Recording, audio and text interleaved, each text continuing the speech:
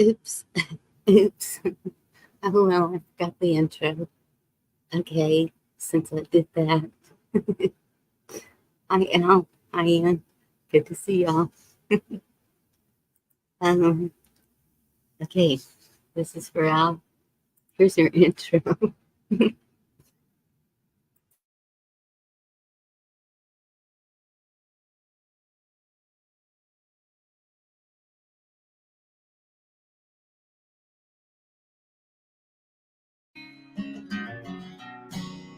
Hey everybody, this is Glenn Templeton. Thought I'd send out to all of our viewers a special song right here by request in memory of one of our forefathers of country music, the late and great Waylon Jennings. Today marks the 15 years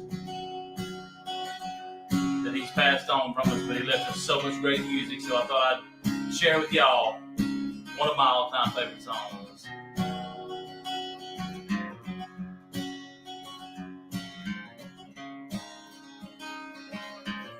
She was a flower for the taking, her beauty cut just like a knife. He was a banker from Macon, swore he'd love her all his life. Bought her a mansion on a mountain, farm, garden, and a lot of land. But paradise became her prison. That Georgia banker was a jealous man. Every time he talked about her, you could see the fire in his eyes. He'd say, I would walk through hell on Sunday, keep my rose in paradise. He hired a man to tend the garden, to keep an eye on her while he was gone. Some say they ran away together, some say that gardener left alone. Now the banker is an old man, his mansion's crumbling down. He sits all day and stares at the garden, not a trace of her was ever found. But every time he talks about her, you can see the fire in his eyes. He says, I would walk through hell on Sunday, to keep my rose in paradise. There's a rose out in the garden, its beauty cuts just like a knife. Some say it even rose in the winter time, and rose in the dead of the night.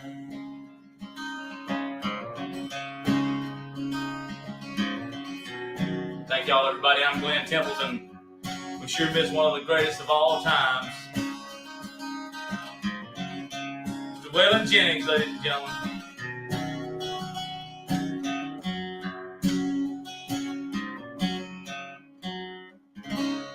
God bless country music.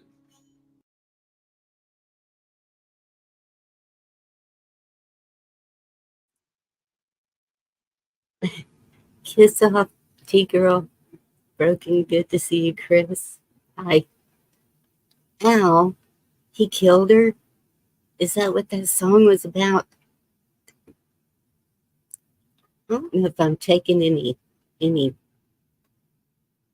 requests anymore. Blue Butterfly, good to see you. Wildlife, good evening. Hi, Daniel.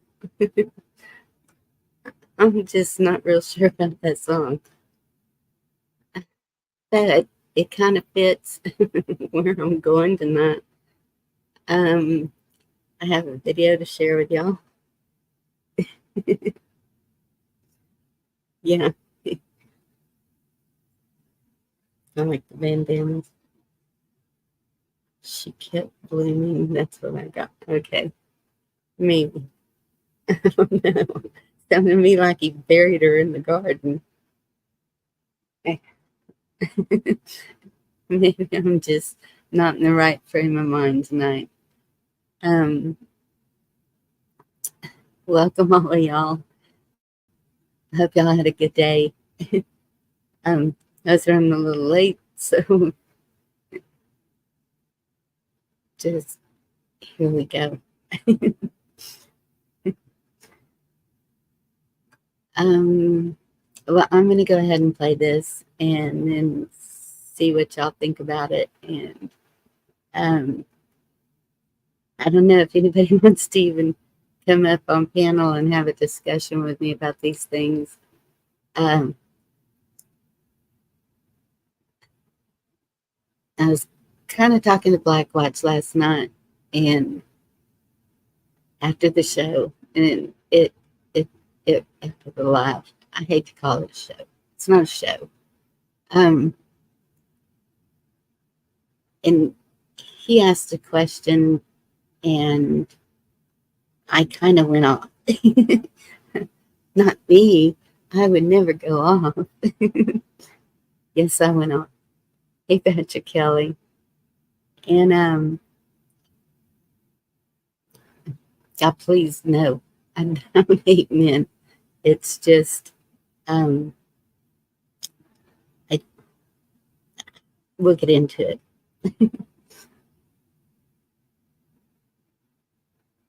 I don't know if it's always a pleasure, Patrick Kelly. We'll see what y'all say after tonight. Okay, let me share this video with you and make sure I got it ready to play. And oddly enough, it's called It's Time to Wake Up. So we'll see what y'all think about this. We all have our difficult moments. I don't care who you are. It's all good. I can deal with difficult moments. Some people can't. Here we go.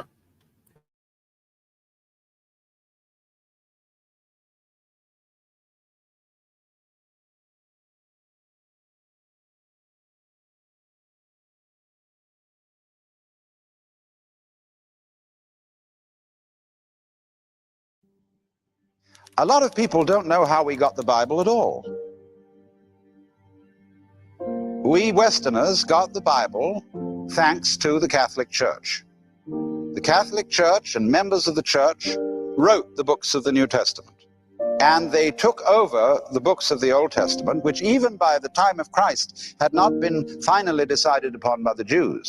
The Jews did not close the canon of the Old Testament until the year 100 AD or thereabouts at the Synod of Jamnia. And then they finally decided which were the canonical books of the Hebrew Scriptures and embodied them in the Masoretic text, the earliest copy of which dates from the 10th century, early in the 10th century AD. The books to be included in the New Testament were not finally decided upon until the year 382 AD again, at the Synod of Rome under Pope Damasus. So it was the church, the Catholic Church, that promulgated the Bible and said, we are giving you these scriptures on our authority and by the authority of the informal tradition that has existed among us from the beginning, inspired by the Holy Spirit. So you receive historically the Bible on the church's say-so. And the Catholic Church insists, therefore, that the church collectively, speaking under the presumed guidance of the Holy Spirit, has the authority to interpret the Bible. And you can take that or leave it. Because obviously, the authority of the Bible is not, first of all, based on the Bible itself. I can write a Bible and state within that book that it is indeed the Word of God which I have received. And you're at liberty to believe me or not. Hindus believe that the Vedas are divinely revealed and inspired with just as much fervor as any Christian or any Jew. Muslims believe that the Quran is divinely inspired. And some Buddhists believe that their sutras are also of divine, or rather a Buddhic origin. The Japanese believe that the ancient texts of Shinto are likewise of divine origin. And who is to be judge? If we're going to argue about this as to which version of the truth is the correct one, we will always end up in an argument in which the judge and the advocate are the same person. And you wouldn't want that if you were brought into a court of law, would you? Because if I say that, well, thinking it all over, I find that Jesus Christ is the greatest being who ever came onto this earth, by what standards do I judge? Why, obviously, I judge by the sort of moral standards that have been given to me as somebody brought up in a Christian culture. There is nobody impartial who can decide between all the religions, because more or less everybody has been in one way or another influenced by one of them. So if the church says the Bible is true, it finally comes down to you. Are you going to believe the church or aren't you? If nobody believes the church, it will be perfectly plain, won't it, that the church has no authority. Because the people is always the source of authority. That's why de Tocqueville said that a people gets what government it deserves. You may say, well, God himself is the authority. How are we to show that? That's your opinion. When you say, well, you wait and see. The day of judgment is coming, and then you'll find out who's the authority. Yes, but at the moment, there is no evidence for the day of judgment. And it remains, until there is evidence, simply your opinion that the day of judgment is coming. And there is nothing else to go on, except the opinion of other people who hold the same view and whose opinions you bought. So really, I won't deny anybody's right to hold these opinions. You may indeed believe that the Bible is literally true and that it was actually dictated by God to Moses and the prophets and the apostles. That may be your opinion, and you are at liberty to hold it. I don't agree with you. I do believe, on the other hand, that there is a sense in which the Bible is divinely inspired. But I mean by inspiration something utterly different from dictation. Receiving a dictated message from an omniscient authority. I think inspiration comes very seldom in words. In fact, almost all the words written down by automatic writing from psychic input that I've ever read strike me as a bit thin. When a psychic begins to try and write of deep mysteries, instead of telling you what your sickness is or who your grandmother was, he begins to get superficial. And psychically communicated philosophy is never as interesting as philosophy carefully thought out. But divine inspiration isn't that kind of communication. Divine inspiration is, for example, to feel, for reasons that you can't really understand, that you love people. Divine inspiration is a wisdom which it's very difficult to put into words, like mystical experience. That's divine inspiration. And a person who writes out of that experience could be said to be divinely inspired. Or it might come through dreams, through archetypal messages from the collective unconscious, through which the Holy Spirit could be said to work. But since inspiration always comes through a human vehicle, it is liable to be distorted. In other words, I'm talking to you through a sound system, and it's the only one now available. Now, if there's something wrong with this sound system, whatever truths I might utter to you will be distorted. My voice will be distorted, and you might mistake the meaning of what I said. Now, so therefore, everybody who receives divine inspiration, and I'm using that in a very loose way, you can mean anything you like by divine, that's your option. But anybody who receives it will express it within the limits of what language he knows. And by language here, I don't only mean English, Latin, Greek, Hebrew, or Sanskrit.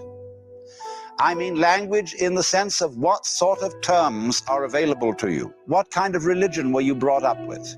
Now you see, if you were brought up in the Bible Belt, you came out of Arkansas or somewhere, and that's all the religion you knew, and you had a mystical experience of the type where you suddenly discover that you are one with God, then you're liable to get up and say, I'm Jesus Christ. And lots of people do. Well, the culture that we live in just can't allow that. There was only one Jesus Christ. And sort of you don't look like you were Jesus Christ coming back again, because it's said in the scriptures that when he comes back, there'll be no doubt about it. He'll appear in the heavens with legions of angels, and you're not doing that. You're just old Joe Dokes that we knew years ago, and now you say you're Jesus Christ. Well, he says that when Jesus Christ said he was God, nobody believed him, and you don't believe again. You know, you can't answer that argument. But you see, he says it that way because he is trying to express what happened to him in terms of a religious language which is circumscribed by the Holy Bible. He's never read the Upanishads. He's never read the Diamond Sutra. He's never read the Tibetan Book of the Dead or the I Ching or the Lao Tzu. And therefore, there is no other way in which he can say this. But if he had read the Upanishads, he would have had no difficulty, and nor would the culture, the society in which he was talking, have any difficulty. Because it says in the Upanishads, we are all incarnations of God. Now, my assumption, my opinion, is that Jesus of Nazareth was a human being, like Buddha, like Sri Ramakrishna, like Ramana Maharshi, etc., who early in life had a colossal experience of what we call cosmic consciousness. Now, you don't have to be any particular kind of religion to get this experience. It can hit anyone, anytime. There are obviously a number of you in this building who've had it, in greater or lesser degree. But it's found all over the world. And when it hits you, you know it. Sometimes it comes after long practice of meditations and spiritual discipline. Sometimes it comes for no reason that anybody can determine. We say it's the grace of God. But there comes this overwhelming conviction that you have mistaken your identity, that what you thought, what I thought was just old Alan Watts, who I know very well is just a big act and a show. But what I thought was in, me, was only completely superficial. That I am an expression of an eternal something or other. X. A name that can't be named, as the name of God was taboo among the Hebrews. I am. And that I suddenly understand why, exactly why everything is the way it is. It's perfectly clear. Furthermore, I feel no longer any boundary between what I do and what happens to me. I feel that everything that's going on is my doing, just as my breathing is. Is your breathing voluntary or involuntary? Do you do it or does it happen to you? So you can feel it both ways. But you feel everything like breathing. And it isn't as if you had become a puppet. There is no longer any separate you. There is just this great happening going on. And if you have the name in your background, you will say, this happening is God, or the will of God, or the doing of God. Or if you don't have that word in your background, you will say with the Chinese, it is the flowing of the Tao. Or if you're a Hindu, you will say it is the Maya of Brahman. The Maya means the magical power, the creative illusion, the play. So you can very well understand how people to whom this happens feel genuinely inspired, because very often there goes along with it an extremely warm feeling, because you see the divine in everybody else's eyes. When Kabir, a great Hindu Muslim mystic, was a very old man, he used to look around at people and say, to whom shall I preach? because he saw the beloved in all eyes. But there is everybody, in his own peculiar way, playing out an essential part in this colossal cosmic drama.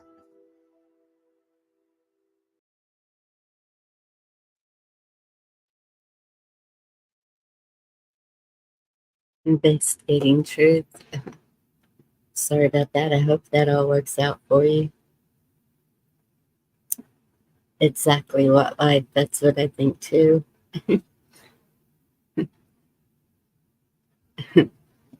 I don't even know how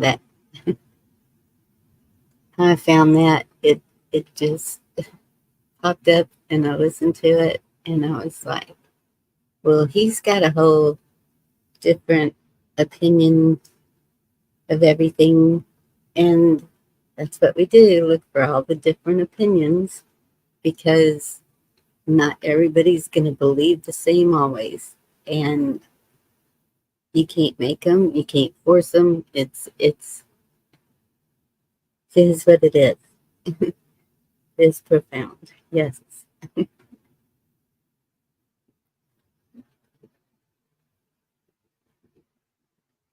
I'm sorry to hear that.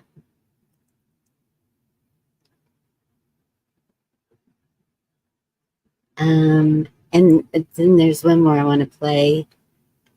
Hawk played this, but some of y'all haven't seen it. I see 2 new names in the chat. And let me see what I did with it.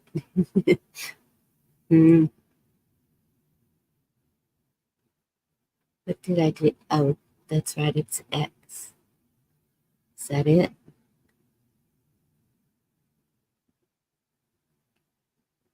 Yes, that's it. Okay. Come here. No, don't do that. Start over. Okay.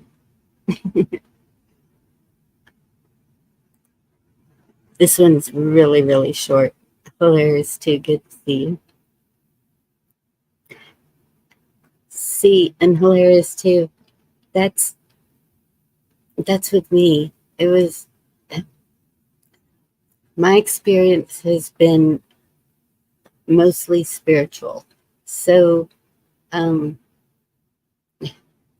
I can do is, that's where my faith comes from. That's where I know what I know. And,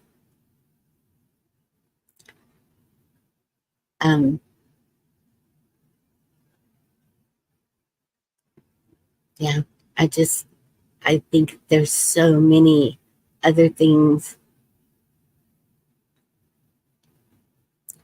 Families, we got to pull our families together. We got to get back to our neighbors. We got to get back to helping people. We got to get back to, and I'm not saying it has to go back to the wild, wild west or anything. It's just getting back to, well, this video kind of explains it. It's getting back to our roots. Well, this video is not quite about that, but it's just getting back to our roots and taking care of each other. I think that is what everything has been, even in the Bible, is loving one another, and enough that you are there to help others through whatever they're going through, no matter what it is. Okay, here's this video. I'll shut up.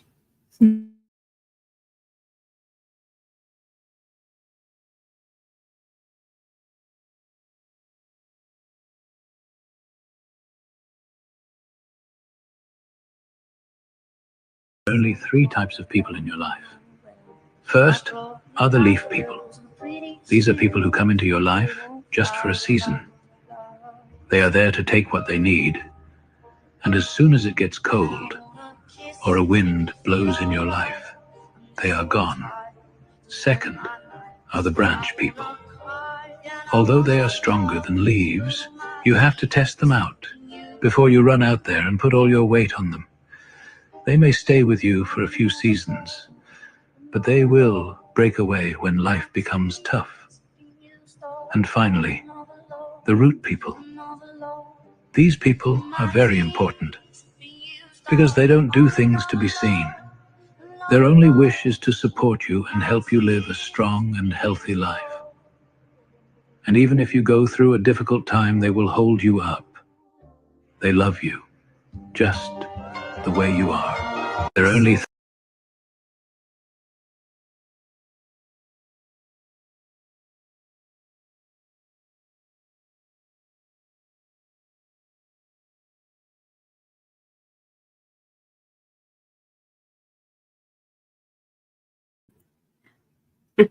I need a brand up here sometimes.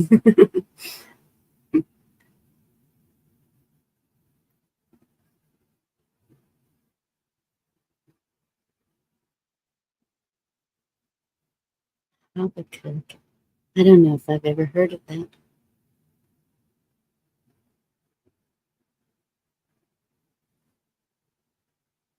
Shouldn't worry themselves for nothing.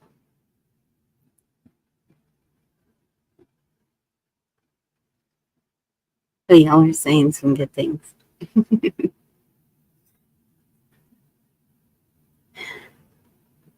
I'm gonna drop the mic.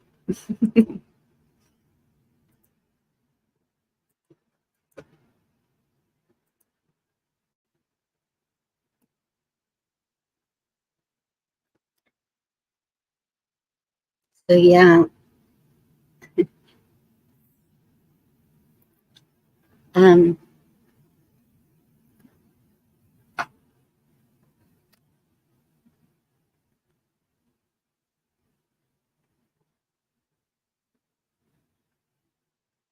and that's a good one. What line?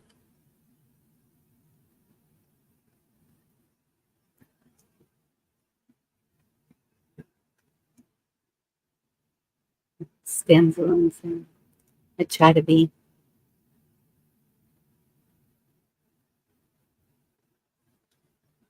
Patrick Kelly. That's good.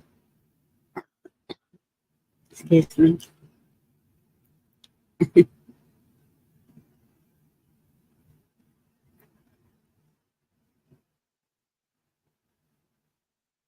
Exactly, bold and wise. There's those people. And we've come across some. They you,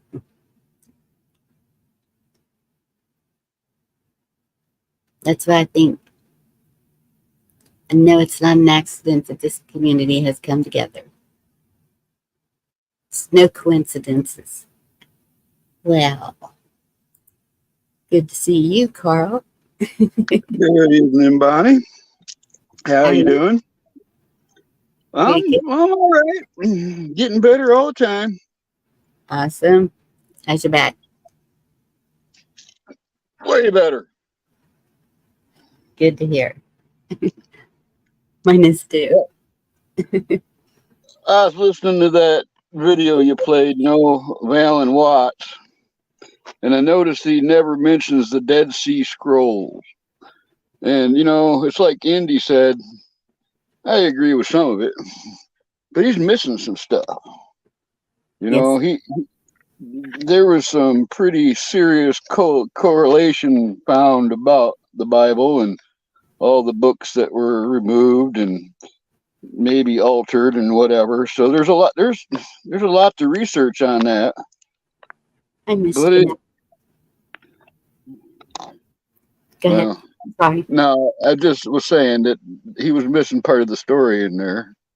Yes. NC Debs, good to see you.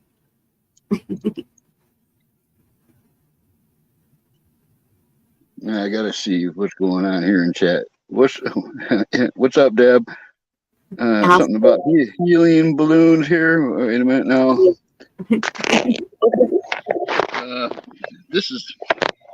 At least it's better than the other format. You know, where people are doing them lives where it like takes up the whole screen and you only get like an inch of chat at the bottom. Yep. Those I don't like those at all. Not for chatting with people. And I don't know how that's done. I've been to one of those, and I was like, why can't I see the whole chat? Because it goes quick too, and you're just like, I guess the person speaking just wants you to listen and not get lost in chat. I don't know. Well, it's easy to do too. I'm sitting here trying to keep up. Your chat's moving. What's up, Sharon? And 231. Sharon, good to see you. See, like I said, Indy was in there. I didn't say nothing in chat before it came up. I had my hands full, and I just figured I'd jump on. That's why I was surprised. I didn't see you in chat. And poof, there you are. I try to stay invisible, Blue. I do. I don't like to be seen. What's up, Gigi? So, should I open a can of worms or not? Oh boy, I could smell it coming. I don't know, just the way you just didn't even say nothing, just the way you were the and I could hear it. You can ask me anything, Bonnie. Just don't be surprised when I have an answer, all right? Or be surprised of my answer. But you're actually a good person for this discussion, kind of, because of a comment that you made, and I'll get into that in a minute. But and it's not bad. You're not in trouble or anything. I'm always in trouble somewhere, all right? Somebody's not. Me too. And it's all good. I don't care. That's been life. Always in trouble. So at the beginning of this 4 or 5 years, whatever it's been, I don't know how long I've been doing this, but so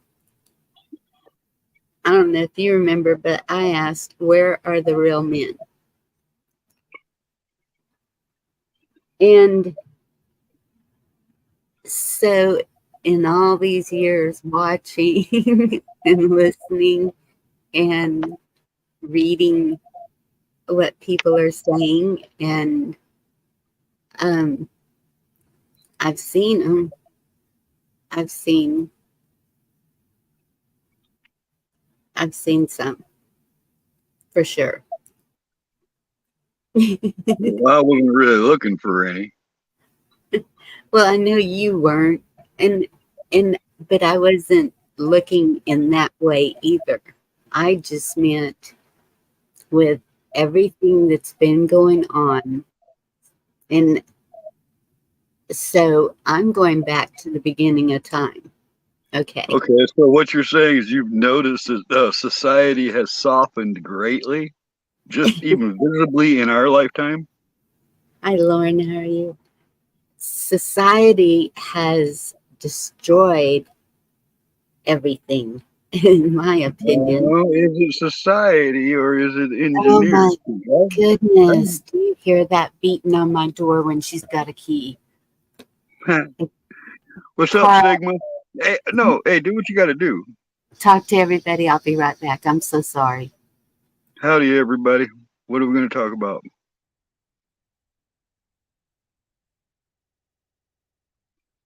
Kiss off. I'll tell you what. You know, I was such a troublemaker that they give me detention or something, I'd skip detention. All right. They try to lock me up, I'd run away. Put me in handcuffs, I'd get out. I don't know how much more trouble that can be.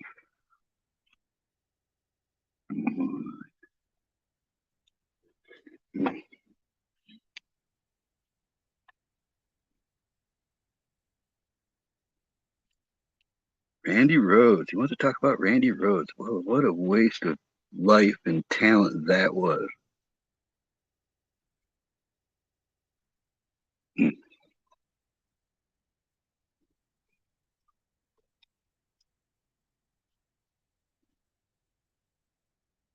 Well, I love you right back, Kiss Off. Okay, I'm back.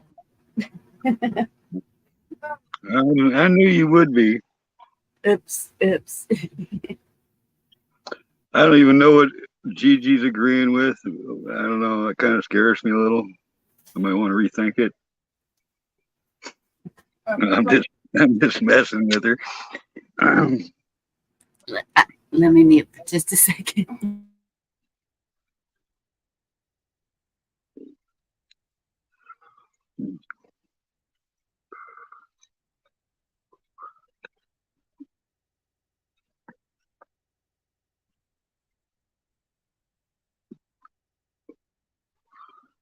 Can you guys hear my tree frog?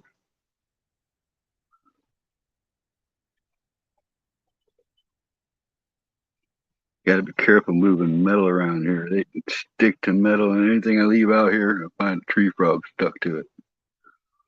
Don't want to squish him.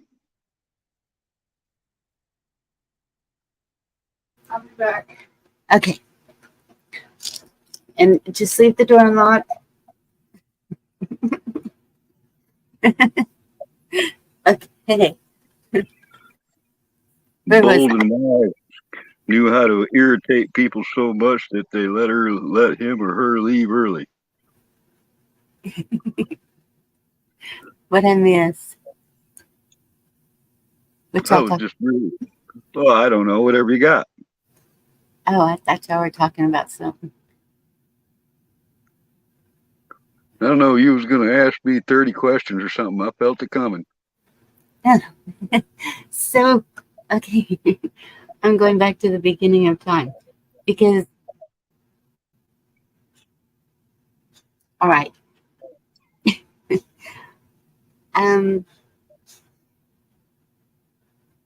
oh my goodness, I just know this is going to get me in so much trouble with everybody if I go into this, but it's Oh, you know I'm so easily offended, right? okay. I hope you men are tough. Be tough, be strong.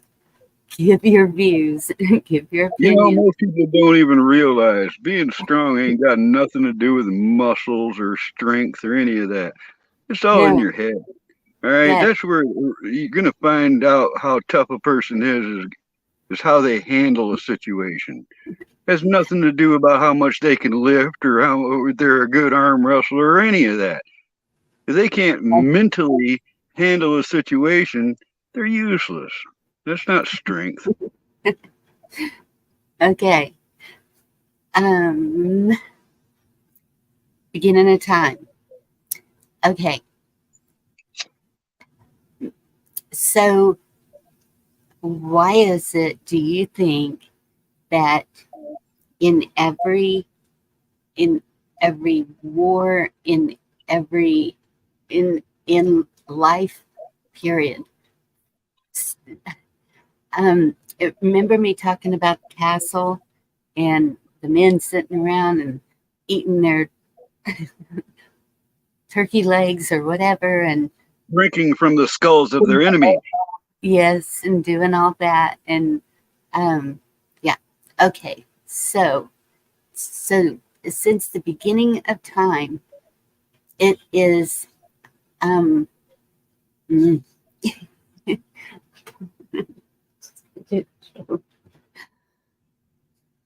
from in okay, the men go around raping and pillaging, right? Well, the bastard sons of bitches ones did. Okay. And but see, okay, Carl, calm down. I'm just saying it was a way of life, right? It was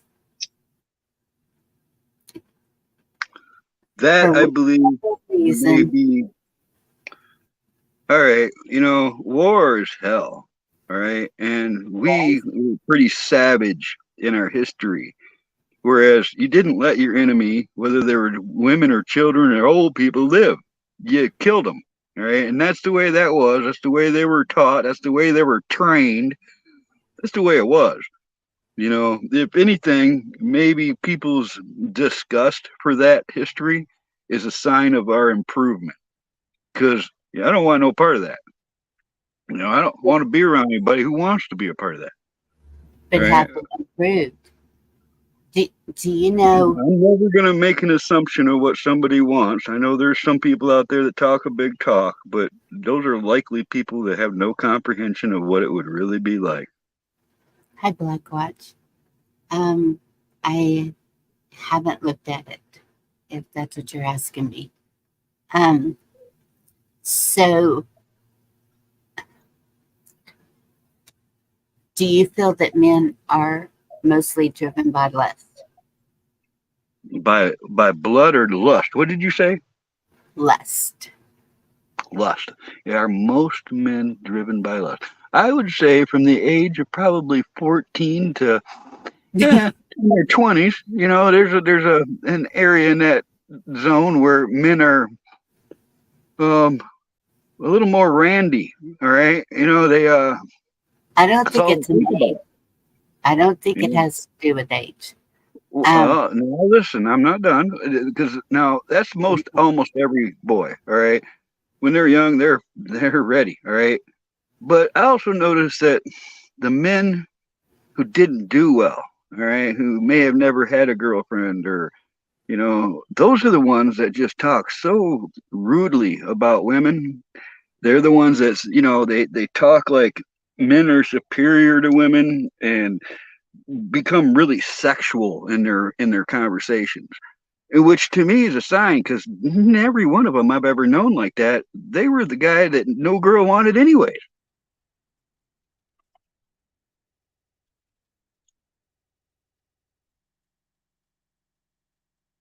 Probably true. But I see a lot of people alone, men and women. And this is not just an attack on men. I mean, I know that women can be, um, Other than the you know, the parts that interlock, we're the same. We're both capable of the same things, except on a physical level, and that's only because a woman's body is designed differently than a man. And we may have some strengths, whereas you may have some. You know, in martial arts, if your teacher really knows what they're doing, they're going to teach you that a woman's weight is nearly always centered at their waist, and a man at his shoulders. All right. So we're different, but we're capable of the same things. We both can be cheaters. We both could, you know, women and men could be thieves or murderers or either or. We're capable of the same things. We're just different potato. physically. Yes, I agree. But And oh my goodness, Bonnie, I tell you, I've caught gals where they didn't think no guys were around talking. So I know things. You know, in some cases they can be more brutal than men when they're talking about sexual things. okay, let me see what's going on. That I'm in trouble. I already know because here I we thought go. we already established that. Probably everybody here is constantly in trouble. It's probably why we're all here because we all fit right in with each other. Bunch of troublemakers. I'm telling you, this is the time for rebels, guys. This is coming.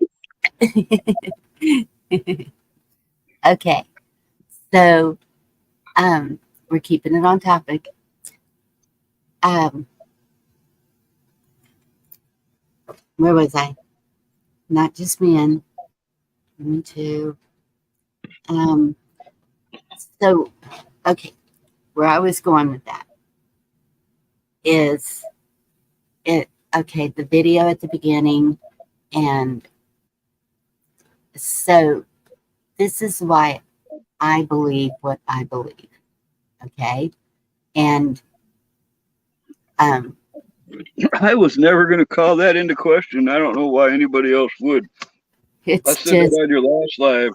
You know, it's like yes, nobody's really going to alter my beliefs. I'm not trying to alter anybody else's beliefs.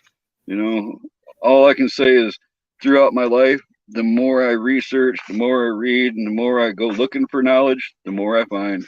and it changes, you know, but it happens on its own. It doesn't happen through somebody else telling me what to believe. And it can change. I understand that. Yes. And so, okay. When I've said that it does feel like a darkness is getting thicker. You mean worldly or by the country or in your area or because Well, elaborate. if you let me finish, I'll let you know. Sorry about that, Miss Bonnie. I will. I apologize.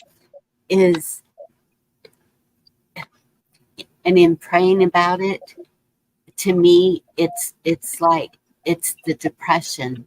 It's the it's the it's what everyone is going through right now. It's each person's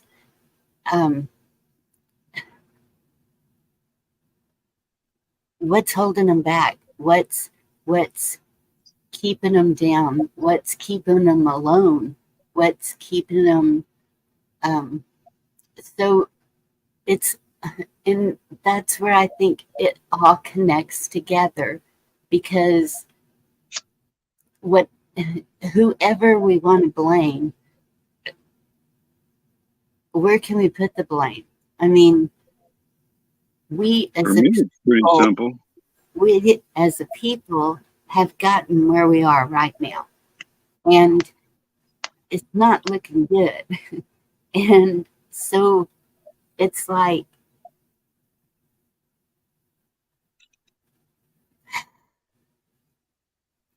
Hey, for me, it's pretty easy to understand. There well, is something happening. There is something dark. And the more that we find out about it and the more we know about it, the more it bothers us that nothing's being done about it. And it's getting worse. I mean, we've been told things about children, heinous, horrible things being done worldwide, but and here too. And that you know, and all the trafficking.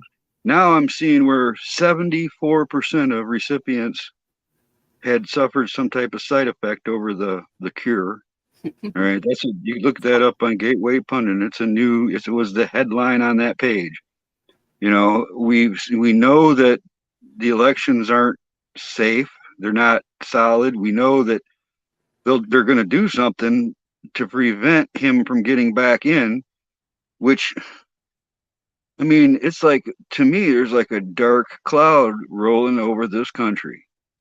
Not yes, everybody sees it though, and that's one of the strange things to me is there's so many people that are aloof, blind to it. But then there's people like us that give me a one in chat if everybody feels something coming. You know, yes,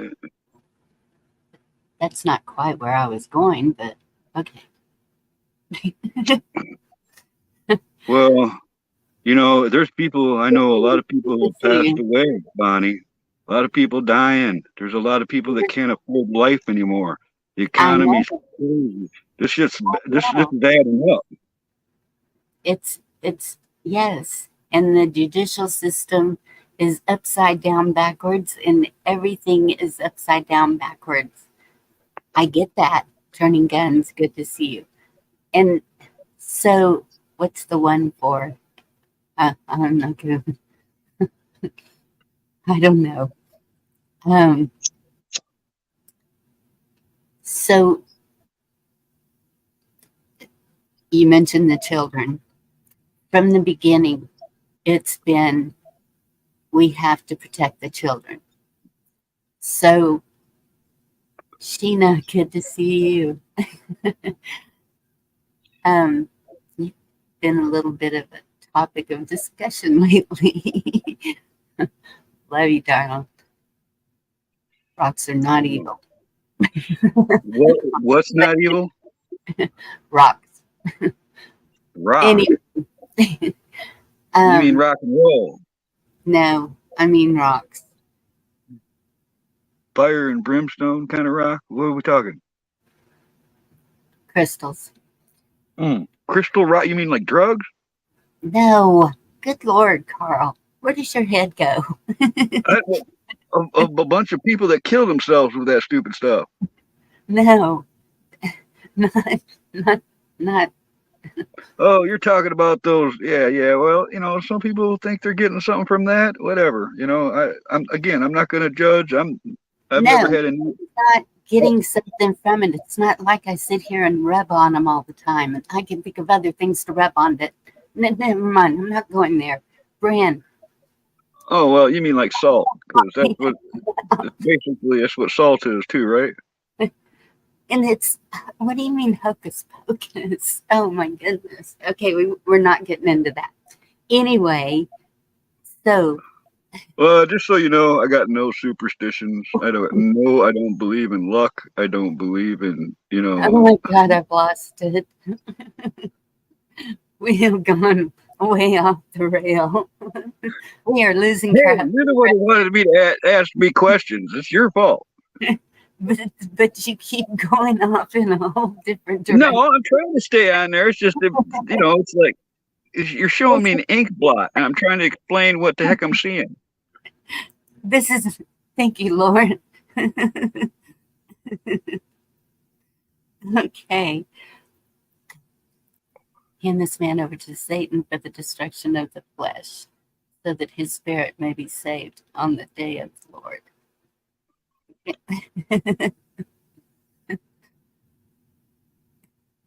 Crystals are used in computers. They're electrical conducts, like all minerals. Thank you, Al. Yes, they are. But you know what? Any gal that's ever got to know me first most and said loudly that I am not like any other man they ever met. So I'm not even qualified for that conversation. Okay. I'm already not like any of them.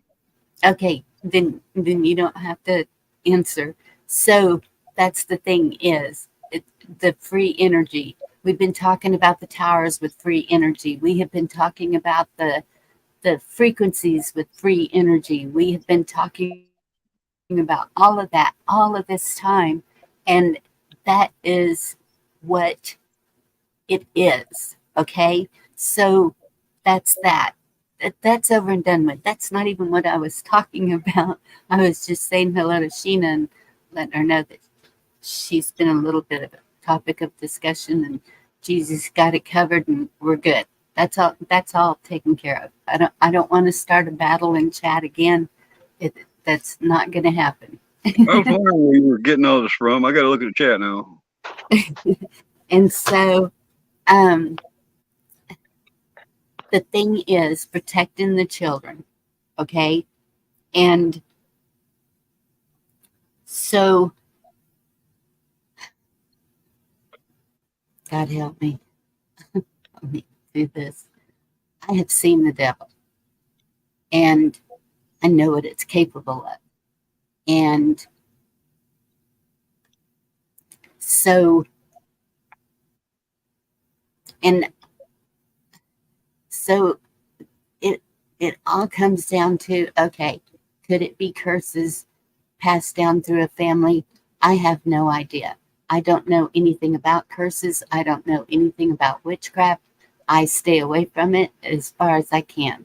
And so that is not in my life. That is, it's just not there. And I don't know anybody who does that. I don't know any witches. I don't know any wizards. I don't know any. I have made sure that I don't know any evil people in any way, any sadistic people, any people who think it's okay to put anything in a child's mouth, and who think it's okay to do things to children that are absolutely the most inhumane thing you could possibly ever do.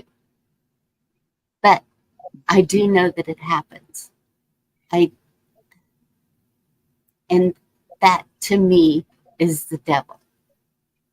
This pure evil. Idea of there being a hell and there being I just I don't know. On top of that, now that you know all these things, you're seeing all this symbolism everywhere you look. You're seeing signs of things. You're seeing news reports. You're seeing things that back up what we've been told. It's not just what we've been told, Carl. People have experienced it firsthand. I You, know, but I'm not speaking for, just the thing is, Bonnie, is I've had a couple people through my life try to recruit me to that side. All right. Full on Satanists trying to enlist me in their agenda. And I promptly denied them. All right. I know that there are people that fully believe in what they're doing. I've known witches. I've known witches that say they're good witches. All right. I know people that believe in curses and all that stuff too. But the way I've lived my life is I'll walk under a ladder because I don't give that no power. All right. I don't do the I've superstition seen, I've looked either. right into people that I know had demons in their eyes. All right, I've seen that firsthand. I've seen some evil shit in this world. I've known firsthand, sitting right next to me, murderous bastards that I was locked up in the juvie with. Many of them. All right, and I could tell you what they did because it's just unthinkable crimes. You know, Yes. I know a guy that just passed away here a year ago, and when he was young here in Oxford, Michigan, you know where the shooting was, he followed a couple devil worshippers on a acid trip into the night and ended up digging up a baby in a cemetery. And this made national news, all right? And this was for devil worshiping purposes, all right? The thing is I know the family of that baby, and so did they. And it was such a heinous thing. I don't know anything about the two older guys he was with, but the younger one I'm talking about, this stuff haunted him for decades. It haunted him. In fact, I got it in my Facebook messages. His whole Carl, you don't know what I can't sleep at night, and I just hate this, and I just can't. All I want is forgiveness, you know. I just know that, um, shit, where was I? Oops, I didn't say that. Excuse my language. Okay. Have you ever heard of BDSM? Because I think you have, because you told me you check closets.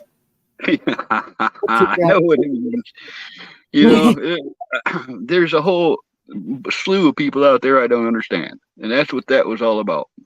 Jokingly, I always tell everybody if I'm going to date any gal, one of the first things I'm doing is checking her closet, because I have met gals that they portray themselves as totally normal on the outside. You get along with them and they're freaks, all right? And that I'm just if they're going to be that freaky, they ain't going to be just freaky with you. That's my experience. Okay, so what I'm seeing, and I don't mean any disrespect against anybody, but from what I am seeing is there is more and more of that going on. And I know that it's always been, but at the same time, I'm Talking seeing about on YouTube. they know Oh, I'm right. Because talking in real life. in just general. I am so I don't know if it's because more things are being made to encourage that behavior, or if it's the next generation is in big trouble. And Well, it's all in that. If I were the devil, all right. Remember that one by Paul Harvey? yes, There's been, it's why I believe that all that porn out there is free, all right? Because they want to demoralize the youth. They want everything that was in what Paul Harvey said has come to reality over our lifetimes. We've seen it happen where, you couldn't swear in a show or anything. They had censorship that they wouldn't allow things on after, before a certain time of night or whatever. That's Yes. all to the wind now. I mean, the songs alone show you what they might be feeding to kids. Then the video games and the violence. There's just no. It's all engineered. It's engineered destruction in my eyes, Bonnie. It's all intentional. It's a culture war. They go and they change everything that we grew up with. You know, like they turn Superman gay or something shit like that, to where what? You know, everybody our age is going, what? And now the people that are young are supposed to think, oh, well, that's cool. I guess I'm supposed to accept that. Or, you know, my friend's gay, so that's cool too.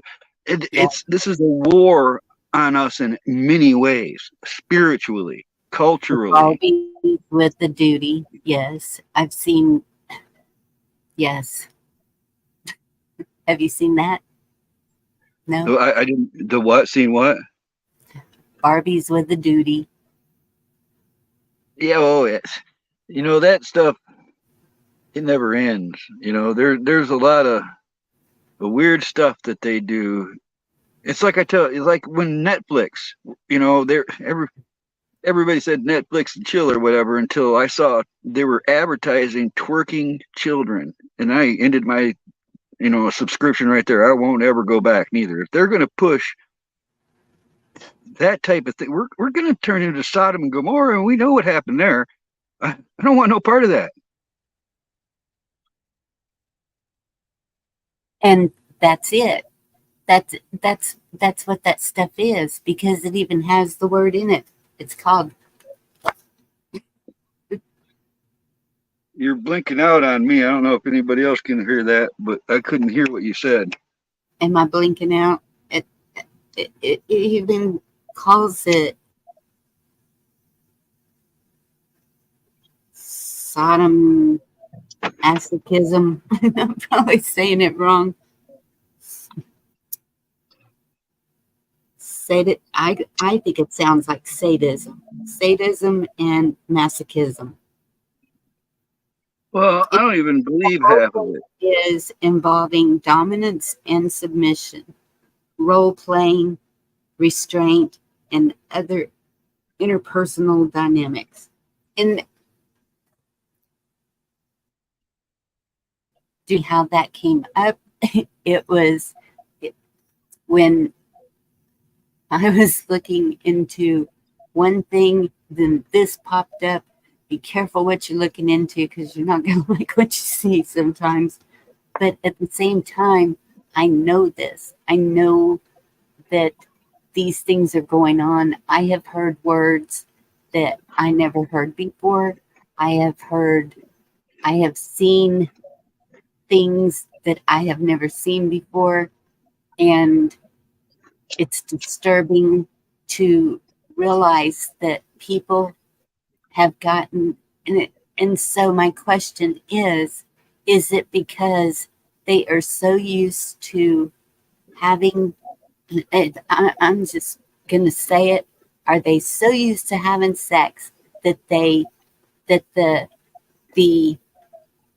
actual reality of it, the meaning of it, the the whole thing of it has turned so backwards, and that they have to have these other things to even make it more. I don't Well, know. I've said it before. If I was an alien and I come flying upon this planet, the mating rituals alone would make me turn around and get the hell out of there. All right. Thank you. That's a good the mating ritual. Good explanation. Well, it's strange, but I think some of it is like, all right, I got a couple stories about this. One of them, at a shop I was working at, all the younger guys went to a party. All right. And they all were just totally flabbergasted by what went down at this party. These two girls got up on a bar in front of like 30 dudes and did each other on the bar right in front of everybody. All right. And that's all. These guys come to work the next day, and that's all I heard about. You know, that's all they could think about. And you know, what good did it do them? not one of them, Right. them gals didn't even see those guys alive. They made money off those guys, but they got attention, and they did it to get that attention. All right, they didn't do it because they enjoyed it, you know. And I think there's a lot of this shit that goes on, like, you know, the hair pulling thing, or, you know, the slapper or whatever, that they like that shit. No, I think that girls allow that because they think that's what the guy likes. You know, I think there's a lot of that going on, and that's where it gets all screwed up, because you're right. Most people don't even, you know, these young people aren't going to know what it's like to make love to somebody. All they're going to know is fucking. All right. They're going to be doing some kinky, weird shit that ain't even good for them. And they're missing the whole experience. And that's the scary part. How do we, I mean,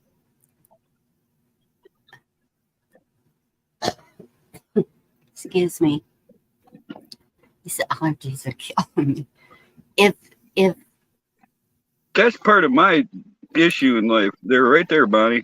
I've never had a one night stand. I tried to have a one night stand a couple times, and it just wasn't going to work. All right, because I got to know a gal before I can lay down with her. I just can't jump in bed with some gal and do her. I never could, never will. That ain't the way. I'm just not built that way. And that makes me different. You know, most guys will take whatever they can get, but I've turned it down a lot. But is this because of it being shown so on everything? You look at the They rotted our morals right the to the half fun bone. shows, the everything, every single thing on TV, on it,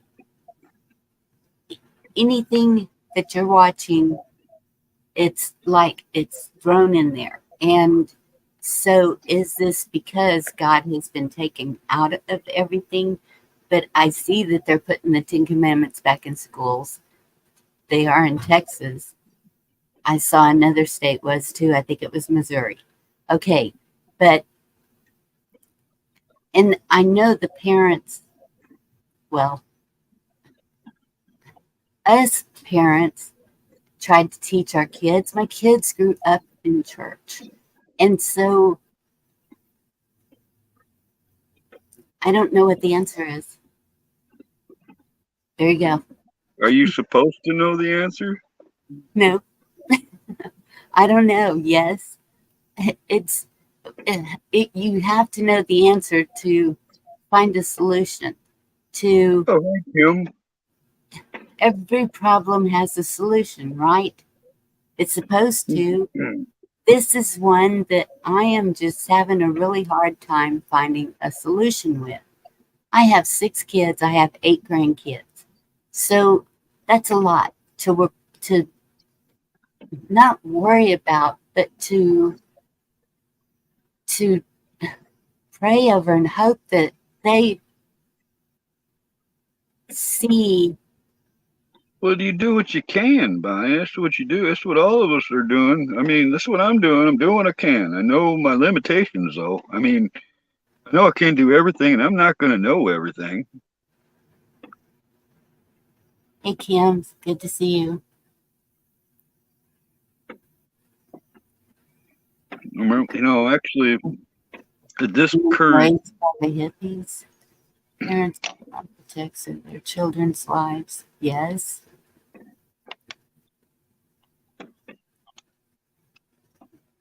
Sheena's right, and I've been saying that for years now. I would, no way, if I had children, they certainly wouldn't be in a school. They'd be at home being schooled. Even if I had to The solution. hire a grandparent or something to do it. And that's what I am battling with my daughter, that please let me homeschool the kids, because I just really think she's going to put them in public school. And that's where I saw with my kids the extracurricular education that they learn in school from other kids. You know what I'm talking about? Yeah, but then again, this is another subject. I never even made it past the 7th grade, so I got really no room to talk. Okay, but but so I saw that play out. I saw the, and I don't care what you teach your kids. I'm telling you, you can sit there and teach your kids all day long, but peer pressure is a real thing, and they want to fit in, so they are going to be more likely to listen to those kids. It's just like the parenting, even. There are things that I will tell my kids, and they absolutely won't listen to me for nothing.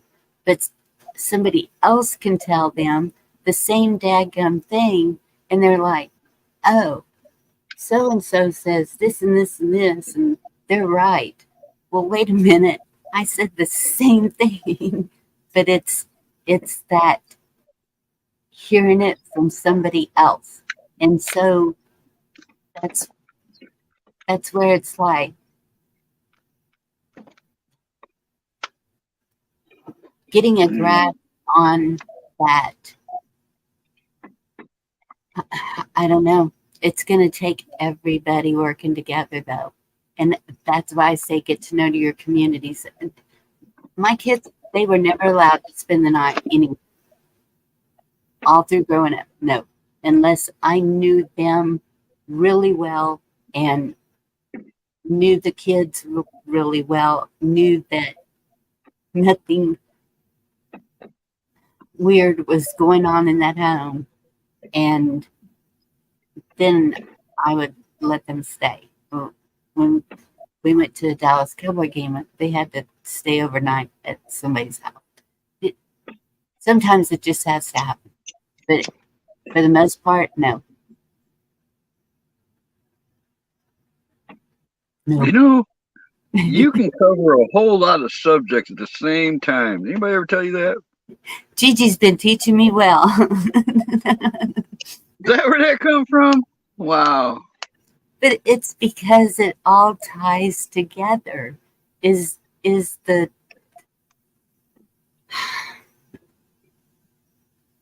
Like Legos, it all connects, right? yes, it's connecting the dots, and that's where we're at. And that's where it's like, okay, now we know this is where it's at. Is there a way to fix this? And I know I see so many people saying God wins, and I'm Well, just, that's where I've told you I settle on this, all right? God knows all that was, is, and will be. It's all by his design. It's going to work out exactly like he's seen it, and that's where my faith lies. So I don't have no fear.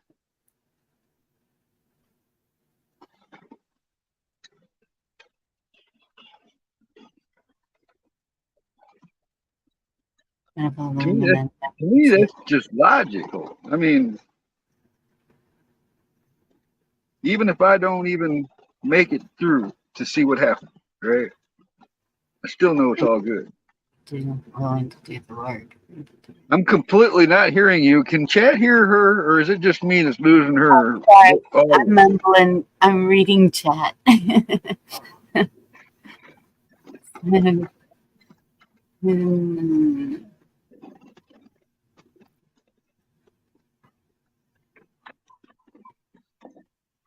Remember, when the time comes,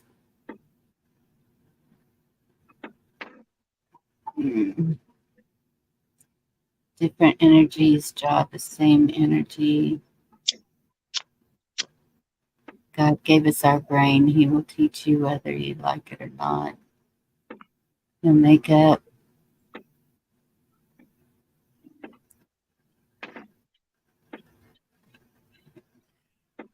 Baby brother lets his daughter do whatever she wants. That's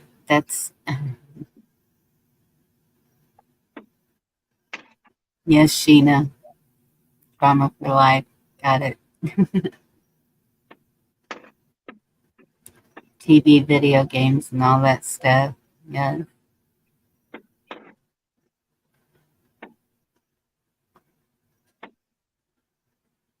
See, the only thing you can change is you and how you are. That's what wins. And So then they use this, oh, you're just holier than thou stuff against me.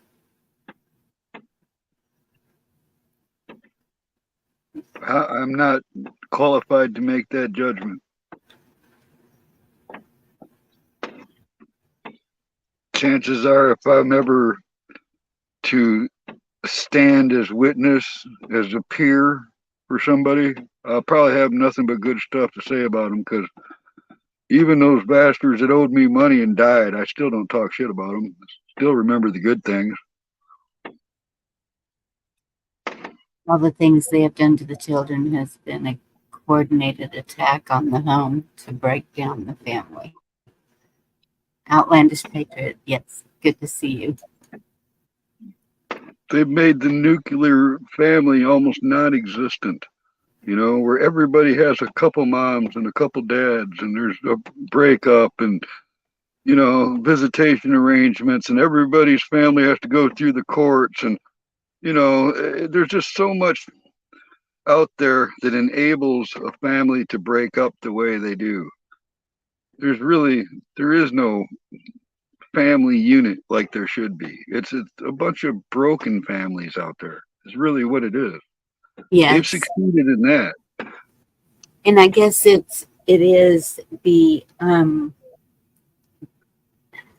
division that I've seen lately. Judgment, things like that. So we keep calling this a community, that we've all found each other somehow, some way. Don't think it's by accident. Not coincidence. Pappy said no coincidences, right? And hi, Catherine, good to see you. So when I see these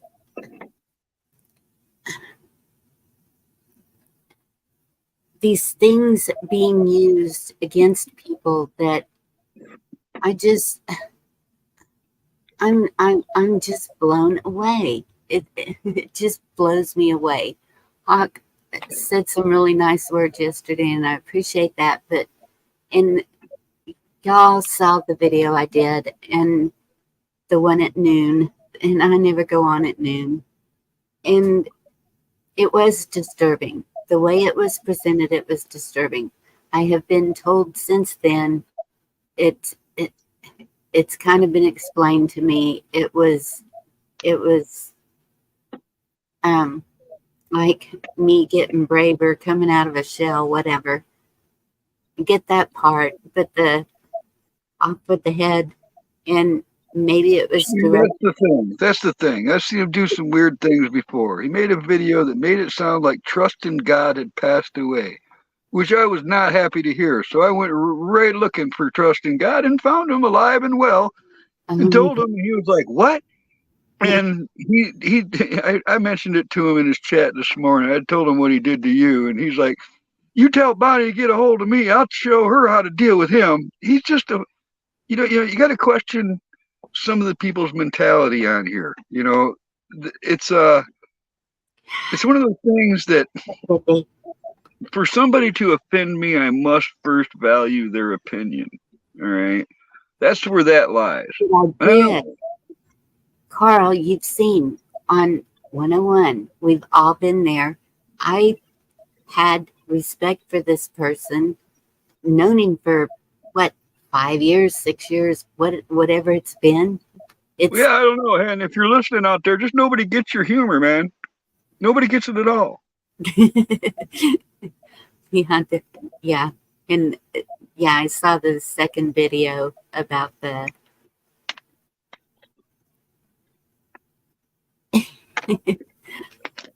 okay, Black Watch, come up here.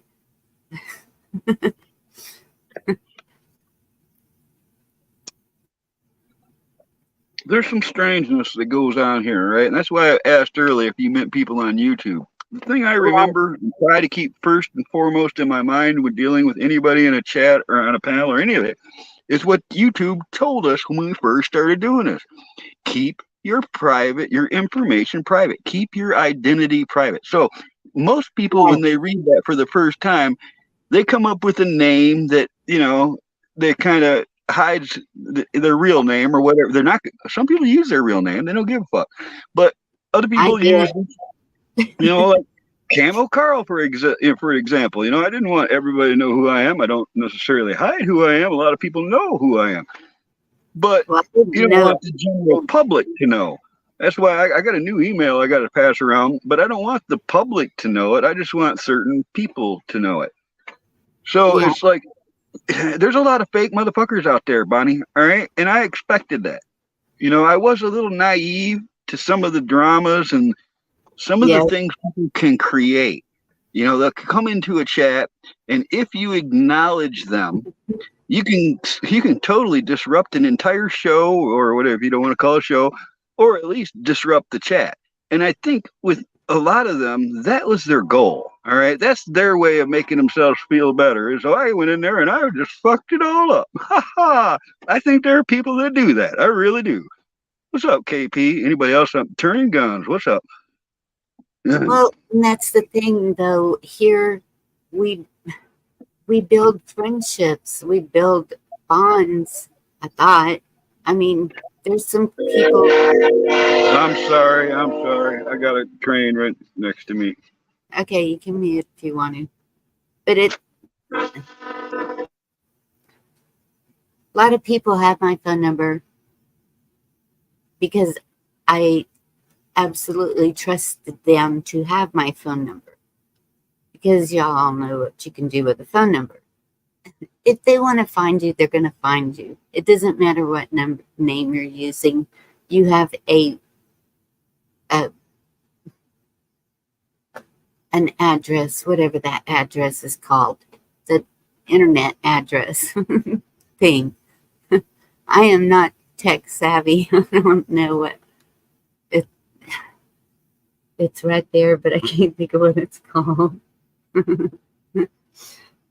Anyway, so It went by now. I was trying to read chat. Boy, there's a lot of chatting going on in there. It's not easy to keep up with. I know there's a lot of people here. They all wanted to see me stick my foot in my mouth, I guess. I don't want to see that. I think I I've ain't done. into it. Although I'd have to say you're pretty dang flexible if you can do that.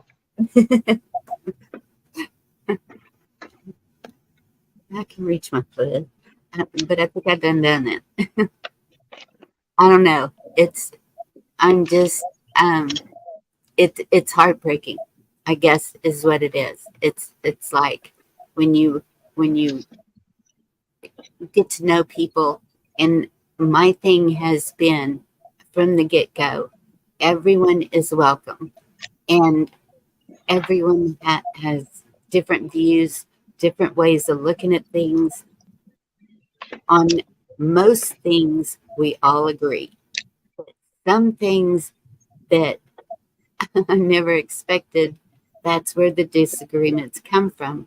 And I'm just sitting here trying to figure out why. Why? But all of that aside, that's not the problem here. Or maybe it is. Maybe is this how we are as a society? Is this why all these things are happening in the society? Is us not taking control? I've been told you need to take control of your channel. You need to take control of your panel. You need to take control of your chat. I've been Yeah, but whose place is it to tell you that alone? yes, and some of those people are gone. There's the one thing Are gone. that really I've had trouble with in my life.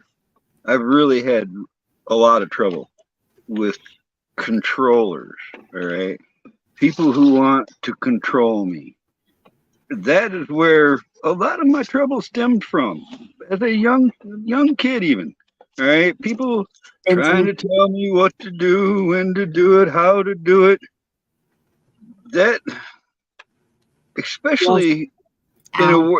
in a world of people that don't know me and I don't know them. All right, so it's you know, we may chat with each other, we may talk. I've known you for 4 years, Bonnie. I do feel like I know you, you know, but We've had a there's lot of talk. sometimes somebody brand new will jump into a chat and go, if you don't do this, or if you do this or whatever, you're going to pay for that. You know, you're doing it wrong, or this is the way to do it, or you're going to hurt that, or what, you know, Yes, there's always going to be somebody like that. yes. And so in the beginning, we just chatted, we just had fun. We talked about all kinds of things. And I didn't see anyone have a problem, except for I was a little more quiet then. And so some people got mad at me being talked over all the time. But it was my fault. It was because I was quiet. I'm not so quiet anymore. Well, you used to have a very bad microphone too. You know, there was It's something the same, going on. it's the Yeah, same as the microphone. I, but it got better somehow. I turned it up full blast. All right. Well, that, and you did get talked over. And there were other people that were on your panels that not only Yeah, tried to talk over you, but they wanted to take over. You know, I've seen it a couple of times. I even called one of them out on your panel once. I know. It's like, you know, the new guy steps in or the new gal steps in the room and, hey guys, let's all do this. I got it all planned out. We're gonna go do this, then we're gonna drive over here. We're gonna no. Who the hell are you? Yeah. I don't know. We got a lot of work to do. Well, I always got a lot of work to do. You know, that's another thing is I always try to better myself, you know, because like when I was young, I was an asshole. Right? I was an asshole as a kid. I can remember doing some stupid shit, and I don't want to be like that, you know. So I've like tried to better myself. I don't see a whole lot of that going on in the world. People need to strive to better their own selves. Yes. And that's why I did the looks within Happy's video, because it does. It starts with us, each individual, and then how we run our home and what we expect in our home. And mine are pretty clear about that. That's why we moved out. And but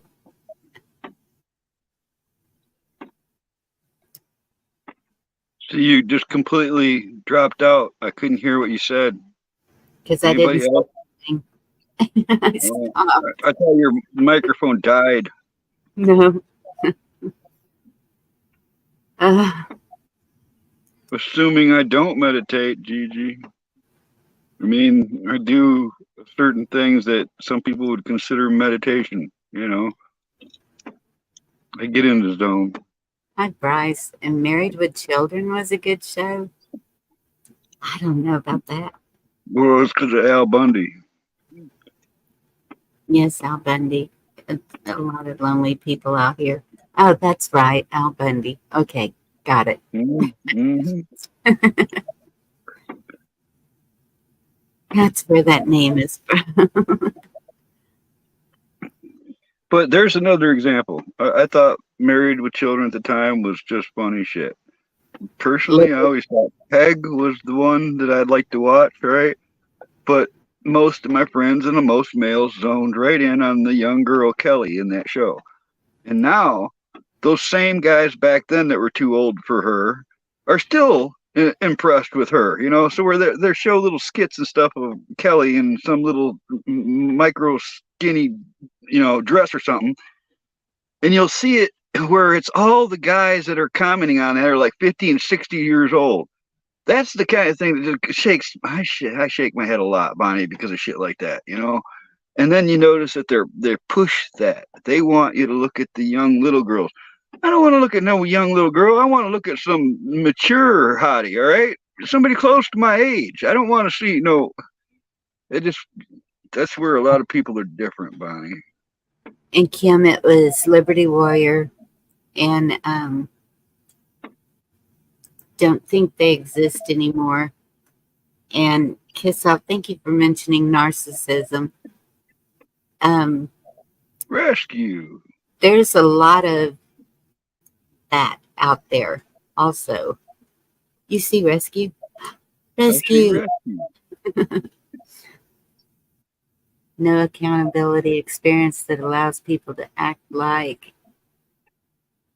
they do without consequences. True, Rescue, but I've seen you tell them what for.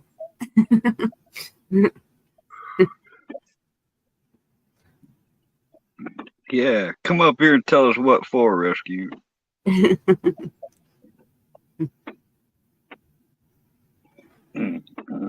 never even knew what a narcissist was until I kept seeing it.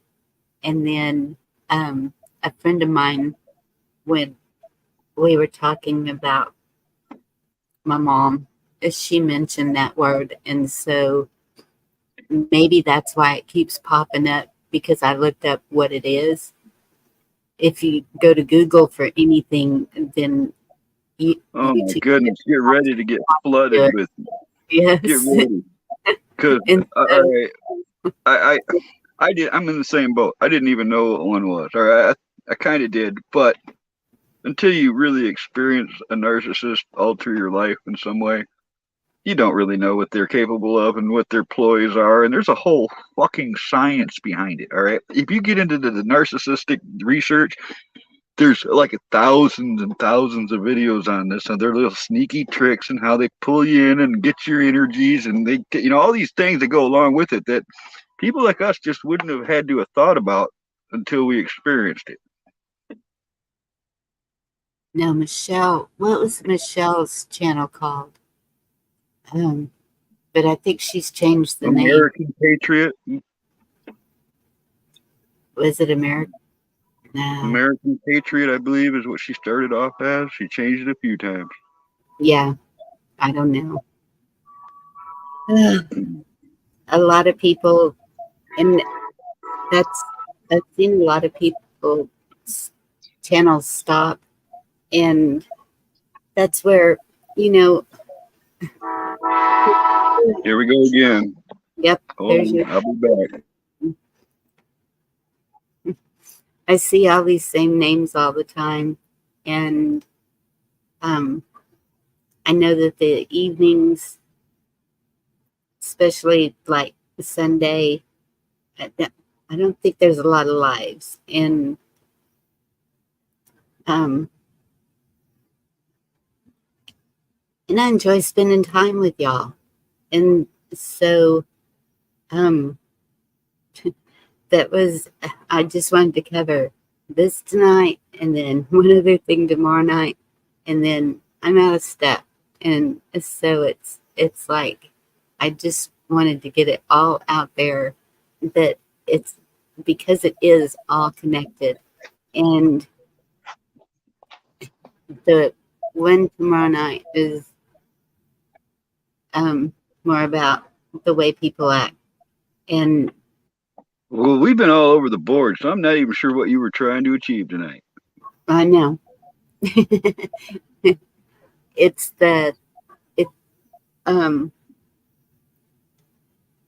it was the whole thing of, because I started out with how that's been happening since the beginning of time, the raping and pillaging, and that it was just a way of life. But I'm still seeing all over the place that it's still happening. And that's why I wanted to go there. Hey, Rescue, how are you? Sunny side up, so it's all good. What's happening, brother? Good. Excuse me. Barely Yeah. come up. So what were David. you upset about? I kind of came in where you were. So did somebody give you shit or something? Do you got some kind of troll? There was a video put out about me that the title of it was Bonnie Come Out or Bonnie Came Out. I don't know. Something. And so I kind of did a comeback because one part of it, I was told it's a scaffold. Like if you looked in the old movies, they would put these people in a scaffold thing and people would throw tomatoes at them. They had their hands and head in it. But in this video, there was a sword coming down and it looked more like guillotine style to me. Yeah, and for the record, I don't think you look like a turtle. Oh, so you were supposedly getting your head chopped off. Well, I don't know. It sure could have been taken that way, Rescue. That's the way Okay, it so looked. can I just ask you something? Just a couple.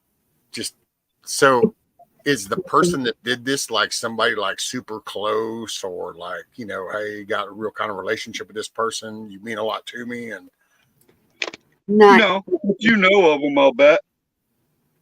So if this person doesn't actually hold like a high value in your life, then, well, I get it can be irritating, but at some point you kind of got to go, who gives a shit? Because if you don't have anything vested with that person, then their opinion of you is totally unfounded. It's unrealistic. So it means it's meaningless. So like you're I said, the one that's going to opinion. You'll give it feed by giving it attention. Ain't no point. yes. Like And I said I agree a with while that. ago.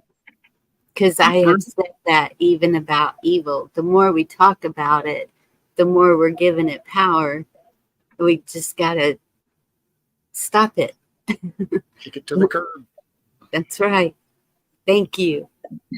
See, man of reason. Or expose it.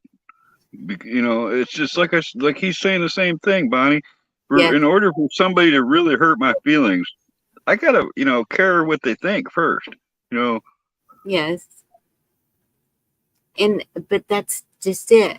I don't know if I've ever seen that name in the chat. Maybe back in the day, but so You tweet around a lot. in the way it was said, they must not watch too often because that's not the first time I have shown myself. No. True. Oh, you showed yourself like 2.5 years ago or something. No, but I just did the derby thing and we had the big hats. Dorinda and I were up here with the derby hats and everything. And Christmas, I think there's been a few times.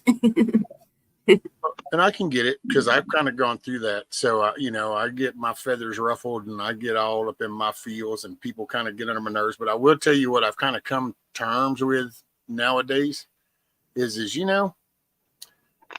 a YouTube channel, but it's your channel. So it's no different than if you decided to go out there and open the gate and say, hey, you know what? I'm going to host a barbecue for everybody in the neighborhood. Right. You still have standards. You still have your moral compass. So you're going to want, there's certain things that aren't accepted. Well, there's nothing wrong with doing that right here. People seem to think because this is YouTube and that they can come into the channel that this is here for everybody else's benefit. And in all honesty, it's really not. I mean, you can come at it from a professional point of view and decide to make a business of it, do this channel and news, whatever. Or you can come in and like an entertainment, do comedy, or you can come in and just be social, but it's your shit. And so it's like I used to say, it was my living room back when it was the Sandlot, because it's the way you kind of got to view this. This is your little world and it's what you want to do. Sheena. Hey, it is so hot here. Oh my gosh. Hey, I'm live. And you're getting darker and darker. I sit on Goodness. the porch. Yankee, what's up? Have y'all met Sheena? This is Rescue and Camera Carl up here. Nice And to this meet is you. Sheena. Nice to meet you. And Well, I Sheena, can't take my camera on for a sec. Nice to meet you. Sheena has a she does auctions like a lot during the week, and she has jewelry. She has um little figurines. She Native American, you name it, she has it. And Knickknacks, all kinds. Yeah, yeah, that's why I was talking about sacrifices. You know, I am an American and I'm disabled, but I'm not on disability. And God opened the door for me to be a reseller, and I can support my kids and keep a roof over our head.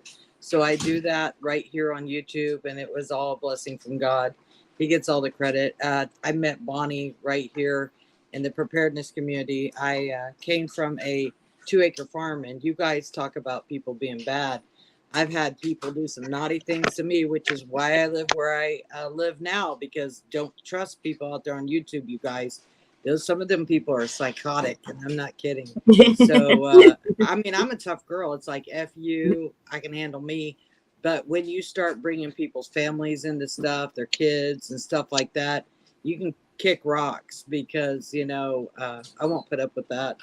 But yeah, what Carl was saying about I have a real calm, cool, because I block people. I don't put up with no bull crap. I don't care about my numbers. I'm here about good people. A lot of my people have an illness going on, and they come to my channel to look at jewelry and stuff, just to be around other people that are just good people. And that's what makes my channel successful, because I don't put up with bull crap. I'm going to be 50 years old, and I don't put up with it. And it's like, Carl was saying, I've been having, I saw Bonnie's video about, and I watched the video and I was like, that was weird. So I understood where she was coming from. Well, lately I've been having turds come in, and I flush turds. I've been having them come in, disrupting my stuff. And it's mainly other resellers. They've all joined against me. People, you got most of these people that are resellers have a huge pension. They're doing this just to knock their socks off, to see what they can do. Me, this feeds my family. I'm an American. And, for somebody to want to, when I give away so much, I don't pay myself.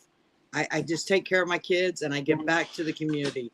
And, it's a kick in the nuts when, you were so kind to this person. And my daughter was homeschooled, she'll be 18. And this one girl, I liked her for a long time. I mean, she's been a part of my channel for years.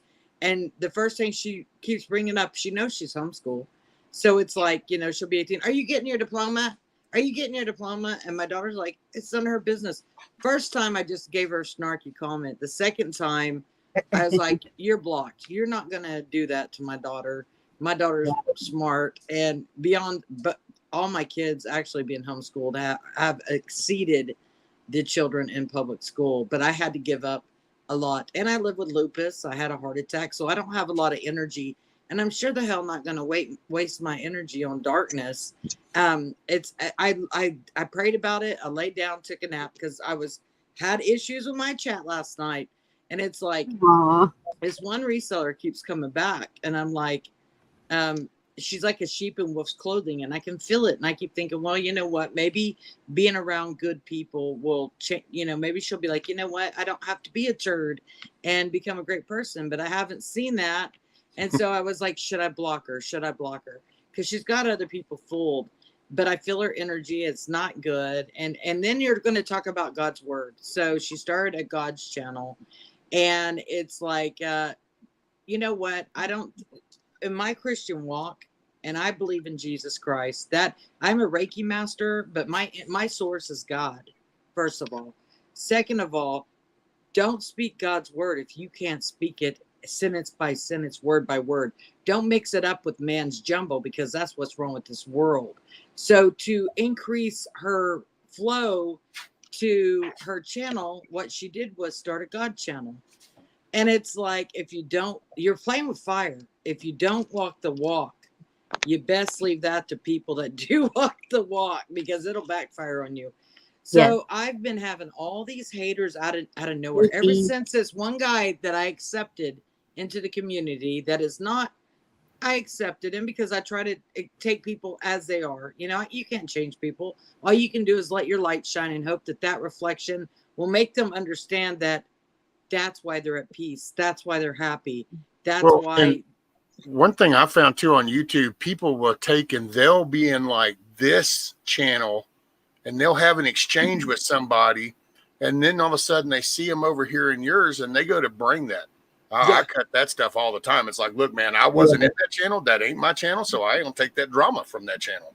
So I got text message. It reminds me of an old meme that I saw before, you know, let's say longer than 8 years ago, right? And it said, you know, a sure way to lose friends or not make them is to talk about certain things like religion, politics, and the Great Pumpkin. So, you know, the last several years, I threw all that to the wind. You know, I talk about all that. I used to not do that. I used to have that on my guidelines, but now I just say 18 and over because I cuss a lot. But God forgives me. However, MAGA baby. I do say that a lot on my channel, and I have a lot of people that don't agree, and that's fine. I let people be who they are. They know my beliefs. They know what I believe. They know who I'm voting for. And I tell them to get out there and make it, you know, make your voice heard. But I'm a business owner and this feeds me. I may just live in a mobile home now, but it's still a home that God's provided for us. And this channel makes that happen for us. And, you know, I feel blessed. Most people, I gave up a lot, you know, raising your kids is a lot, but people have to make that choice. You're going to give up stuff. Yeah, your kid's going to be at home all the time. You got to say, go back to that computer, go back to your papers and finish them. You know, you have to be the authority. You have. This is where, like Gigi said, everybody wants to have, you know, maybe in my 30s, I wanted the big fancy house with the picket fence, but I had that. I left him and I gave him the house. And as you know, we get older, smaller's better, I think. Oh yeah, I love this mobile home. With me being disabled, it's been a blessing. It really has. I honestly, I don't think I ever. The only thing I'm afraid of is tornadoes. But I don't think I would ever go back to a traditional home because I'm just at that age that, you know, it's like I couldn't take care of 2 acres. This little plot at times would be difficult. So it's like I'm good. I'm good. And she does hydroponics inside her house. Mm-hmm. It is a family business, really, because family helps her while she's doing the light, because she wouldn't be able to do it without them. Yeah. And when I had a heart attack, the lupus attacked my widowmaker, 50% of it. And so it affected my hands when I had the heart attack. So my hands don't always want to work. But let me tell you guys out there with disabilities, don't give up. Never surrender. You know what? You may feel like crap one day, but you know that the next day is a new day. And, you know, a lot of it is a battlefield of the mind. You have to say, I can do this. And if you need to cuss like me and say, F you, I can do this, then do it. You know what? Nobody can stop you but you. You say don't let these a-holes do this to you either on YouTube. Don't let them belittle you. Don't let them use their narcissistic tricks on you. Well, you got to remember that people in misery and that are just in despair, they want company. So they don't like seeing anybody outside that pool of shit. So you start getting out of a pool of shit, they like to grab you and put you because they don't want to be the only one left. Yep. So darkness is attracted to the light. And if you're the light, the darkness is going to come. But you always persevere, move forward. Put on your boss hat and say, I got this, you know. And this morning, I'm not playing. I was in that situation where I was like, who the hell do I block? This person, I know this person is older. This person's just a turd. But it's like, I don't want to hurt her feelings because I don't know if she's lost. And my daughter said, that's your problem. You always want to, you have this savior complex. And I said, that's not it. I just know people can change. And she's like, keep holding your breath, Mom. And it's like, people and can change. they can. you know, people, and I say that all the time, you know, people, you're capable of doing whatever you want to do. So, but I'm also from a rehab in my younger days. So I have sympathy, but I have it's a line, and it's well defined, because if I don't see an effort, then man, they can sponge you. They can sponge all your energy right out. So you can start out the gate with like, hey man, I want to save the world. I feel all this rush. And I used to tell people, I used to do counseling. Yes. People get sober at first and they feel this rush, euphoric, like, man, I feel so great. I want to help you. And it's like, you better back up, son, because those people are like sponges. You can show, you need to show them by example. And if they see it, they're going to ask you about it. And now you can explain it. But if you think it's kind of like that leading the horse to water thing, you're going to wear your muscles out trying to pull that horse to that water. You're exactly right. That was beautifully said too. And so Thank you, anybody could understand that, and everybody needed to hear that. So thank you. That was Yes. fantastic. because that's pretty much what the whole thing's been about. Tonight. How do we fix this? You can't. I can block it. You know, I really thought about releasing my block list, hairy balls and all that block list. I really thought about, let's have a free for all. F it, man. Come on. Everybody has a beef with somebody. Come get it out. No holes barred. I ain't had to block anybody in like, shoot, Bonnie, Yeah, what but is that? you're a Been about like guy. 2 years since the troll wars that we had when all the trolls Oh. were. It's been like 2 years. Yes. Yeah, and but the I'm a sex female. bots. Bonnie gets it. We're females. There's one and thing that therefore, all the mods should understand. All right, when you're blocking people on somebody's chat for whatever it is, if they deserve it, other mods are the only ones that can see who blocks a person. All right, because when a mod, if you think you're being hit in a chat or something, and a mod is doing it, I love another you, mod Ann. will know it. All right, they'll know it if another mod's doing it. But the thing is mods go, oh, hey, you know, Carl's kicking ass. He just took those mods. Don't tell on your fellow mods. If they take a troll out of your chat, don't tell those trolls who just took them out, because it creates issues. All right, And put I've been them through all. on, you know, Carl, putting them in, that way that content creator is going to continue to get watch time if they're just being turds.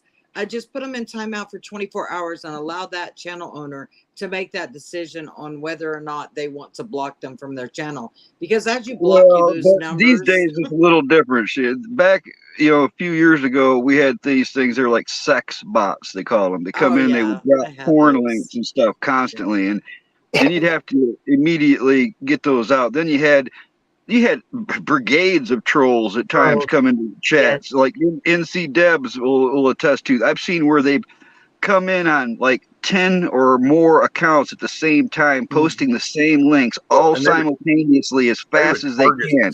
People too. It's like they would actually decide to like swarm on somebody. Like I remember Monty got hammered so much. Yes. And so they would hammer away on people, and I do subscriber type thing that keeps the bots out, because the bots can't be written to where that they know what your time for sub is, so they won't sub. Well, there's a glitch with that, Rescue. YouTube lately, people had told me that they could not come into my channel. They wanted to buy, they could not get in because they were blocked. And I was like, what are you talking about? And so I looked at my thing, and so apparently there was a YouTube glitch that if you had it on subscriber mode, they could not chat in your chat. Even if they were subscribed. So I had to turn mine to non-subscriber mode, which I've got, you know, all of my people stand for the same thing: liberty, freedom, and right to be who you are, you know. And so they take care of it pretty quick. However, it's annoying, but that happened last week with the subscriber thing. So if people email you and say, hey, you know, and people, it upsets people, because they're like, why did you block me? And it's like, I didn't block anybody. Why did you take everybody's spanners? Because I had to. I can let you, well, and I'll just throw this out there, because I'm not saying that anybody's, one thing, because everybody in my channel is just pretty much a mod. If you come in my channel and you talk for a couple of times, then more than likely you're going to get blue. And it's just because I don't know. I don't care. That way people can share links and stuff. But there has been, I have seen, is all I'm going to leave it with. I've seen it to where there's been some drama, because you can take and be a mod for a channel, And what you can do is you can go to like an old episode, watch it, and you can go through that chat and you can block people in that chat. Well, then if you go to do a stream now, they're like, well, I can't get in. Well, that's because you really got blocked. And see, in that way, you won't really know who blocked what. You'll never see it. And you'll lose people. That's why I lost people. And then these people that were coming back, they saw something they wanted. We're like, I couldn't buy anything. To be honest, what's going on? Ever since I saw that, every now and then I go into the studio and I go in that little section of blocked and I'll scroll through just to see if there's any new names or anything. Just not that I don't trust in my people, but I do. There's, which I want to just say somebody from the past. I mean, this is a little off topic, but man, there was such a positive output, and that's why I did the stream I did. But my subscribers are up to 3,100. That is awesome, Rescue. Yeah, that means doesn't really. She's just like, oh yeah, that's cool. But it's like, no, because see, here's how this happened, Machina. So I was like at about 860, and I kind of been there for a while. It just, I don't promote. I don't do the like, subscribe, share thing. I don't. Matter of fact, it's usually other people that go, oh, there's Rescue's link and put it up. I don't. And I was doing some tree trimming after the storm, and I kind of messed myself up, so I got set back a little bit. So I was out for almost 2 weeks. Well, in that, right at the end, I did a Thomas Massey video, and I showed it on my stream, and then I said, I'll put it up on my video thing so y'all can watch it. I think that dude is on point. His whole, where he's come from, his viewpoint. Oh my God, the positive. And that's what really stood out to me. At first, I was like freaked out because of all the subscribers. But then what really kind of got me was, wait a minute, these are the people that subbed to my channel because they got such a positive drive out of that video. It's not me. It wasn't like, oh, rescue this, rescue. No, it has jack shit to do with me. They got the positivity out of that video. And they're like, yeah. And then it's like 7,000 likes. It's been viewed 72,000 times. Wow. It's tripped me out. I mean, but it's all positive. That's what really dawned on me, is like, wow, that's really cool. So, okay. Because I got to say, there were times that I always felt like I was swimming upstream because there is so much. And you posted the video. And somebody will and I didn't see it. There's 20 million negatives to your one positive. You say, you know what, if we just kind of really look into our local people, oh man, and next thing you know, you're hammered by all the what won't work shit. And it's like, damn, man, I feel like a trout swimming upstream. But then all of a sudden, here was a video, and then bam, dude, that's, like I said, I only had 860, and now it's up to 3,100. Well, when these channels don't grow, they get aggressive to somebody that is, instead of being happy for somebody and say, I'm so proud of you. That is so awesome. They become like little Nazis. And it's like, and that might be what's to come. Yeah, there's people out there like that. And you know what? What did you just say? Oh, whenever I noticed a couple of years ago, if a gamer came into the chat, like that night, it would be like 3,000 views. And just that one night. And then a couple of nights later, another gamer come in and same thing. But there was some kind of challenge going on where these gamers, they would get points in whatever game they were playing to be able to get in the chat and talk in the chat. And then if they were able to get up on panel, they got big time something for it. They were using StreamYard. You can do the game on there. So basically they were getting, because when you do that, it rolls your chat. You want your chat to stay really like yours, active. Yes. And so that is their way of getting in the algorithm and getting more views, which is more AdSense to make a little bit more money. That's why they do that. So it's a privilege, right? So you do that for them and they allow you on their panel. So I guess that's what that is. The first time I saw it, I was like, no way, 3,000 people watch me. Oh my gosh, because I'm like stage fright city here. Don't put no 3,000 people watching me. I'm not looking for any more, so I'm pretty happy with where I'm at. Yes, I like the small channels. I like Me to be too. able to talk to my chat to the people, and I like other small channels where I can go in and talk to the other people there too, and that's why Rescue's channel. He's got a really good channel where you can get so much information about growing things, about animals, the chickens, the anything you ask, somebody in there is going to know, because a lot of them, that's been their life. They have lived that life always. I They're, love you, Anne. I had to and say it's that. just been passed down from their families. And so it's a normal way of life for them. And so the information you can gain from the smaller channels it has helped me. I've got a treasure chest with a fire kit and when I first came into this, okay, what's the first thing I need? Because it was the prepping channels at Yeah. first. And And that's where I met Bonnie, is prepping. You know, and Bonnie, I want to tell you that everybody has something to offer at their channel. You may not realize that you have something to offer, but there is something in you. You have something to offer somebody out there in this world. Bonnie, it is a privilege to be here on your channel. Thank you for allowing us all to be here. And, you know, it is a privilege. Remember that, chatters. It is a privilege to be in her channel. It is a privilege to be in Rescue's channel. It's a privilege to be in my channel. It's a privilege we can take away. So keep that in mind. Just because this is a YouTube and it's a platform, it doesn't give you the right to come in and be a turd. If you're a turd, you get blocked. Just saying. You know how many times I've been the only one in a chat with like a panel of 3 people and I'm the only one in there talking to them? I like that. I like talking to you and I like listening to you, Carl. I don't get to make it to a lot of people's places, you know, because I'm always trying to make money to live. So when I get a chance to be over here at Bonnie's, I'm either in the background or I'm listening. Oh, look at this beautiful there's dog. Rudy. That's Rudy. So Rescue, he's in a wheelchair, and if anyone can drop the link for Sheena, well, I can't do it in private chat. Anyway, he built a chicken coop in this chair, and it's amazing. He didn't do just a plain old chicken coop like mine. He had to go all out. He's done ramps. He's been battling with trees lately. Well, I didn't start I had no intention of YouTube. It was that, you know, between the election and the COVID and the way everything kind of came about, I had met Independent Mini United. I met her in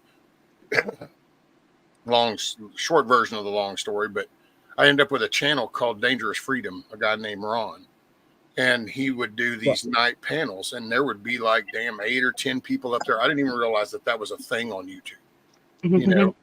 And then so she's the one that taught me into going. So I would get up there and I would talk with people, and I was kind of in a depressed mode because I still won't act like I've got this shit under control. It still jacks with my pride because of just my upbringing and my life up until this moment.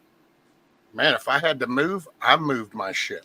That double door refrigerator, I didn't wait for the friend to show up. I moved it. If I worked somewhere and they said this needs to be done, and then all of a sudden now I'm so limited. And it's really jacked me, and it put me in a dark place for a while. And it does. It's frustrating. Ron brought me out, you know, meeting everybody, talking, and a lot of us met at Dangerous Freedom. Yeah, and when he passed away, there was just all of a sudden it was like, what? Well, a couple of people tried to pick that up and keep it going. It just went its own way. I'll put it that way. And so people would say that, well, then I'm like, well, I guess I can try this. And so I did it. And then next thing I know, everybody just showed up. We would talk. I got out of my depression, and it kind of helped bring me out. And I have actually said it a lot. Sometimes I tell everybody on my stream what I'm going to do, because then it makes me hold myself accountable, because then I just told the world what I was going to do. well, I can't back out now. I said I was going to do it. And Rescue. Do you remember? rescue. Did you ever hear what Ron said when he said that if he ever was to fall in battle, Hang for on to somebody it. to pick up his rifle and use it? Remember that? Yep. You know, And and that, that's what some people did. Indy, you, all of you that started doing lives after that. Well, you kind of did. You know, that was it kept a lot of us together because right after Ron passed, Indy did a live and everybody posted. I subbed to, I don't know, maybe 50 or more people that night, you know, because I knew, well, if they're all gathered, it might be the last place to see everybody gathered, you know? So I tried to stay connected to that crowd. And I think most of us have. and that's why I like to see all the different channels getting together on one panel too, because everyone does have something to offer. And this was totally accident that I did this. It was Gigi. So there used to be a big channel. It was called Liberty Warrior Nation, and um, and I was a mod, and at the end, all of us mods would stay there to make sure there wasn't any sex bots coming in and smack them whenever they did, and they'd say after party at Gigi's, Hey, V. and so that's how I met Gigi because we started going over there, and then her husband's work schedule changed, and she said, Bonnie, open up a channel. And she said, open up your channel. And I said, I don't have a channel. And she said, everyone has a channel. And she showed me how to look. I didn't even know nothing about it. Nothing. She showed me how to look, 26 subs with nothing on there. And I'm like, what in the world is this? And so she showed me how to do StreamYard. She's the one who created she and I worked together to do the intro. We worked together to do the thumbnail, everything, because I had no clue. I still have no clue. I would know how to change it for nothing. And so it's probably getting old for everybody, but I like when somebody has the same thumbnail because if I'm scrolling through to see who's live, if I see that thumbnail, I instantly know who it is. But when they keep changing them, then it's kind of like, wait, who's this? My thumbnail's the same. It's about the only thing I've done. There's no intro video. I just kind of make shit up on the fly. Yes, but you play really good music too. And that depends on the mood of the morning. Yes, and that's why after that one night last week that it got really crazy in chat. The next night I was like, I am just playing music, and we were having fun just playing music. But sometimes that's just the way it goes. No talking, nothing serious, just have some fun. Because There's a bit of a release there. We were all looking for justice and answers in reality in all this crazy fake world we see. And in that process of looking, at least myself, trying to find answers to what's going on, I met a bunch of people like you guys. And you know, there's a release involved when you can joke. Like I tell people all the time, joking is a coping mechanism, and that's been something that's worked for me all my life. So I'm a kind of a smart ass, you know, probably about some things I shouldn't be. But yeah, I don't know. but when I first started in this YouTube community, I was bedridden. Hi, Bonnie. Hi, Shay. Good to see you, hon. And so being stuck in bed, not being able to go anywhere, um, just walking through the house, I had to have assistance. And um, it was so, this was my social, how I met people socially. And so through this journey, the past 4 years, 5 years, whatever it's been, has been a healing time for me too, in getting to know everybody and seeing Rescue, you doing what you do, no matter what. Sheena, I admire those things where it's given me the drive also to do as much as I can. Sometimes my back will hurt so bad I'm sitting here doing a live with a heating pad and Nursing 26 years killed my body, and then lupus finished it off. yes. So if I can go from a wheelchair to a walker, but I have upper strength. Most women don't. I've hauled hay as a kid. I worked my butt off my whole life, and I wouldn't change that for nothing. However, you don't give up. I went from 30 steps to 10,000 steps because not a damn thing's going to take me down. Nothing. That's right. Unless you let it. Till up my last breath. There's always going to be bad days. There's always going to be those crappy days. But you know what? You just give it a little bit of time, meditate, chill, go out in the woods. Go out in the woods. I'm not talking anything like that right now with Rescue up here. That man's built everything out of a wheelchair.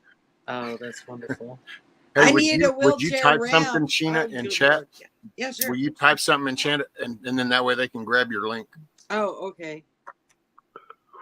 If I could, I swear I would build you an exosuit that we could just like prop you up, get you in there, strap you up, and you could like give me one of them mech warrior suits, man. Yes, exactly. I mean, then you can do whatever the hell. You go fishing, whatever you want to do. Hey, Miss I think Carl's trying to put Rescue on a rocket. Right. Space. No. I like Rescue a lot. He knows it too. It's just, he's too big to carry. I have actually strapped guys to my back that couldn't go out in the woods and carried them on a pack board out so they could see what it was like. But Rescue's too big for that. I need something different. And he doesn't need to have anything with a faster motor because I think he's a little accident prone. You mean I can't even soup up his rig? No. I don't know where he went. He's a gladiator. So what I'm getting from you guys is, I don't know Rescue, but I think he has amazing light and he's a beautiful soul, you can tell. But what it sounds like to me is you're saying he's a gladiator. Well, I've said it in his chats a few times. He is the perfect example why these lazy sons of bitches with nothing wrong with them can't get up and do something. That's what drives me bonkers. Yeah.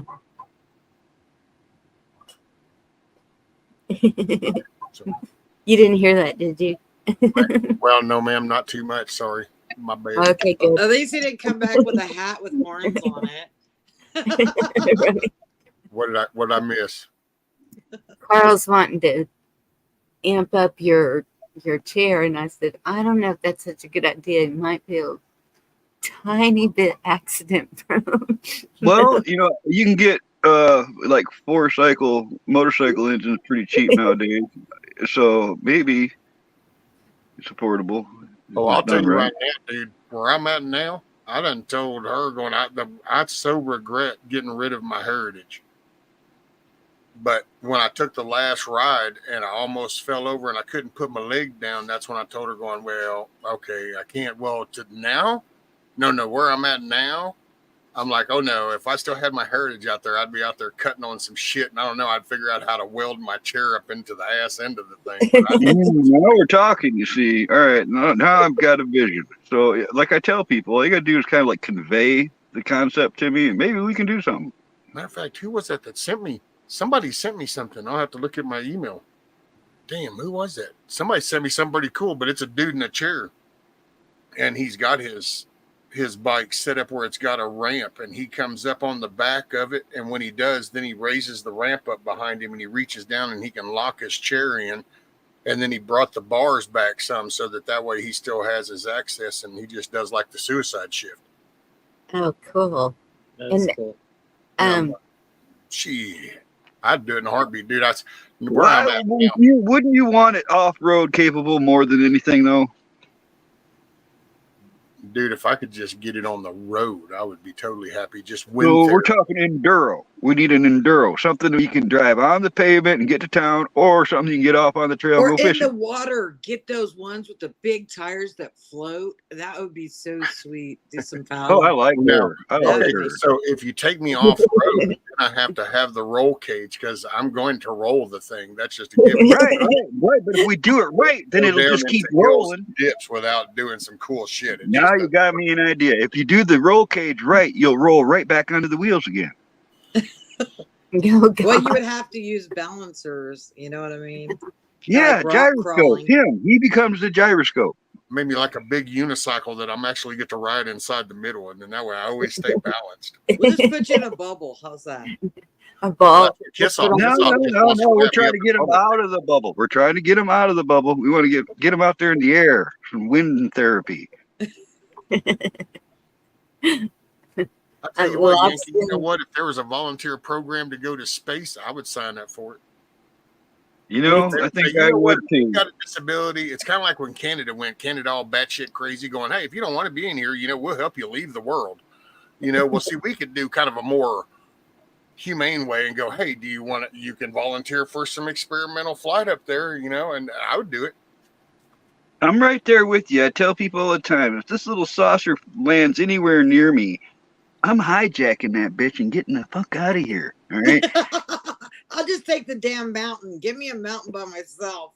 I'm fine. I don't give a damn. Even if I get to the point I can't walk, guess what? I'll crawl wherever I need to go. Just get me away from these crazies. These Fruit Loops. He's carnal. I have seen people in wheelchairs. I've seen them playing basketball. I've seen them doing it's. Yeah, I am just mad respect for you, Rescue. And With a gas engine, though, he could get a lot of range. How much range did you get with the batteries? I think we could beat that with a gas engine. Hey, Depends let's on the just put a grade. solar panel on his head. He'll get plenty of energy. Get him a helmet with the panels. Hey, I could do a wide brim There you hat. And all go. these solar panels around the brim. Exactly. Solar Rescue. The hardest part for me is, and it's hard to talk about because I don't try to insult anybody that's like got like quadriplegic stuff or paraplegic stuff, because I have my legs, I have spinal injuries. So basically, every time I do this kind of stuff, I still feel all that. And there is a part of me that was kind of like, you know, if we can just go one way or the other, either put in some titanium shit and I can kind of maybe move around, or let's just snip some shit and call it a day. But, you know, anyway, that's because that's what sets me off. That's what set me off with the tree thing. I did something back there and it kind of screws me up. Hey, all I did was herniate my L5S1, and then I have other bulgings and deterioration. But that L5S1 went a year that they could not find anything. All this money for MRIs and all that, and I'm like, I can't feel my legs. They're numb. They tingle. I couldn't get up out from a sitting position, and it was like for a year until it was God, and I'm not kidding you. I prayed. I said, God, I don't want to do this anymore. I can't live like this. I was crying every day, asking the doctor, amputate my legs. I can't deal with this. And it finally, my pain doctor didn't even have, and by the way, I don't take pain medications now, 6 years, none. However, I had to become a carnivore. But he took the disc and he put it, I said, please, I can't live like this. And he said, okay, we'll send you to this place for an MRI. So this is the third MRI. And they said they didn't see nothing. And I told that doctor, there's something wrong with me. And I'm going to end up losing my legs because of all of you in your negligence. And so he goes, let me see that disc. We don't have that program, but we're going to try it.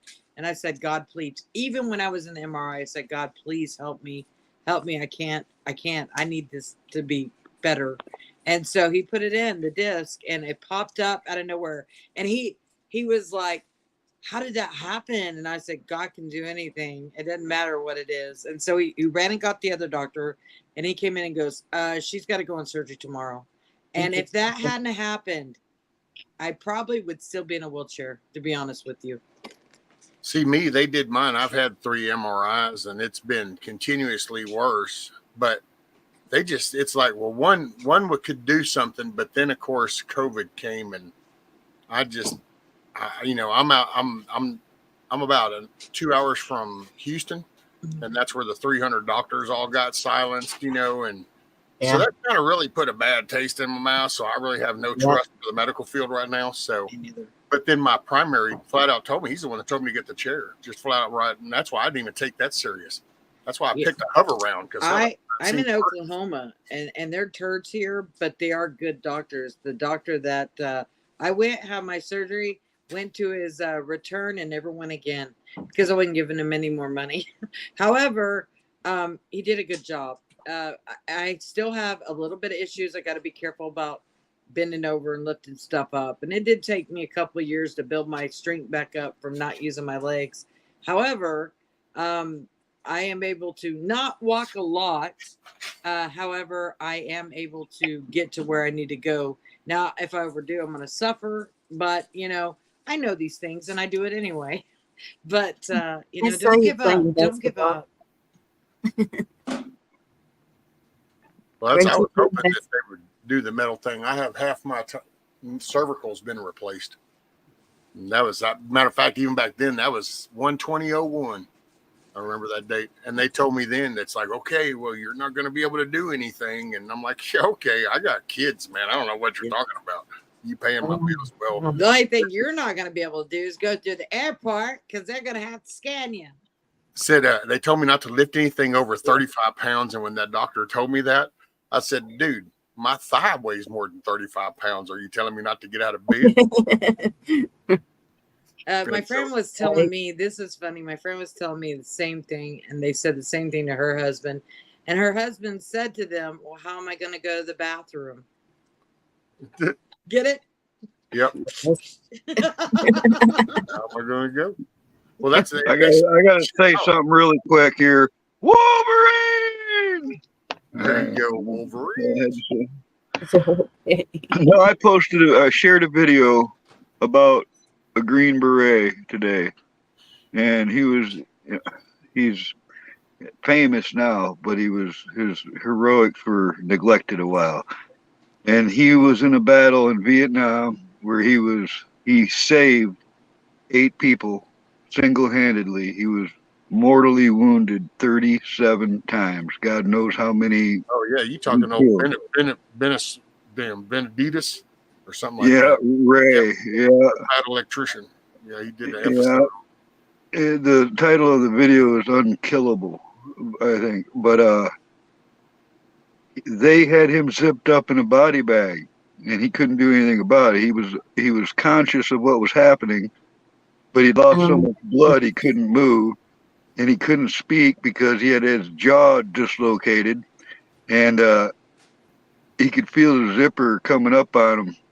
And just, you know, when somebody said, hey, wait a minute, that's Bendeas or whatever, check on him first. And the guy was checking on him and he couldn't do it, so he spit right in the guy's face. And that's how they found out he was still alive.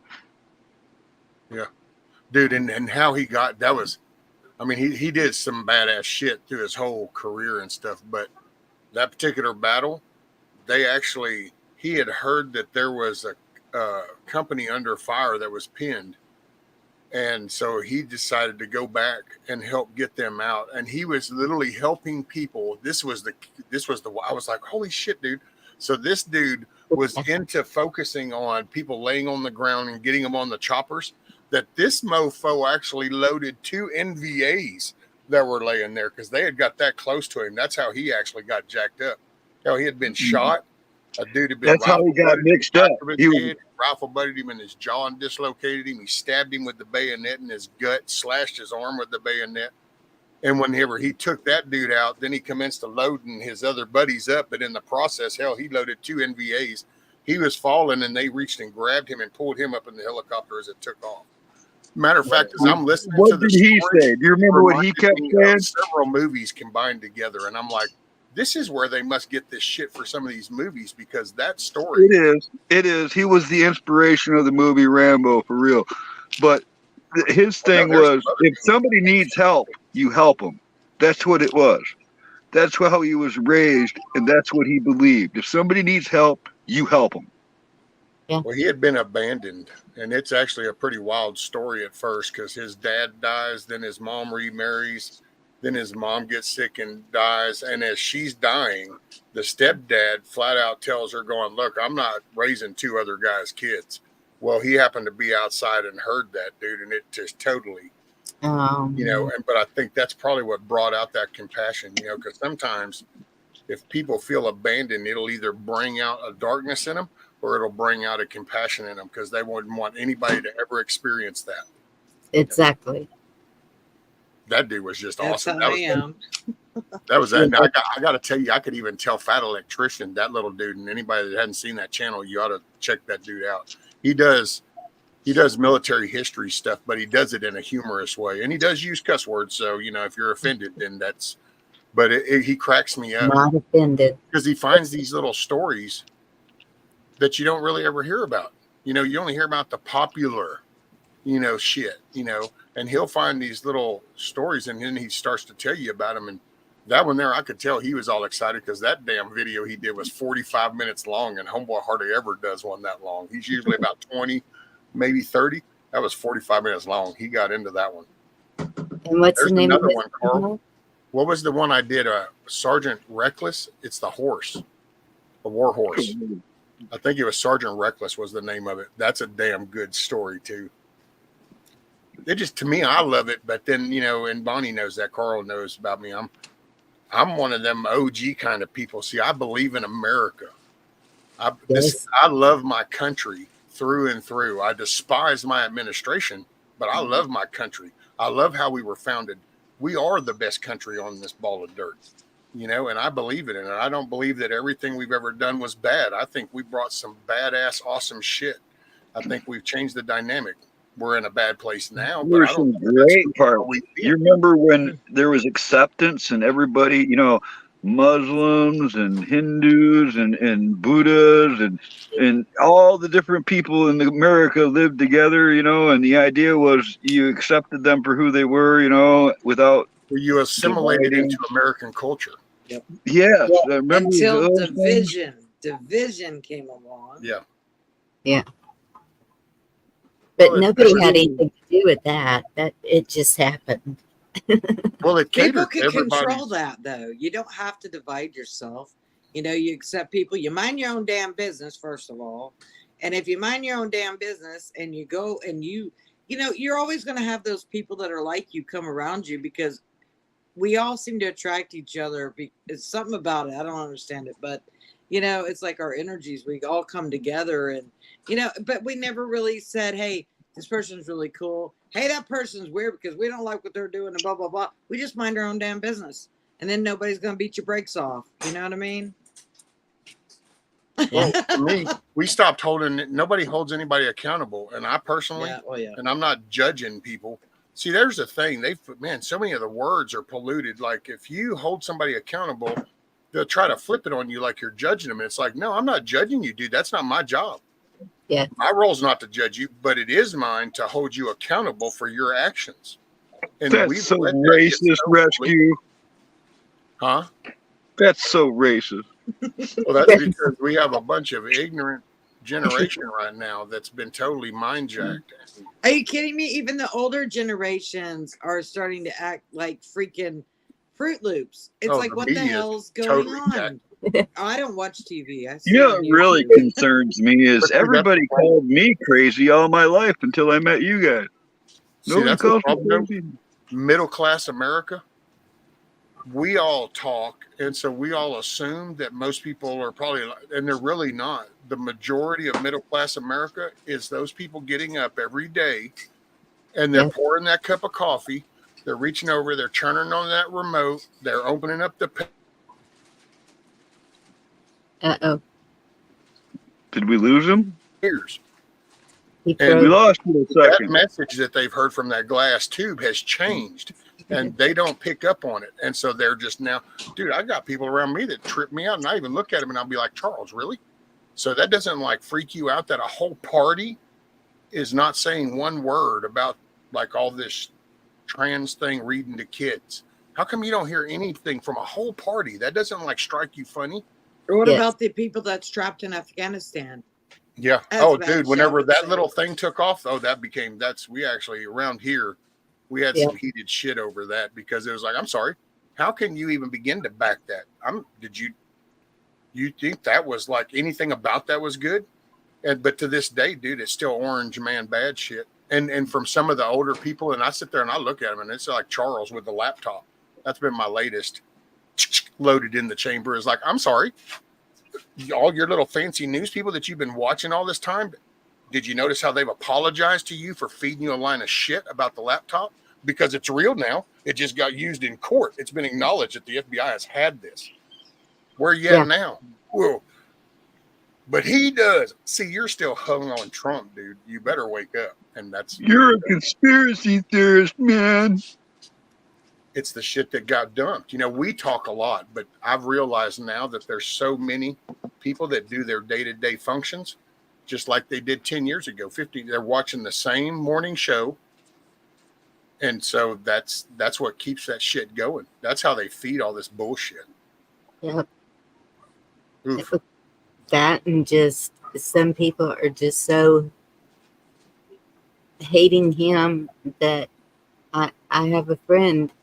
We've been best friends since 20 years old, and she is just she even posted on Facebook, how can people For a felon. yes, that's it. Because see, that's all that trial was for. That holds no standing. Yes. There's no weight to that. It's not going to ever go anywhere.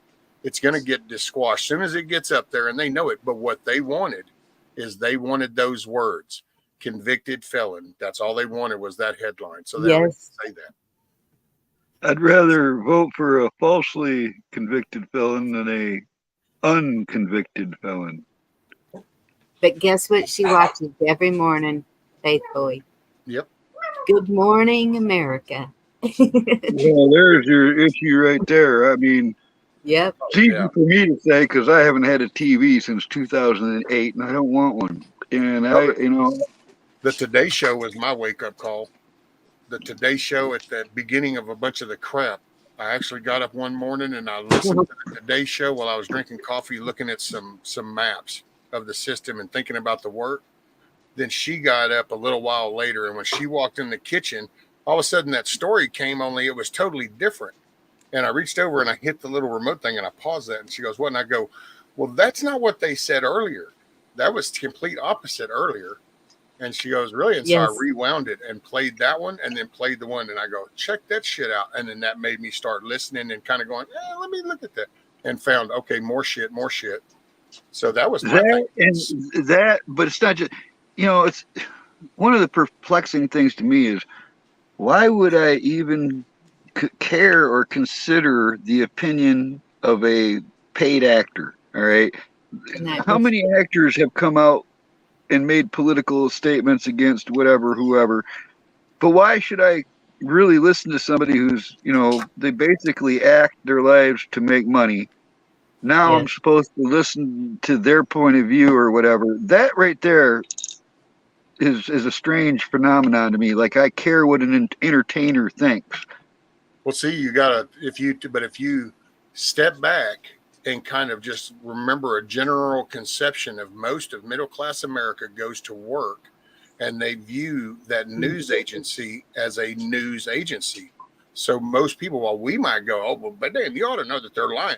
But really, in all honesty, most people don't. They see Katie Couric and she says this, and it's like, well, oh no, Katie said that. That's really. Well, that's because Trump was the first one to call them out. Being brainwashed, you can look at just the word Trump itself. If you right, erase and Trump was the first one on, and you go from 14 back, dude, these paid everybody that says one negative thing about him. before 2014 paid thousands of dollars just to be in the room with him. Yes. The world changed when he did that. I'm going to run for president. And at first they all laughed. If you'll kind of ignore everything you've heard since and going to go back and go, Yeah. you remember when he first said, you know what, I'm going to run. I was whatever, Trump. That'll be funny. They just took it as a joke. And then Americans, the couch people sitting there drinking the fucking beer, drinking the coffee in the morning, listen to this dude talk the way that they talk. And all of a sudden it was like, wait a minute, what? And I know what got my attention is when he talked about America. And let's bring shit back to America. Let's do jobs in America. Let's bring wait a minute, dude, this dude is, and you're flying. You got me, buddy. I'm with you. Well, that was middle-class America. I was no political person. I wasn't into politics. But when you look at how the hatred that they generated over all that shit the minute he went to run, because everybody from fighting to movies to singers, everybody couldn't, hey, let's go to a Trump thing. Let's get Trump.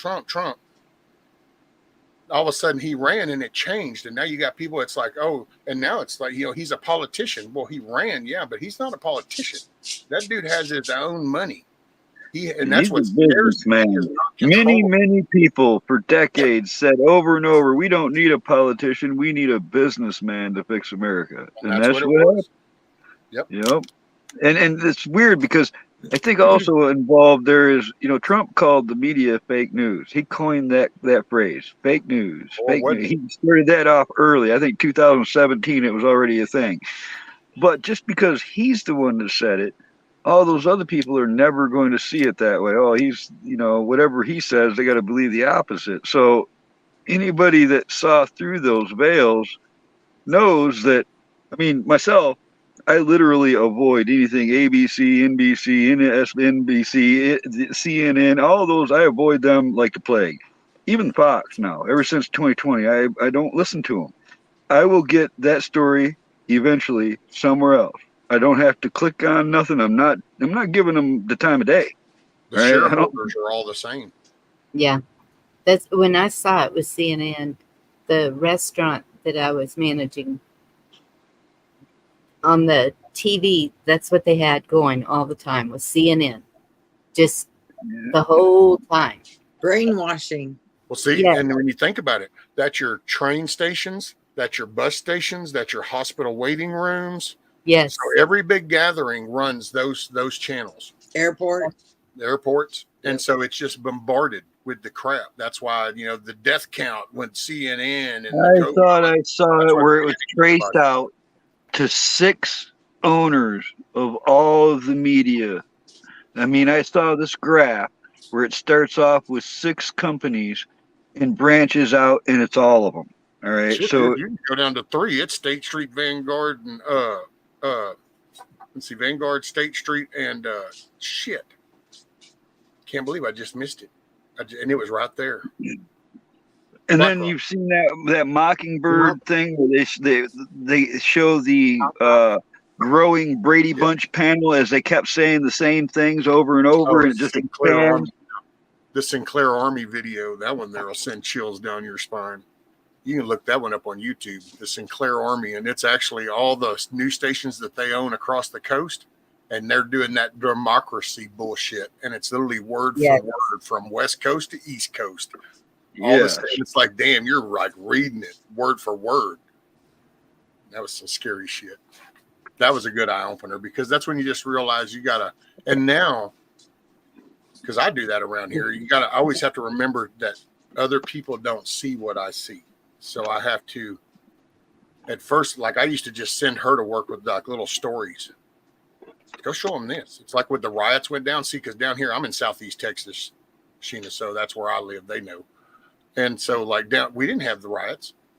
I still laugh and make fun going, if that doesn't tell you something about Texas is different, I'm sorry. You lit the country on fire over George Floyd. But wait, he was from Houston. And it's amazing when you came down here, not city in Texas was on fire. We had a little bit of drama here, but they did all kinds of things to make them run away, and they all went away. And they all go away. It ended. Some about rubber bullets they don't tend to like too much, and so it stopped really quick. It was Consequences have a way of doing that. That's right. Yeah. Now, Rescue, when you say Southwest Texas. That make Southeast.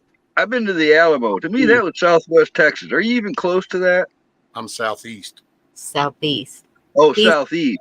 he's All So, probably right. Louisiana. Texas has we have all the climates, we have all the seasons. You Yeah. just have to drive long enough. Right, right. I saw that. I drove all the way across. I went into I'm Louisiana over by in the you. I've woods been up section, to so Arkansas, I'm in the the forestry northern section. way. Then you got to go through the hill country, and then you get over into the wastelands and stuff. But So you're by I'm in Louisiana. the wood side. Hill country's the most beautiful part. I'm in Sorry. the piney woods. And the But funny, you're by Louisiana border, right? Yeah, yes. I'm a couple hours from Louisiana. There's where I thought. I just thought I heard you say you were at the southwest side. No, that totally threw me. No, No. southeast. They need to be border complaining. No, God would have relocated me. See, that's my little. So my little God exposed. I think God actually put this in me because this was my saving grace. As much as I despise being in this condition, but knowing my nature and my personality, had I still been in my truck and out amongst the public, whenever you told me to put some shit on my face, I would have had issues and I would have probably ended up being locked up. It wouldn't surprise me because that still gets me. I still get mad every. But I have certifications of hundreds of hours of all different filters and mask and air pressure and all this shit. And now you're telling me that this is going to work? Are you shitting me? And it just, I expected to see more professional stand up. It was like, to be honest, I got totally discouraged with fire departments across the country. It's like, where are you at, dude? You people sat in training. I know you did because I did it. I got the books. You know better. Why aren't you saying anything? No, let's just be quiet. Well, we don't want to lose our job. We're almost retired, and that's a real thing. But I mean, you got to take chances. And so what? You know what? You will revamp. Like me, I could have just said F it and got on some crappy Social Security or something. Don't give up. News. Just give me something. My disability was my saving And grace. I didn't cover my face. I have lupus, and I did not cover my face. I never got jabbed, and guess what? I don't eat a bunch of sugar and carbs, and I never got sick. Yep. The only thing I deal with is lupus. I mean, they're feeding us all this sugar and crap because that's what's destroying your body. It's destroying your neurological, because sugar, when you raise your insulin, it causes inflammation. The inflammation then causes problems, neurology or neuropathy, all those pains. And when I became a carnivore, when I was looking for the cure, I prayed about it. And it was like when I started leaving alone the sugar, the bread, all the things that they spray, and went straight to meat, because that God created that cow. That cow eats the grass. He's got 2 stomachs. It goes through its about liver. flattened bread too. You notice how clean flattened bread is? Yes. Yeah. It's amazing. We were kind of like laid out the good way of doing things. We've decided to inject our best thought and change it. That's why it went wrong. Yep. Exactly. The fry bread. I just stick with as much meat as possible. I'm heavy protein. I did start eating some carbs, some veggie, because I love hot sauce. But, people are like, how can you do carnivore? Well, I love chicken wings. I love brisket. I love steak. I love everything. You said wheat. Bacon. You said wheat, right? I love meat. I got to tell you this. I kind of funny that it's actually, so there's a diet that's called carnivore, when it's like, why don't you just eat normal? Because then you eat your steak and your potatoes and your green beans. Well, the potatoes affect my lupus, though. I had to figure it out real fast. So do real potatoes affect you? Yeah, because they're a tuber. They grow underground, and your heavy metals, that's why they plant corn in a field, to pull all those heavy metals back out of the soil from spraying all that bad stuff. So anything that is a tuber, is a nightshade as well, screws me up. So I do it in small doses. Now, when I grew my own, I knew my land, and I never used any pesticides whatsoever. Everything was heirloom seeds from Baker's Creek, or anyone that was heirloom. I would try to go back to find these rare seeds from crazy, like Mayan times. Like, give me these peppers nobody's ever heard of, and I grow them. I can grow anything. I can do it in a bucket. I can do it cranky system, hydroponic. I am a survivor. However, I learned that a lot of the stuff that because I was poor. What do you buy when you're poor? Shit. You buy whatever you can afford in the store, whether it's bread, peanut butter, smack ramen, whatever. So I was raised that way my whole life. We, did the best we could, and we didn't complain about it. Food's food. However, over time, but I was also in nursing. So I also had a lot of shots throughout the years to stay working on the cardiac floor at the hospital. So I think that worked against me too. However, over time, then I had trauma. I had a really bad surgery when I had a C-section. That almost killed me. I kept saying this. I was in the hospital a month. I was like, man, God really wants me here. That's all I got to say. And so then the lupus, I was like, the pain was so bad. I was begging them to cut off my arms, cut off my legs, make it go away. And I would take weights and lift weights because the pain was so bad in my arms. It's the only way I could get relief. And then when I would stop lifting the weights, I would cry because it would come back. And I'd start lifting the weights. My daughter's like, Mom, you're going to look like freaking Hulk. I was like, I don't care. Anything that'll take away the pain. And so on this journey, I found that the food, it was mainly sugar, white sugar. That was the culprit. That and the wheat. The wheat, there's something in there that jacks me smooth up. And nuts. Yeah. I love nuts. However, they're heavily sprayed. I haven't tried pistachios, but almonds jack me up. Peanuts jack me up. So I've been on this journey for 7 years, and man, I'm telling you, I have kept my strength because of the protein, because I'm feeding your heart's an organ, your bones, and a lot of people trying to lose weight, cut their, protein down, and it's like, man, you need that protein, Yes. So I don't know. That's just what I did. God put me, it's hard, but it's getting easier until you make a tres leche cake. However, I fall off and then I kick myself and say, why did I do that for? Now I hurt again. But you have to be stubborn and just say, I'm doing this. I can do this. I can do this. Because when you're eating a lot of omelets and eggs, boiled eggs, fried eggs. Well, these two right there can attest, but yeah, I ate chicken noodle soup for a while. A year and a half, like a year and a half, because I have intestinal shit and I have this diverticulitis. I don't know, because one says, oh, wow, you got diverticulitis. And then the other ones I go because I still got problems. And they're like, no, we don't see that. And it's like, well, okay, shit's jacked is all I know. But I got to avoid the nuts and all that. Well, that's actually was my epiphanies was smoking. I had no idea just how much the smoking affected my sleep and everything until I quit. I just do the vape now. And sugar. When I had to do that whole chicken noodle soup thing, and it purged all the sugar and everything and crap out of, oh man, what a wake-up call. That was like, oh crap, man. Well, I feel like that's how the all this stuff that's going on, they're making all the money through the medical system, keeping people sick. And if you can grow your own garden, if you can grow things, please do it. I am in a mobile home, guys, and I have buckets out here. I have 2 knockoff hydroponic systems that I grow peppers on my counter. I have a grow tent in the wintertime. I start my peppers in December, so they'll be ready to produce come, like right now, they're producing July. So, a little bit. I mean, don't be eating no veggie wieners.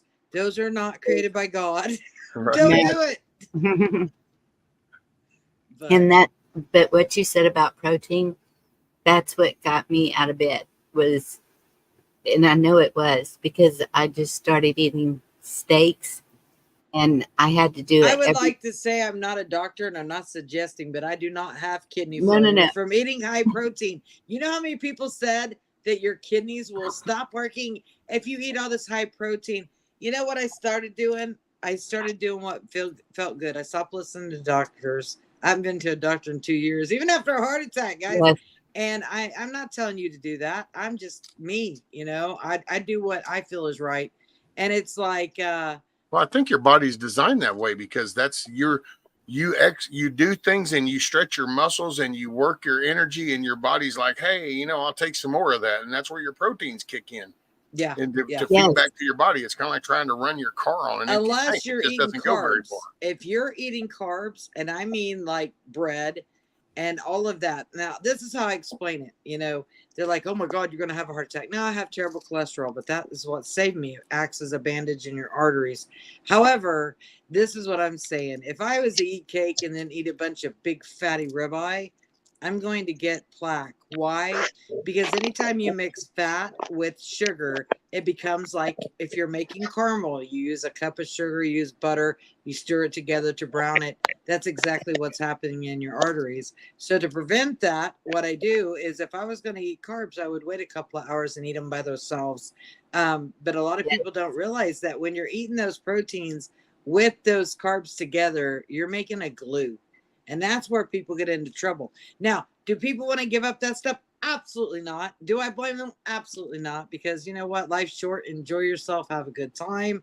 At the same time, when you start feeling like crap, remember what I said. Go watch one of these fantastic doctors that, like Dr. Bart K. I found him on YouTube during this journey. And that's how I got on this journey because he's in Netherlands, but he knows his stuff. He was a doctor over the military in the UK. So he's a smart ass, but he's a great guy. So yeah. he don't like libtards. And that's Jamal, I do not eat bugs. I'm just letting you know. I check the labels. I do not do that. If you drink apple cider, or you eat honey, you're getting some. I love apple cider vinegar. I really do. But I also brew kombucha and water kefir too for fun when I have the energy. Like right now, I need to change out my tea on my kombucha for my big giant mushroom. However, my energy is low, but I needed you guys. I needed Bonnie. I had a really rough time the last couple of days. And whenever I was like, I saw Bonnie live and I was like, that's where I'm supposed to be. There's 5 million other people live, but I saw Bonnie and she's like my light. It's like, I need Bonnie. I'm glad you came in. I've enjoyed it. I admit it. Long time ago, I tasted bugs, a couple different kinds. I've had chocolate covered ants. I've had candied grasshoppers. They sold that stuff at the side of the roads in different states when I was younger. Well, I never had bull peanuts, much less a damn grasshopper. Supposedly, they carry a bacteria that is not good for you. I'm sure a lot of stuff's not good for you. I mean, it's almost like somebody's out there trying to kill us quicker, isn't it? Well, these damn Nilla wafers, you know me. But I still, it's the steak. And when I eat a steak, I eat the fat and all. Because I know that's what's building the muscle. And if I don't get meat in my diet, like every day, I start craving it. Right? If I go a few days without a burger or something, I start feeling it. I need it.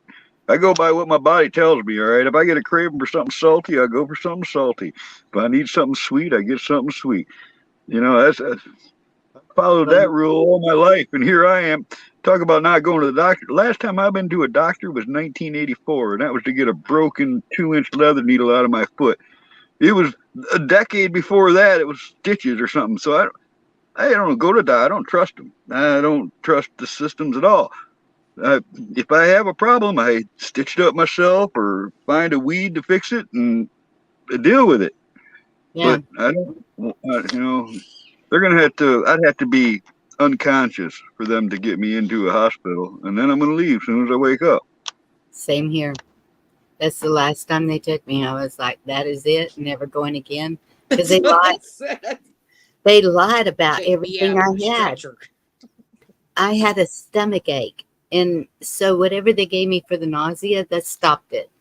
But they did the CAT scan. They held my head down and shoved that swab up my nose. I was cussing that doctor.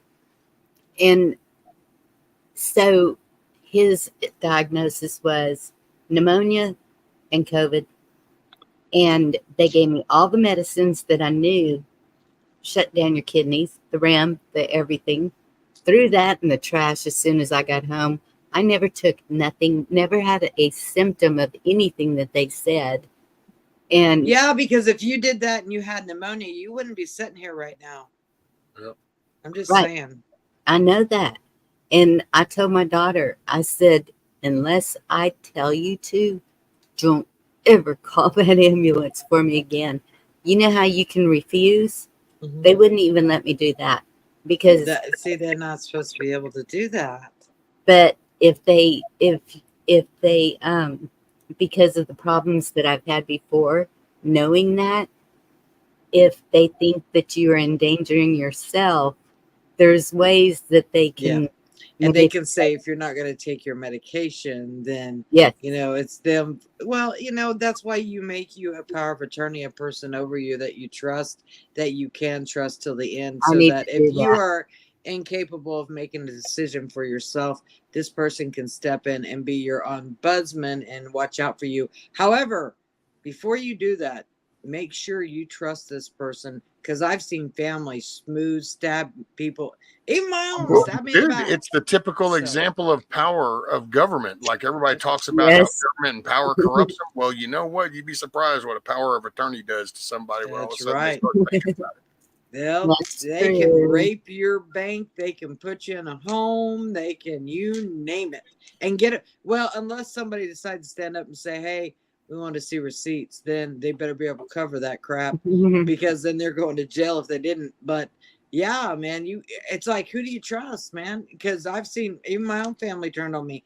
So who can you trust? I mean, it's Nobody. difficult. Even sometimes married people, you can't even trust your husband or wife. So just saying, if they True. want you gone, if you have a life insurance policy, that's great. Kiss off. She's a mess. I didn't want to go to the hospital. She wanted me to go to the hospital with this latest thing, and I'm like, hell no, man. Yeah. What are you trying to do? Kill me? I said, I don't. Well, see, and that's because I had to go and all the blood thing, and it was different because she kind of hung out with me. And because if you nod off, man, you know, they don't say shit. They'll come in and just poke shit in your little IV bag. And yes. Well, And I want everybody to sing along with me. Y'all guys know the humble. Yeah, everybody's got to sing along with me. Everybody sing this. It's from Humble Pie. It says, "I don't need no doctor. I don't need no doctor." And he says it like 50 times in the song. So it's kind of like, programming. So everybody should sing that. I don't need no doctor. I don't ever go to the doctor unless I've been run over or I fall off of something or something happens. well, and that's what happened when I went to the hospital that last time. Was they left and they said they were going to the cafeteria to eat, and the whole time I was in there, they were gone, and so I didn't have a voice in there even. Oh, Sheena's gonna gong you. You've been gonged. It's like the old Gong Show. You've been gonged.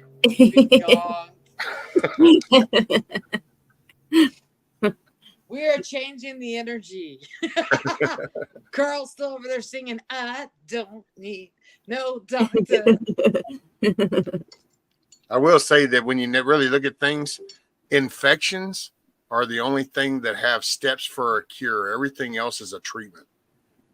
Yes. It's kind of weird. An infection, somehow we have a series of things to cure the infection, but everything outside of that, it's just whatever. And it's like, yeah. I got Amphoprexol to cure infection. I got my own medical kit. Marigold. Hell, Marigold's Mother Nature's. Honey. You can put honey on a cut. I just eat meat. Well, I have an immune system. I haven't gotten shots or immunizations since I went in the Army in '82. So I wasn't raised that way. I wasn't one of those youngins that, oh, you got a runny nose, you got to go to the doctor. It was just, blow your damn nose. I mean, that's it. Just suck it up, Buttercup. Dang, Lou. My advice is don't eat no Adderall. Who the hell can afford Adderall anyway? That's what I was telling my daughter. I was like, how the hell these people, how can you be a drug addict if you can't afford to? How does that work? If Because you can't, society will do it for you. They'll give it to you. oh, I didn't know that. Oh yeah. I didn't know that. Yeah, you got the script doctors, man. Really? They're totally cool with it. And when you think about it, our society did that. We did it with heroin junkies. We said, oh, heroin's so bad. But hey, you know what? We make methadone. That'll help you better. It's better. Why? Because you make it and sell it, and it's not off the black market heroin dealer. That's why you want people to do it. It's like, that's why they're not slowing down any of these drugs. They only slow them down when they want to make profit. Yeah, that's true. Well, that's the biggest problem I see with the whole system all the way around. It's all about profit, and there's no empathy involved. Profit over people, even our jobs, even Ron, they cut he works for medical and at a warehouse, and we did really good, and they cut his hours down to 30 hours a week. I said, if I don't resell really, really good, we're so screwed. And it's like, you might be driving a Spark car or something, delivering some groceries, because this is, and I know it's just, it's a wave. You know, we're going through the political thing, November. I know they're trying to crunch your balls. I'm sure that old diaper pants will send out some kind of stimulus. Because I said, if Trump was so bad, then why was my business doing so good? Why was I doing so good? Why was my taxes? I paid more in taxes just as a YouTube reseller this year than I did the year before. What the hell happened? And, you know, all these people are like, oh, our business didn't do good. The hell you say? Americans had jobs. They weren't getting their hours cut because they're hiring illegals to come in and take Americans' jobs from American families, blue collar, of work my ass off. And you know what? It's bullcrap. And, you know, you're hurting families. So diaper boy, it's time to go. You know what? You may be against, I don't believe everything. They're all political. They're all, but you got to go with your heart. Do you want your grandchildren to be, to not be able to survive? Because, you know, this is where we're going. Could I afford to buy property? No, I couldn't. Could I afford to buy a home? Not with him running up the prices, giving everything to China. Guess what? I'm in a mobile home. I'm an American in a mobile home. And there's nothing wrong with that. However, you figured working your whole damn life, at some point in your life, you'd live somewhere nice and be able to have a nice retirement. No, we're slaves to the system. Guess what? We're on this wheel, and you can't get off the fucking wheel. You know why? Excuse my language. You can't get off the wheel. Why can't you get off the wheel? You'll starve to death. And you know what? You're homing all these people that come over here. When you got vets, you've got Americans, you got disabled, you got all these people. You can't even take care of your damn mental people here in the United States. You won't, because if they don't have insurance, you don't want to see them. If they come to the hospital over and over again asking for help, you send them away or have them arrested. But no, most of the time you don't want to arrest them. Why? Because they have no money. If you have no money, then they can't bail themselves out. They can't pay the court cost. So they only want people that are actually going to make the money. And it's like a perpetual hamster wheel. You know what? Unfortunately, whatever happened in the last 20 years, we are all going to end up working till we're 110 doing something. You're either happy where you're at, yeah, and you're able to make it there, or you have to bust your butt. Like me, I got kids. I got to bust my butt. Do I like going live all the time? People, it's hard work, guys. We do all the invoicing, we do all the shipping, and then I have to deal with the chat. I have to deal with people that get pissed off and their emails, and it's like I can't fix any of that. And then you have the assholes that are trying to destroy your channel because they're not going anywhere, and they decided one day, I'm going to be a reseller. Well, I could sell a screen door to a submarine captain. True story. Because if I believe in something, like I believe in America, I believe that we can change all of this, put people back to work. Wouldn't it be Get cool the if there people was a off the class system. action Get 'em off lawsuit? the system. Get off your ass. Wouldn't it be and do cool if something. there was a class action lawsuit that exposed whoever turned in and reported channels? That would be cool, but that's never going to happen. You know, I had actually the police department show up at my house because a YouTuber called whatever child people Oh, the on SWAT me. kind of thing. Yeah, told them that my children were locked in the barn, starving. My daughter's almost 18. She'll be 18 in a month. Oh my And goodness. Basically, you got swatted. DHS couldn't come up on my property because I had private property sign. And so all of a sudden, knock, knock, knock, open the door. And they were all acting like, guilty. At first, they were laughing. They're like, we had to come out here because they couldn't come on your property because this property is private property. And I'm like, yeah. And they're like, well, and so they went and checked on my barns. Nope, nothing but spiders in there. And I'm like, yep. They said, but you're still going to have to deal with the child people. Well, my house I was raising money to redo my grandma's house. I inherited her house. I took care of my grandpa. He was a veteran. His only last request was to die in his home. So I took care of him. He was supposed to live 6 months. He lived 6 years. And for 6 years, 24 hours a day, 7 days a week, I took care of him. And I did it for free. And so he left me his house. And I was like, okay, well, it was 100 years old. It needed a lot of work. I used to be able to do all that stuff. But when you're getting back on your feet from not working, I wasn't being paid to take care of my grandpa. When you're getting back on your feet from not working, it's baby steps, Plus I couldn't walk, I was sick. So I was like, you know what? I'm going to move in a trailer on this property. And then I can take my time and pay somebody to repair grandma's house as I go. Well, apparently another YouTuber got jealous.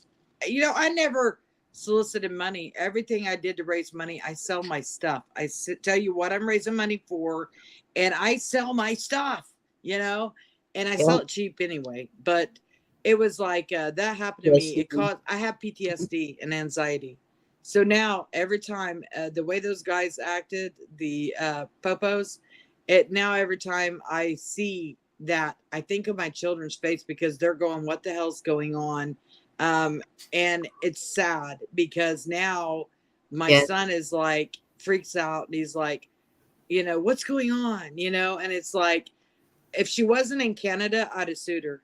She even made a video. I would have sued her. But because she's in Canada, guess what? I can't do anything. I'd have to go to Canada to hire an attorney. And she knew that. And she also blackmailed me too. So a lady did that to me. She sent an officer over here, wellness check. And so I was sitting out on my deck smoking a cigarette. And this cop pulls up. And I'm just sitting there like, what now? And he gets out and he looks at me and he says, are you Bonnie? And I said, yes. And he said, well, you look like you're okay. And I said, yeah, I'm okay. Do you know something I don't know? And he said, well, this lady called and said to do a wellness check. Well, she was a local lady, so I took care of that right quick, but it never happened again. People are, and don't think that you can hide under this YouTube name and get away with it because your IP address, they'll find you. IP address. And if you mess with somebody, make sure that what you're doing is right. And don't be doing, that's not right. Basically, end of the story happened. I was not able to move in a trailer because at that time I didn't have enough money raised, but that was God. I had to do away with my grandma's house because it was 100 years old. It didn't have air conditioning and I was working on it, but hell, there's a roof over our head. And I basically lost my grandma's house because I had to move because it was 100 years old and it wasn't nice enough for my kids. So I walked away from my love, my homestead, my 50 fruit trees, and God provided because I had raised money, just not all of it for the trailer, but God opened another door. Yeah, I'm in a park now, but I plan on at some point being able to get away from people again, and I'll just take the damn place with me because I bought it. I still got payments on it. But God provided it and a roof over me and my children's head. And, God knew all that was going to happen anyway. And it may not feel good. It pisses me off. Damn Canadians. Don't get me wrong. I love Canadians. I have a lot of Canadian customers. However, do know that when you're dealing with someone across the waters, they can screw with you. But in Canada, they don't care. They ain't going to do nothing over there. There's I got subs from all over Greenland, Australia, Canada, Europe. It's just a few bad Canadians ruin the bunch. Bad apples. Well, it's just people, and it's society's collapsing, and I don't know. Kind of going back with the other thing. I think the only way you get out of the system, personally, my take is you would have to then teach your kids or the next generation the materialistic things don't matter. Well, let me tell you what So happened when the many people that DHS push lady the came out. Patriot thing, but they push materialistic things. Let me It's tell like you there's what so many happened. channels that promote good stuff, but at the same time, they're promoting chasing the dollar too. They're just trying to say that their version of chasing the dollar, this is righteous. That way of chasing a dollar is not good. And it's like, but the problem is you're chasing a dollar. And Yes. so you're chasing a materialistic thing. And so then it sounds so simple, but when you think about it, you had a simple life. I know down here, and I'll put it that way, maybe not everywhere. In Texas, in the old days, it was working your homestead. It was working your home. And your dad was the head of that household, and you're farming something, potatoes, turnips, something, and then you would bushel that up as a family, but you were learning these things as kids. But then your kids now have all these, it's like damn phones, man. How many people give kids Yes. phones? And it's like, so are you really expecting your kid to churn out different than what you see when you're giving them the same devices? Because they're being encouraged. They're going to see a TikTok video. They're going to see an Instagram. They're going to see a YouTube. They're going to go to school, and the dude at school is going to go, "What? Your parents don't let you do that? Man, your parents suck." And then So- next thing you know, your kids want to run off. Yeah, and so you kind of got to do the sacrifice, and I don't know when we get there, but because I don't think my kids right now, to be honest, my kids probably wouldn't want to go through all the pain of saying, okay, well, I'm just going to downsize to this. I'm cutting all these bills off. We're going to just eat basic stuff. We're going to entertain ourselves. We're going to read books. We're not going to worry about spending all this money. We're going to just, and I don't know, man. That's why personally a global EMP, I think, is what would be our salvation. Well, when the DHS people came out, my son, she was checking because they're homeschooled, how smart my children were. And let's just say that my son spoke German to her. She's like, "Oh, I went to college for German. I have no idea what you said. Your son's smarter than me," is what she said. And she's like, "All right, I'm closing the case on this." And it's like, that is so sad that people use children as a weapon. And that's also another thing that is wrong with our society. People use people's children as Well, they a have no weapon. value for human Yes. life. Not even just the kids. It's human life. There's no respect for human life. Yes. We're just now starting to see more, but this is my other little soapbox that usually isn't very popular. It's like all the talk you hear about kids, but how many people actually go and participate in their local school board?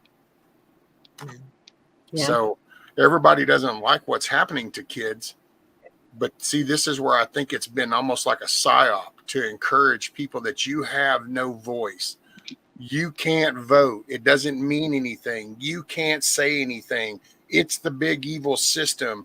It's all planned. You have no chance. And it's like, what? Shut the fuck up, dude. You can go down there and say something. You can say, no, I don't want this crap in here. I'm going to look at this book. Did you know that they're reading this book? What? They're reading it? Yeah. I mean, if you just get people to wake up around you, because I got to tell you, when I brought up some of the books around here, son, you'd be surprised at all the little parents who ran down there to go look, well, what? Y'all got these books in here? Which we don't, because we're in a little bit, my county exists of like 40-something thousand people. We're under 50,000 people in my county. So, it's still right. The kids go out in the morning and raise the flag on the pole. And That's awesome. Does this count? Rescue? Does it count? I got like at least 7 of them on my page, but a bunch of like 35-year-olds that when they were kids, they used to take them out on nature walks, on trails, and teach them about edible plants and animals and stuff. And I'll be darned if they didn't remember all that. They're the ones that brought it up to me. They're like, all their dad's other friends were always just drunk and the cops were coming all the time. And here I was doing something productive, I guess, because they actually remember it. dude, I can look back now. And to me, I think one of the biggest daggers that they drove in the country is when they demolished the Boy Scouts. When they subliminally went in there and they corrupted and totally perverted that idea behind Boy Scouts of America, that was like a dagger in the heart of this country. Because Yes. if you look back at what you teach your youth, This is your nature, your plants, your survival, your companionship, your neighborhood, community life, Yes. family. It taught it all. And you were encouraged and you're rewarded by, hey, do this. You know, you can get your little badge. You can get your, you know, your thing. When I find it, I'm going to post a picture of me in the Scouts when I was really young. You remember what the Scouts motto was? But see, they took it all away because they don't want kids. You got kids distracted with everything else. You got kids hung on Nickelodeon that watching the same gender kids dating and kissing in junior high and stuff in locker rooms and all kinds of weird shit. Do you remember the motto of the Scouts? Be prepared. There it is. I was a Girl Scout leader for 15 years, and I could see when the kids started making fun of my girls for being in Girl Scouts.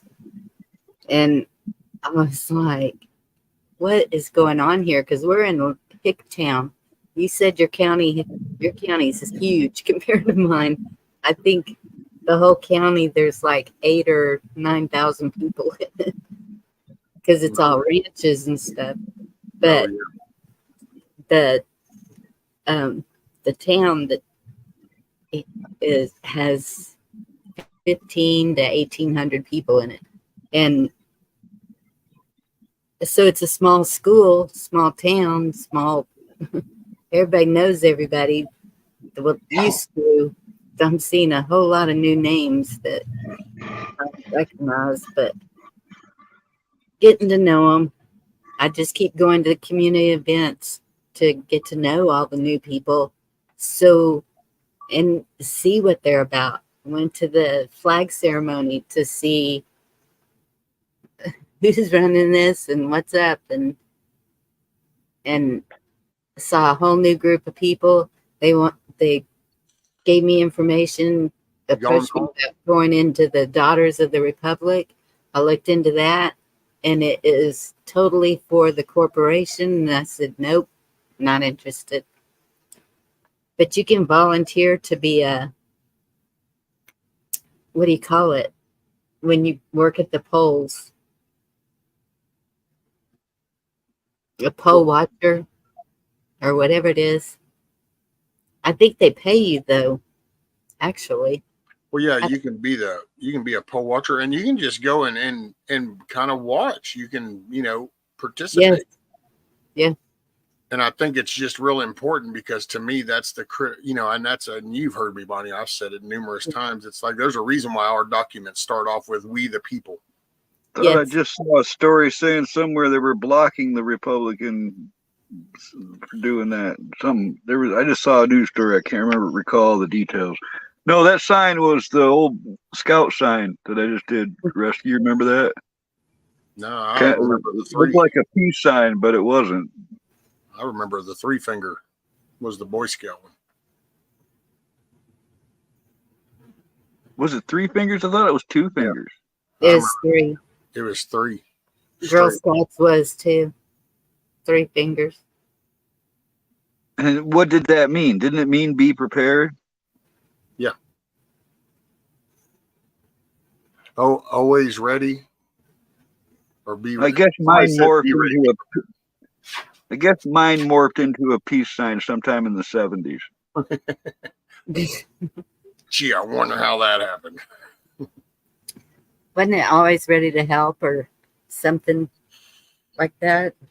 But wow, I'm gonna have to go back and look. What was it? The cat said it, be ready and prepared. I think it was be ready, be prepared. Yeah.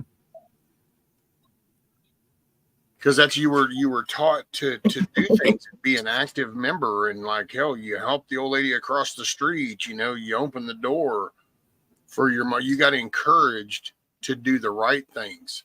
And then we got into this free range, and all the parents want to be friends instead of parents. And all of a sudden it's like, and I heard an interesting quote the other day, and I processed that, and I thought, man, that hits pretty hard. But it says you only spend a few years with your child and most of the years with your adult children. And I kind of Yeah. thought about that, and it was like, wow, you really, because you got up until about the first 16 years is your child relationship. And after that, it's grown shit. So Yes. it And just, it's for life. yeah. And it doesn't take long before it's just like with my kids. Hell, I've actually interacted with them, the oldest, more now as an adult than as a kid, because you got to crest that line. And I think, man, I don't know. Imagine. I only speak for myself, but I do realize I dropped the ball all along, and I should have focused on some things. And I just wish the next generation bringing up kids and raising kids would take a step back and realize that chasing money's not it. Success is not based off a material object. It's based off of your family and your home and your happiness. Yes. But yeah, Rescue, you can't blame yourself because, I mean, everyone was trying to survive. That's all we were doing. That's what we're doing right now, trying to survive. That sounds familiar. Yeah. But because it went so backwards and everyone could see it, I think is why, whoa, it's like, what is going on here? And of course, instantly you see, it just starts falling together when you see that it's the government and what falls under the government. It was easier to see all these corporations that are working for the government, and anything being funded by the government. Also, the schools, the hospitals, the whatever. But see, it's people. Every system has been corrupted. Well, and it's not, to me, it's not just government, though. It's people. Because, Yes. when you look at like Nancy Pelosi, you can say, yeah, but she's been in there for 40 years, but her staff hasn't. Her staff has been there changing in and out. And that's the ones that encourage things. I watch, there's some channels that are big channels that I get it. They're trying to promote good stuff, but it's like when the Andrew Tate dude, look at that dude, which I don't like him, but that Andrew Tate guy, he wants to try to tell how men need to be masculine again. Well, I get your message, but the way you're putting it is the wrong way. We need men to be men. You need to stand up and have fortitude and be a walking example. You need to lead by example. Yes. And matter of fact, that's one thing, that, Bonnie, I've said that damn near since I started this, but I'm still kids have road rage before they ever get a driver's license because that's all the shit they heard from the back seat. Yes. And so then how do you expect something different? It's kind of like the definition of insanity when you expect something different, but you do the same thing. Right. That's what I mean by waking up. I wish I had realized, because like I would tell my kids, hey, y'all need to try to save, but I never took into account of just how much shit was being laid out on the table for them to choose from, and that's what does it, and I've always said that you can do what you think is right, but the minute your kid walks out that door, your kid is being exposed to things that you won't ever have a clue about. Yep. You won't know how to counter it because you won't know that it ever happened. So it's really so important. And I think that's where the breaking of the two parents apart thing, see, there's where that's a critical part, because there's something to be, and I'm not being male chauvinistic, but there's something to be said about dad going to work and mom being at home, because those kids were at home and those kids learned love, and those kids learned, to listen to instruction, to do chores. They learned how to participate in their home, their family. It better be done when dad got home or else. Yeah. And you saw dad go to work, so you saw responsibility. Yes. You saw mom being a caretaker, so you saw compassion. You had examples that were actually living and breathing in front of you. Well, now you don't. Now you have parents that drop kids off at babysitters because they're going to go hang out at the club. Well, what are you teaching the kid? Family's not the big important. Just find a babysitter. You just need to find a way to take care of the kid. And it's like, ooh, that just drives me. Every time I hear somebody go, well, I don't know, what are we going to do with the kid? It's like you just want to just go over there and go, wham, that's what you can do with the kid. How's that? Right. What do you do with the kid? It's your kid. It's 24/7, baby. That's the way that shit works. Well, that's why I love having my granddaughter. She's because I can teach her. I feel bad for my daughter. They're married. They're both working 10 to 15 hours a day just to make it because rent is like $2,000 a month here. But it's just so I help. And it helps me too though. I mean, taking care of she just turned 6-year-old. It keeps me moving and it I keeps was me active. very impressed with Trump when he said, "Hey, we got to drive down this rent because even just a lot rent here is costing me $560 a month. That's a lot considering it's just for a spot, you know." And Trump was saying that, you know, we got to drive this back down, get Americans, you know, this ain't cool. This inflation crap's got to go. We got to drive down this rent. You got to be able to afford your groceries. And the only way we're going to be able to do this, drill, baby, drill. So, And I loved his new income tax thing. He's talking about getting rid of the income tax and just going back to what we used to do. Most people might have forgot about some of our cool history, but we used to not tax the damn citizens out of their pay. We used to charge the countries that wanted to sell their shit here tariffs, and we made money off of that. Yes. And Homeboy's ready to bring back the tariffs and cut out the income tax. Heck yeah. Yep. Well, to me, it's just too much riding on one guy. I see a perfect recipe for disaster right around the corner. That's a myth, Carl. That's a myth. That's part of the media myth because it's Trump as the presidential candidate. But you would have to look up project2025.org to see that the Heritage Foundation and the whole conservative group has been behind this from the beginning, that if he gets in, they're ready for a whole new level of administration. Like secretaries, receptionists, everybody is going to be already vetted. That's what it needs. It needs plus. Everything this current administration does is not good for us. You know, they've been doing that to us for years. Everything they do is helping destroy us, you know, so it needs to happen.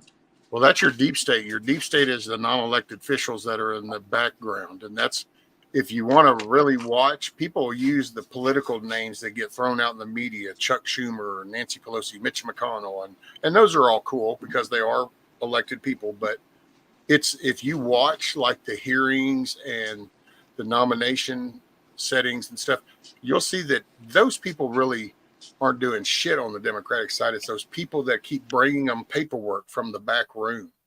And then they're sitting there with a blank stare until they're handed that document. And then they look and they just start reading what's on that paper. And there's where your shit's coming out of, is out of that room back in there where they do that back room shit. See a perfect trigger event right around the corner. All right. By the time November comes, right before, during, or after, one side or the other is going to flip out. Something's going to go down. This feels like we're just like building up to a moment to me. Oh, no matter which way this goes, shit's hitting the fan because you just got, it's just the way it is. You have two opposing people that go, we want life this way. And these people are going, no, we want life this way. And they're meeting in November and somebody's coming out of there unhappy. So. And the Americans want it this way. Yeah. And none of them are meeting up with what the American people want. That's the whole problem. I remember when I went and voted for Trump, everybody said, oh, nobody's going to vote. Do you know us, all the people, the Muslims, everybody came together at that voting poll here in Oklahoma. It was people wrapped around the building. And I sat there in my wheelchair proudly to wait to vote. And it was such a good, beautiful thing to see all these people from different cultures come together for the one same interest. And that was saving America. Yes. And it was amazing. And when he won, I mean, it changed everything. And then, you know, people, though, they're always going to bitch and moan about who's in there because there's always going to be something that a political figure does that we don't like. You can't control that. But you know what? Look at the whole. What did happen? Americans were protected because we started building a border so that these people and it ain't even about Mexico. It's all over the world, people coming in, not just Mexico. It's all kinds. and we don't even know who these people are. And Oh, coming you across the know, borders over 167 different countries. yeah. Yeah. And so we were doing something good. We're bringing back work, real, you know, here Oh, we have dude. right to work. They can Remember get when rid of you at any everybody time. freaked out over his aluminum tariff from China, and it's like, oh my God, what are you doing? And it's like, what? No, it's time for them to pay their fair share. Yeah. But oh my Well- God, you're going to cripple everything. And then what they do? They were like, well, we're fine here. Hey, Joe And then- got in there and he fixed the deal with China. So if I buy something for China, which I won't ever, unless it's already in the United States, I'll sell it. However, I will not buy from China. But what he did is, if as a reseller, wholesaler, if you were to buy from China, you'd pay a butt ton and for it to be shipped over here. The reason why they offer free shipping from China to here is because they lowered the price on the price that they have to pay to bring it over here to encourage growth, right? Well, here's the deal. And then it says you can return it. Well, it's going to cost you $120 to return it. So what does an American do? They don't return it. So, you know, quit buying that crap. But they cut that deal for China. And they're like, what about us Americans? My shipping goes up constantly. It fluctuates because that's a government thing. That's what they do. Stamps go up, price of shipping goes up. Yes. And it's like, it's killing the American people. So why is China What are able to... what are Chi-Chi's and how much do those cost? I thought that was a restaurant. I like Chi-Chi's. I think it is a restaurant, but I don't think they're open anymore, are they? Well, I shipping's don't going know. up because it's like everything else. The economy, with all the rates, everything's going to go up. Hell, UPS just got through laying off. What was it, 1,000? I think 1,000 drivers. UPS just got rid of. I thought Chi-Chi's were your chest. I'm eating brisket, Am I wrong? not Mexican. See, every time I get on a live stream, somebody's talking about food. So I always arm myself with meat. Meet me in the middle. That's good. There you go. I know sometimes here on YouTube, there's this channel called CNN. I think it's like 13, but it's not. They constantly play Trump anywhere Trump has went. And I go in there and give hearts just to piss them off. And then they're all like saying this crazy crap. And then you have the Trump supporters. And it's like, I just sit there and giggle because it's like, he's going to win. I mean, Hey, Blackbird. he's going to win. I am not buying any of those anyways. I was right. It's chest. Oh, okay. That's what I thought I they thought- used to be called. Chi-Chi's, Tatas. All Carl could think about was enchiladas. Chimichangas now. That would be a food.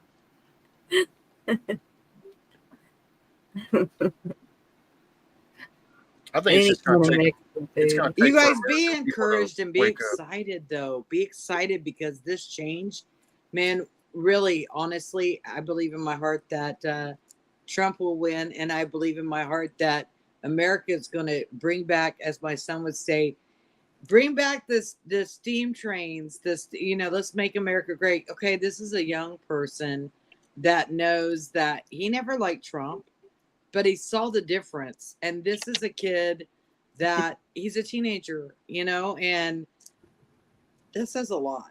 That says a lot. And so let's make America great again. Let's give people back I their sat there. life. I saw a thing where old Taylor Swift, apparently at her concerts, she sets up voter registration at her concerts to get the youth to sign up. And that's Wow. there. And she was chanting. I saw this little recording. She chants like down with the patriarch or something. That's their anti-Trump kind of thing, because they're trying to portray him's going to come in to be a dictator. So. Oh, I thought she was like encouraging change for America for the better. Oh, not no, she's so continuing anti-Trump. The administration we're in Wow. right now is handicapping America. It is not helping America. It's just, I don't know. Why did Trump send out stimuluses and this administration sent out nothing for nobody? I mean, really, they want to talk crap about Trump, but he's the one that sent you guys stimuluses. The only thing I've seen Biden do is send it to Ukraine. So there goes your stimulus. Well, actually, the Ukraine administration gets benefits Oh, yeah. given Oh, yeah. American taxpayer dollars. Go figure on that one. Craziness. But see, this is that it looks so bad that I think people go all is lost, and instead of going, no, what needs to happen is now you need to pay attention to your representative, who's representing your area. But see, that's part of that community breakup. People move, everything's international now. There's no roots anywhere, so people don't realize, they've lost sight of where you live has a district. You have a representative. You can actually change things. Me and D-Dog talked about this. There's a town up north, I forgot what state it was in. That township, when they saw how everything was going, they went in there and fired everybody. They cleared the house and said, oh no, we're tired of this shit. That was Well, that's the same like what Turning Guns is saying right there. There's an old saying, you can't vote out communism. And that's pretty much, I agree with what Turning Guns, that's what I mean. Something's going to happen. So you're right. You can't vote it out, but we're not communist yet. See, that's no, but we're going to use the same machines and the same rules, and we're going to do it all over again. Where do you get that from, Carl? In all honesty, how do you know that to be a fact? Because see, I'm only asking this because I know for a fact. Well, because I've seen them fighting to remove the machines, but I don't see it. With it. So I just recently seen concern over the Dominion machines again.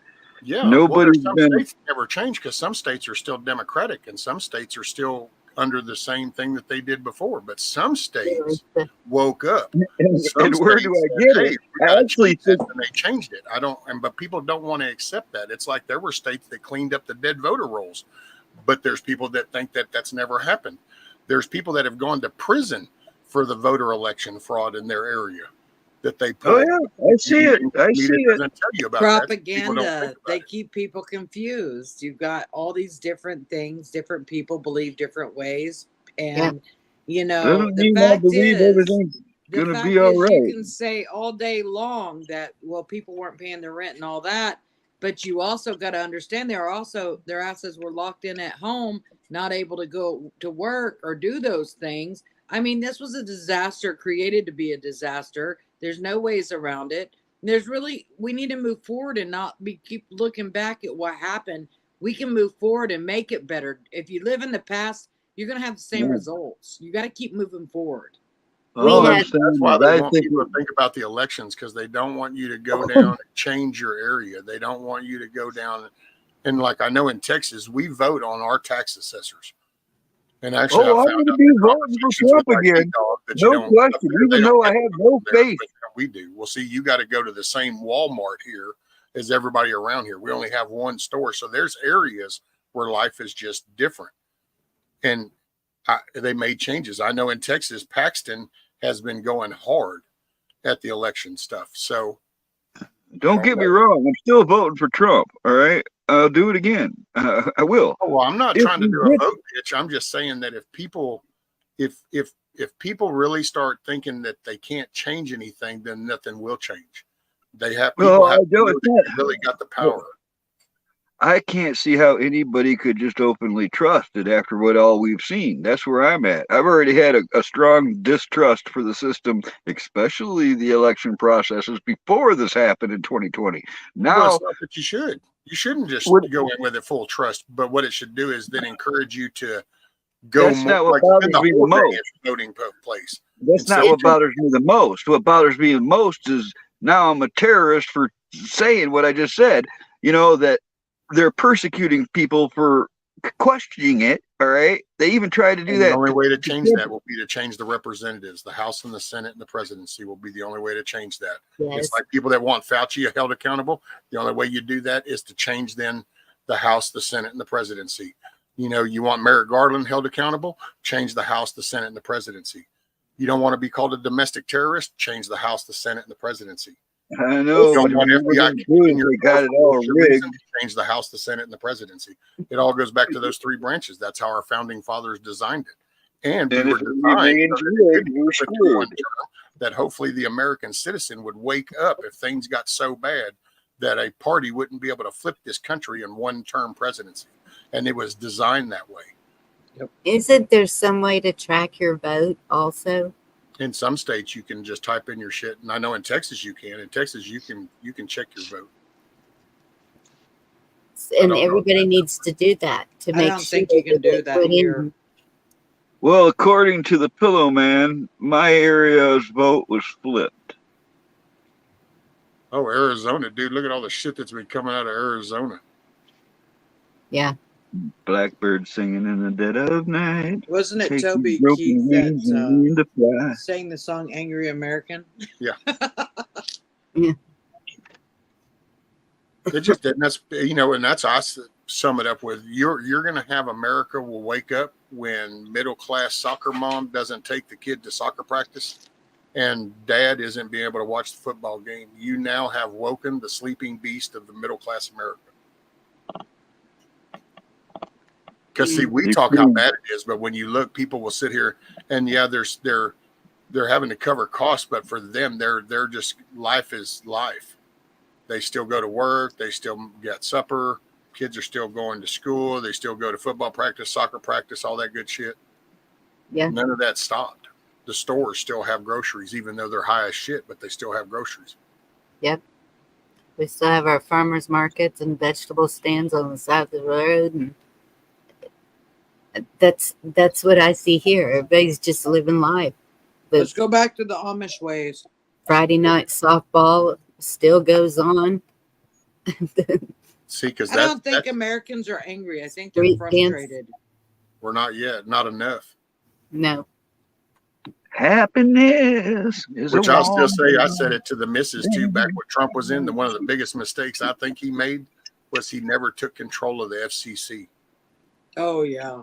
Oh, yeah. And then that's what allowed the media to go stupid. I don't know. If he had a lockdown on the FCC, then that would have stopped a bunch of this bullshit broadcasting. Nip it in the bud. Yeah. But it's a lesson learned. That's why it was so funny, because people are like, they'll tell you that one guy can't fix it, but yet then they're going to blame everything on one guy. Yeah. And didn't that seem kind of ironic when it's like, well, one guy is not going to fix this, but Trump did this. It's like, well, wait a minute. I thought it wasn't about the one guy. Well, it's the same with Biden. Everybody blames Biden for everything. That dude doesn't even know what day it is. Yeah. He can't even walk across the stage. There's no way he's making any decisions about anything. Matter of fact, that's your Adderall advertisement right there. Yeah. The first 20 minutes of his speech, there's Adderall. And then you can watch what happens, the side effects when it wears off. Here we go. What ailment is Adderall for? It is, see, that's a good question, because I've only known one person. Attention deficit. Yeah, it's supposed to give you focus. It makes people high. Basically, so they can perform. A lot of people use it. Doctors will prescribe it to college students before they take tests, so that they're able to retain the information, yada, yada, yada. So we can mentally tell our kids that you have to take some kind of medication in order to achieve this, because you don't have the power yourself to actually slow down, focus on this, and achieve this. Instead, we're going to give you medicine to do it. Yep, and because you're too busy playing your games, going to your dances, going to your parties, doing the fancy things. Instead of studying like a normal person, you're cramming, and your parents already paid tons of money for your college. And if you flunk, you're screwed. See, that's one of those things. The other is one of those examples when I talk about people. It's not always the evil, bad corporate system. Look at college. I'm sorry. I remember when it was just a running joke that you'd go to college and you're going to some beer frat party or some shit at college. That was just a running joke. Oh, you drink a lot at college. It just became a thing that you said. Well, now we're standing around and we watch the shit that goes down, and it's like we're shocked. And it's like, well, I don't know. What did you think was going to happen when you opened Pandora's box? We never put anything in check. And that's where I take up my accountability with my kids. Not that they went to college and did that, but I never even thought about that back then, because I kind of joined in with the rest. You'd see some shit and you'd go, oh, damn, check it out. You go to college and get drunk, you know, and you just kind of shrugged it off. It was just, you didn't really take it serious. And then now here we are, and you see GMA. Hey, let's talk about what Bush did. I'm actually kin to Bush, so let's talk about what Bush did. Let's talk about how he passed after. If you haven't been employed for 5 years, you lose your retirement. Now, which Bush? Are you talking about the Bush that set up the assassination of JFK, or are you talking about the Bush that allowed the towers to come down?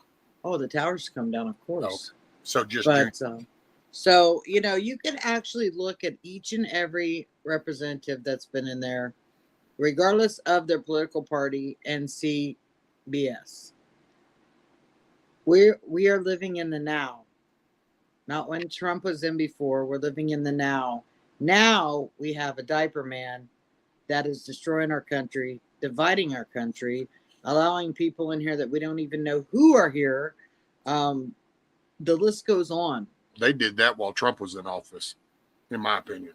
That's that whole orange man. They allowed the BLM, Antifa, you know. So right now at this place, let's peaceful protest, even though you just knocked this business owner upside the head with a brick and you're torching his family-owned business. But hey, call it peaceful.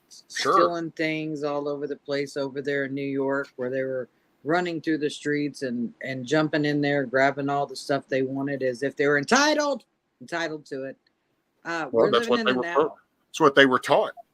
They were programmed. And see, to me, I think it was an intentional setup for J6, because you basically told society, if you're not happy with something, then you just need to scream loud and you can do this. Because look, you saw it go down. And so when they stole the election and then J6 goes down, everybody shows up and it's like, this is what we were hoping for. Now we can paint this picture. And they flipped to the next chapter. Now we all became domestic terrorists. Yep. No, we love our country. And we love God. And this country was built on God, guns, and gravy. Yeah. And I'm a Republican. I'll say it. I don't care who likes it, who doesn't. This country is a republic. I live in the Republic of Texas. So my state is a republic, and I'm a Republican. Now, is my party solid? Hell no. Apparently, they've corrupted the dog shit out of it. But that doesn't mean that the Texas is not the great republic state of Texas. Well, I have been a Democrat. I have been a Republican. I have been now I'll tell you, my dad was the first one, rest in peace, that he wanted me to be a Democrat because at that time the world was so terrible and he wanted Clinton in there. Well, so I just turned 18, signed up, went down there and vote because daddy asked me to. And so, money was real good then, but look at all the shit that went with that, you guys. Really? You remember? I know you remember. But all I remember is the oral office. You remember Monica Lewinsky. It was, and look at all the stuff we used to, life was simple, man. Kids would go out and find sticks to play guns with and stuff. People would go out to the beach and entertain themselves with actual physical activity. And then technology came along and all of a sudden complacency. And then it's always the ease. Hey, look, get a microwave. Oh, that's back in the 60s. Get a microwave. It'll make making supper a little bit easier. Oh, well, that sounds cool. Well, now you look and people just pop meals in. You got kids that just pop meals in a microwave for supper. That didn't end up so well. All these things, we come up with these ease of use. Uber. Now people literally have people going and getting their groceries for them. Well, I do that. But what you're saying is we have basically put ourselves in this situation. Oh, yeah. I'm aware of that. It's good for people like me that can't get out, that don't get out all the time. However, for those people that actually can, it's like, why? I would so take your life in a minute and be able to walk, be able to run, be able to. Instead, you're sitting at home and playing video games or whatever. And it's like, life is beautiful. Enjoy it. Why are you not doing the things you could be doing? Yeah, people that sit around and have supper and all they do is stare at their phone. You can even watch videos of one thing, but if you look in the background, you'll watch these people at a restaurant and there's 4 people at a table and they're all staring at their phone. And yeah, what? Nobody has dinner together anymore. I think people take everything for granted, or a lot of things for granted. That family is going to be there. And so as we get older, we realize, wow, things happen and they're not always going to be there.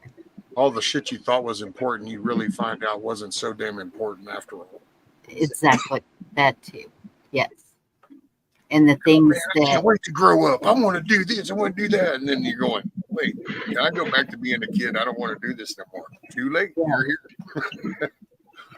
That's what I told my daughter. Take your time because you have your whole life to work and do all those things. Because once you get on the perpetual wheel, you're going to be there. Yeah. Getting families back at the dining room table and having the talks.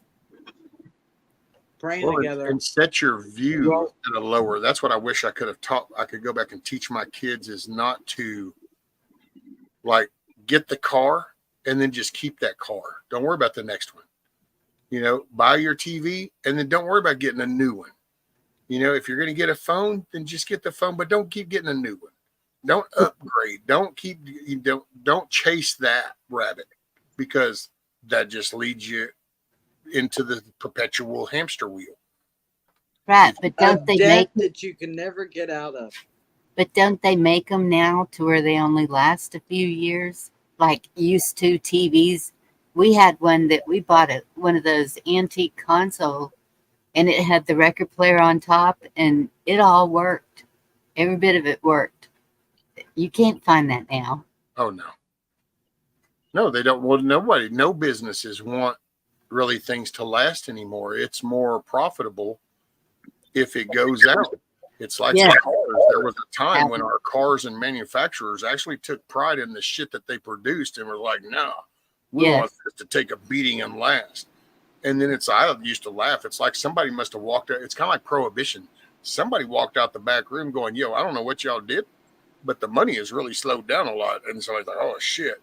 All of a sudden, we don't want to make the vehicles so Same durable. thing We with don't want to make this. washing machines and refrigerators.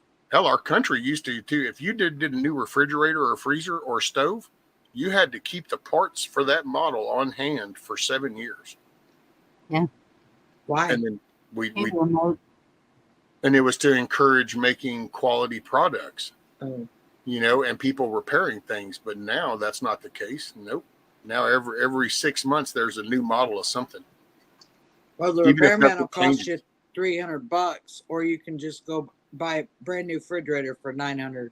I mean, so if the repair guy goes to fix it and he don't fix it, it costs more to have him come. So what are you going to do? Well, you're just going to go buy a new one, and they love that.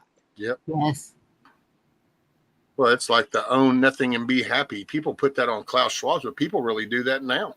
Yeah. They rent. They not too far from that. They borrow.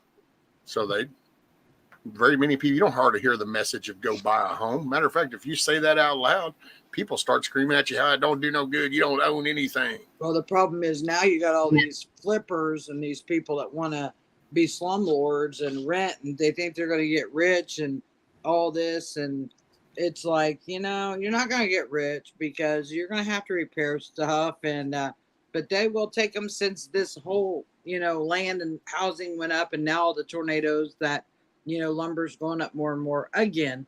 So basically, it's, I don't know. It almost just really seems like to me that it was planned. Well, it's technology. It's as things, it's kind of like you take cars and motors. There was a time when people laughed at cars and still stayed in their horse and buggy, and they would look at them funny. When you think, there was a time when they would see this weird car and go, what? Whatever. But then everybody started to get one. It's like the guy that was pulling that plow behind the mules. When that dude showed up with that tractor to go, you don't have to feed them mules and have to keep doing all that. You can just get right here and sit. They're like, what? All of a sudden that was ease of use. Well, this will make it faster. I can do this better. I can do this more. But then there was so much technology came about. Now they have remote controls. They don't even have to go out there to it. They just run it from a controller. Oh yeah, automated. Hell, you can just GPS program them. Yep. I mean, and when you look, it's across the board. It's everything. We used to all make fun of Vegas was the city that never slept. Now it's the whole damn country. Hi, Roy. I blame that on Ted Turner, that prick. He decided to show that kid in the damn mine hole that was buried and decided, you know what? We're just going 24/7 with this. And all of a sudden, stop cutting the TV off at night. It sounded convenient. Yeah. And let them sleep to it so that they have that noise or whatever. I still this do will give that. something the night shift. The night shift can, and now all of a sudden, what do we got? We got 24/7. We don't have a night shift. We literally have a whole night society. Yeah, well, that's me. I was graveyard for so many years. I think my body, now I've got better, but However, my nights, I still don't sleep a full night. Yeah. Yeah, but it's just the ease of use of everything. It's writing tablets. Now kids don't even write cursive. They don't even print. They don't use a pencil. You know, so it's like, and well, when we first introduced this tablet, we said, hey, wow, look, this is going to be so much easier. And look, oh, yeah, let's do that. But when you look at the byproduct of it, you go, well, that was a pretty stupid idea. We've dumbed them down by doing that. So I think I like everything off when I sleep. I like to hear what's going on. I don't like to be in the dark when I sleep because at night I am the guard.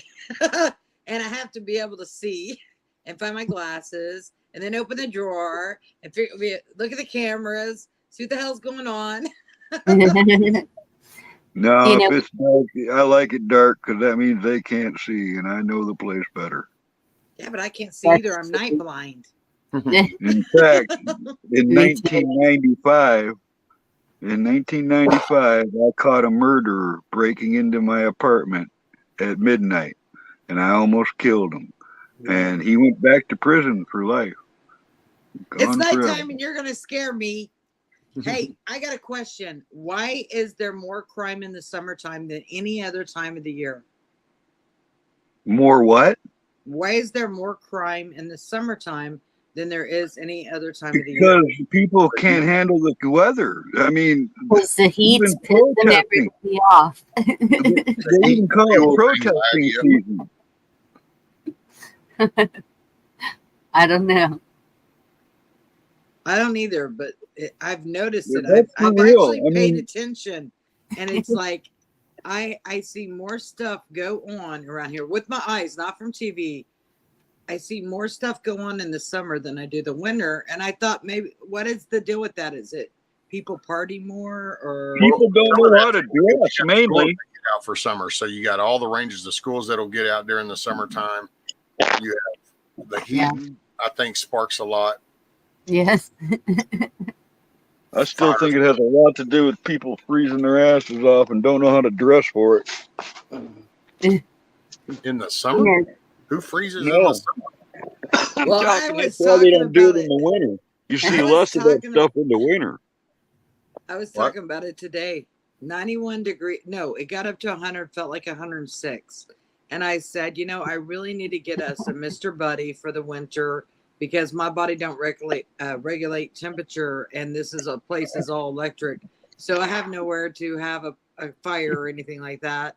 And so then I was like, you know, then I need to, what if I can't take the heat? I can, but it wouldn't be good. I'd probably stroke out if I was in it too long. So it's like, okay, well, this is all electric. What if the electric, because you know how hot a 10 box gets. This isn't 10, but it's still a box. And it was like, you know, back when I had my property, if it was too hot, I would go sit under a pecan tree. Well, there's no pecan trees to sit under here. So what would you do if the grid went down? Of course, I wouldn't be able to use my sleep apnea machine because, well, it's electric too. So then I put in my brain, I added it to my list that I need to get some sort of a solar system to be able to have electric. And because I have no family, guys. So they got to understand, you guys that have cousins, uncles, brothers, sisters, I ain't got shit. I got my kids. Well, I might understand some of that. I don't have any family at all. I got very few living friends left, and I haven't lived inside of a building in 4 years. All right, I live outdoors all the time. Have for a long time. Everybody here, but you probably knows that. But yeah, I'm already off grid, kind of. All right, I don't live like a normal person does. That's for sure. Well, there's something that's telling me the grid is what we need to be worrying about because, you know, they're saying all these electric cars. And I tell this one dude, look, the system that we're currently on right now cannot handle any more overload.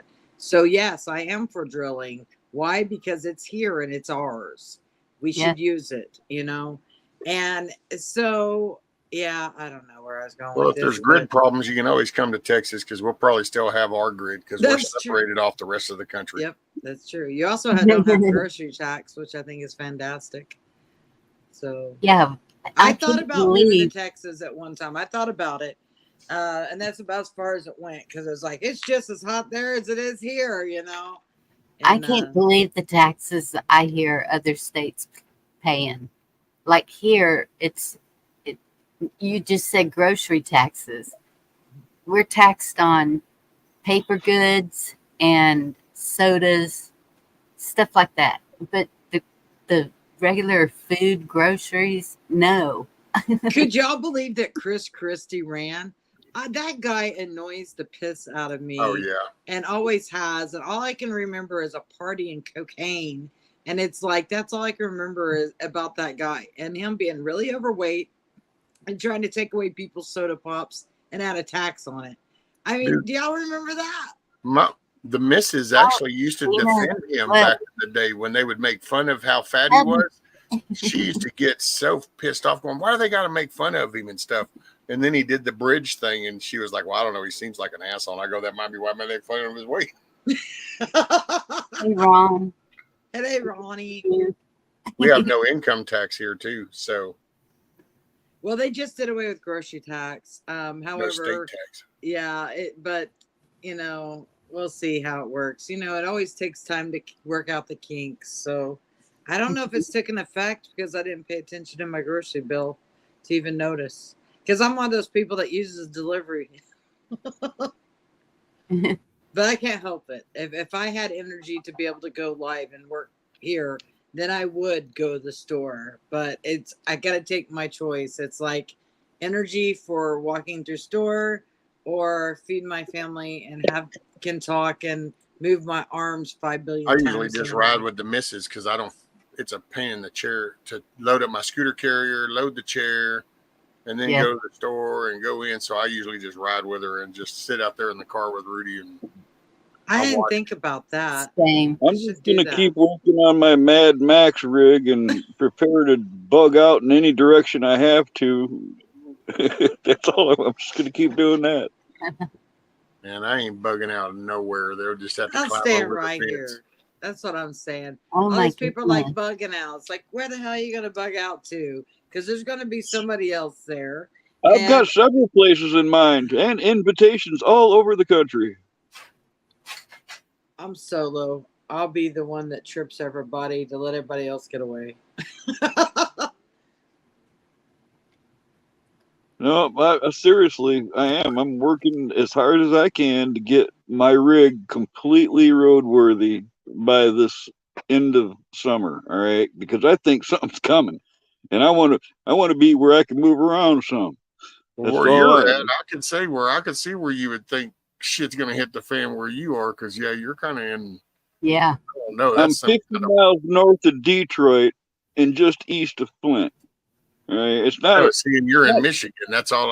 That's it's Michigan. Yeah. It's like it's definitely hostile territory, or it already is. So it's kind of like the new eastern version of California. Yep.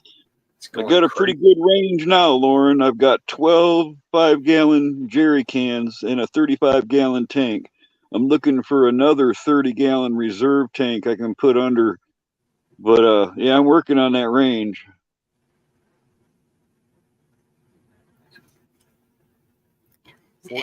Everyone should have at least 3 alternate locations if need be. I kind of always had that. I only got one. I got this one.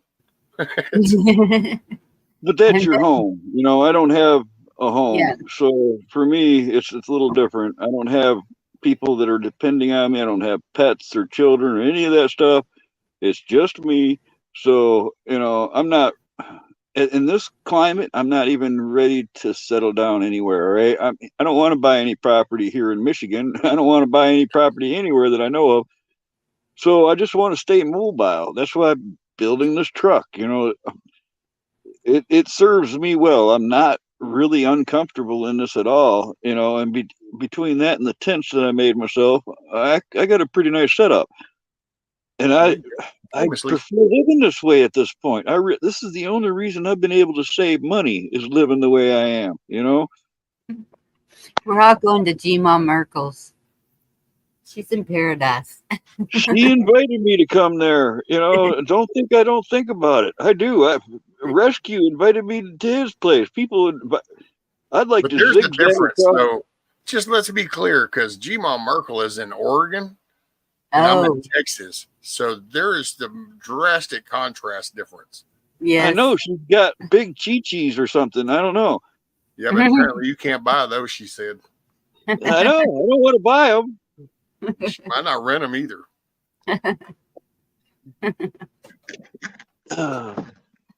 All I'm saying is, you know, I don't have a land.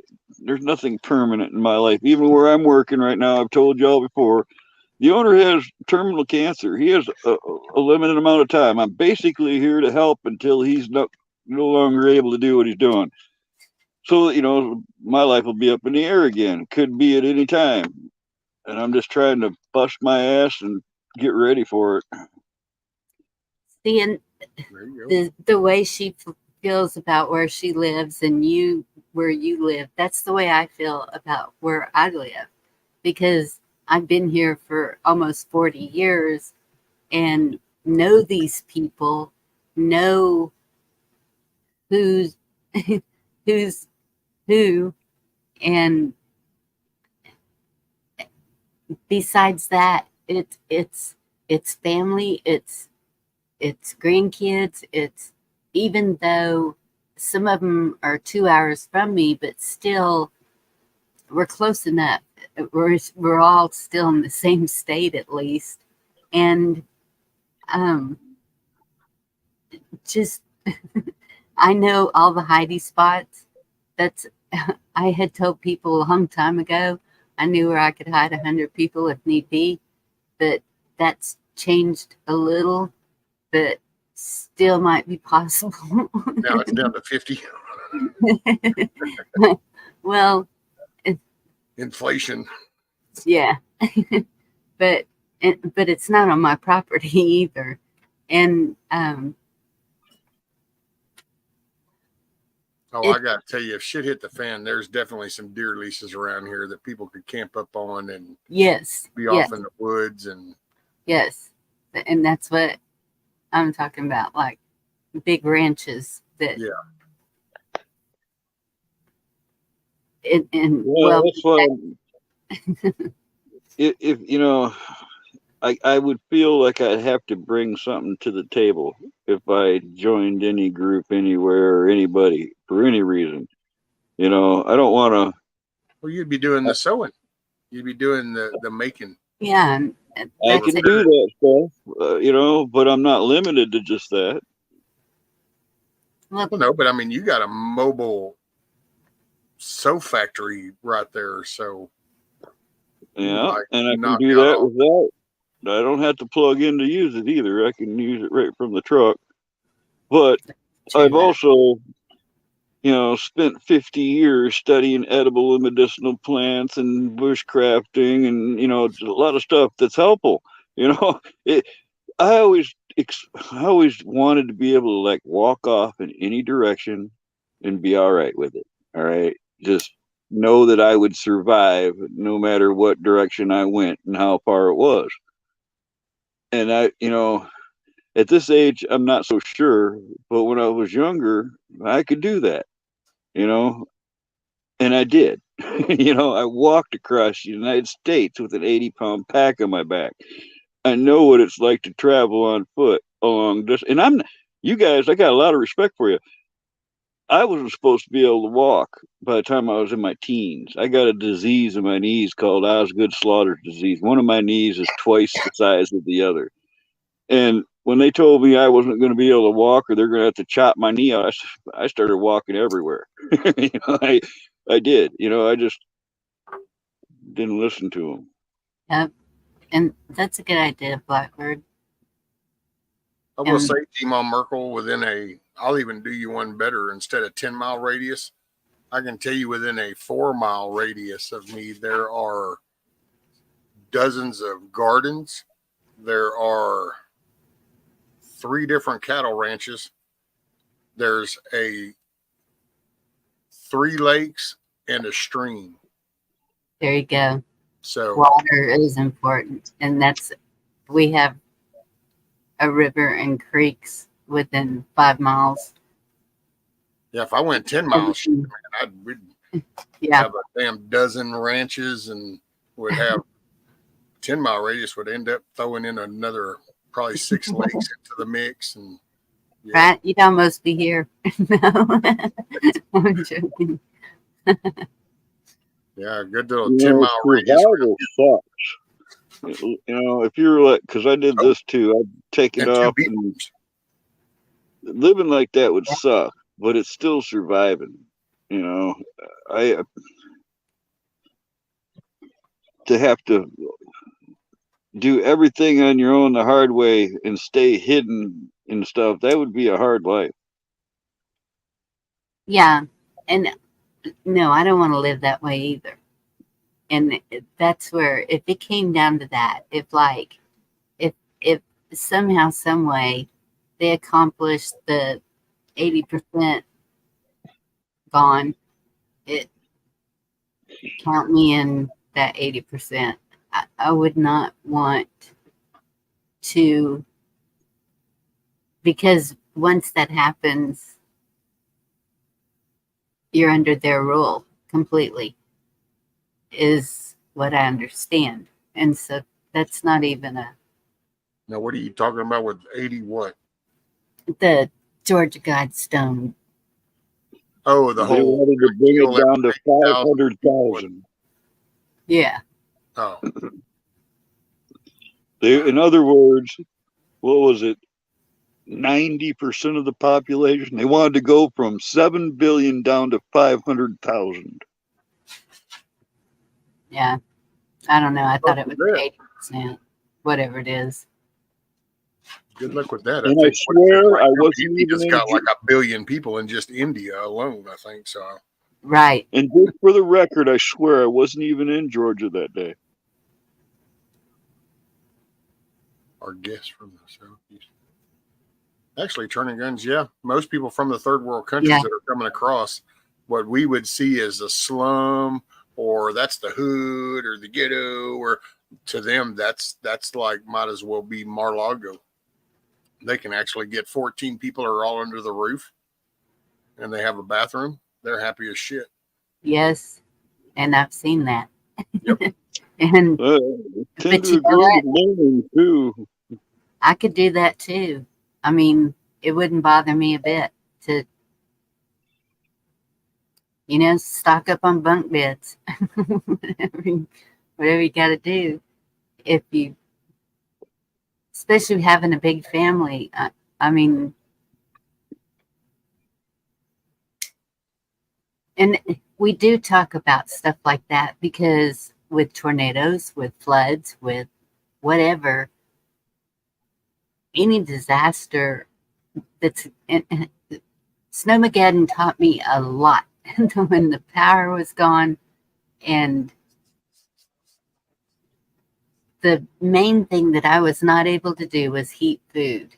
Now I can heat a lot of food. I can cook food. I can this and I have learned all this through all y'all.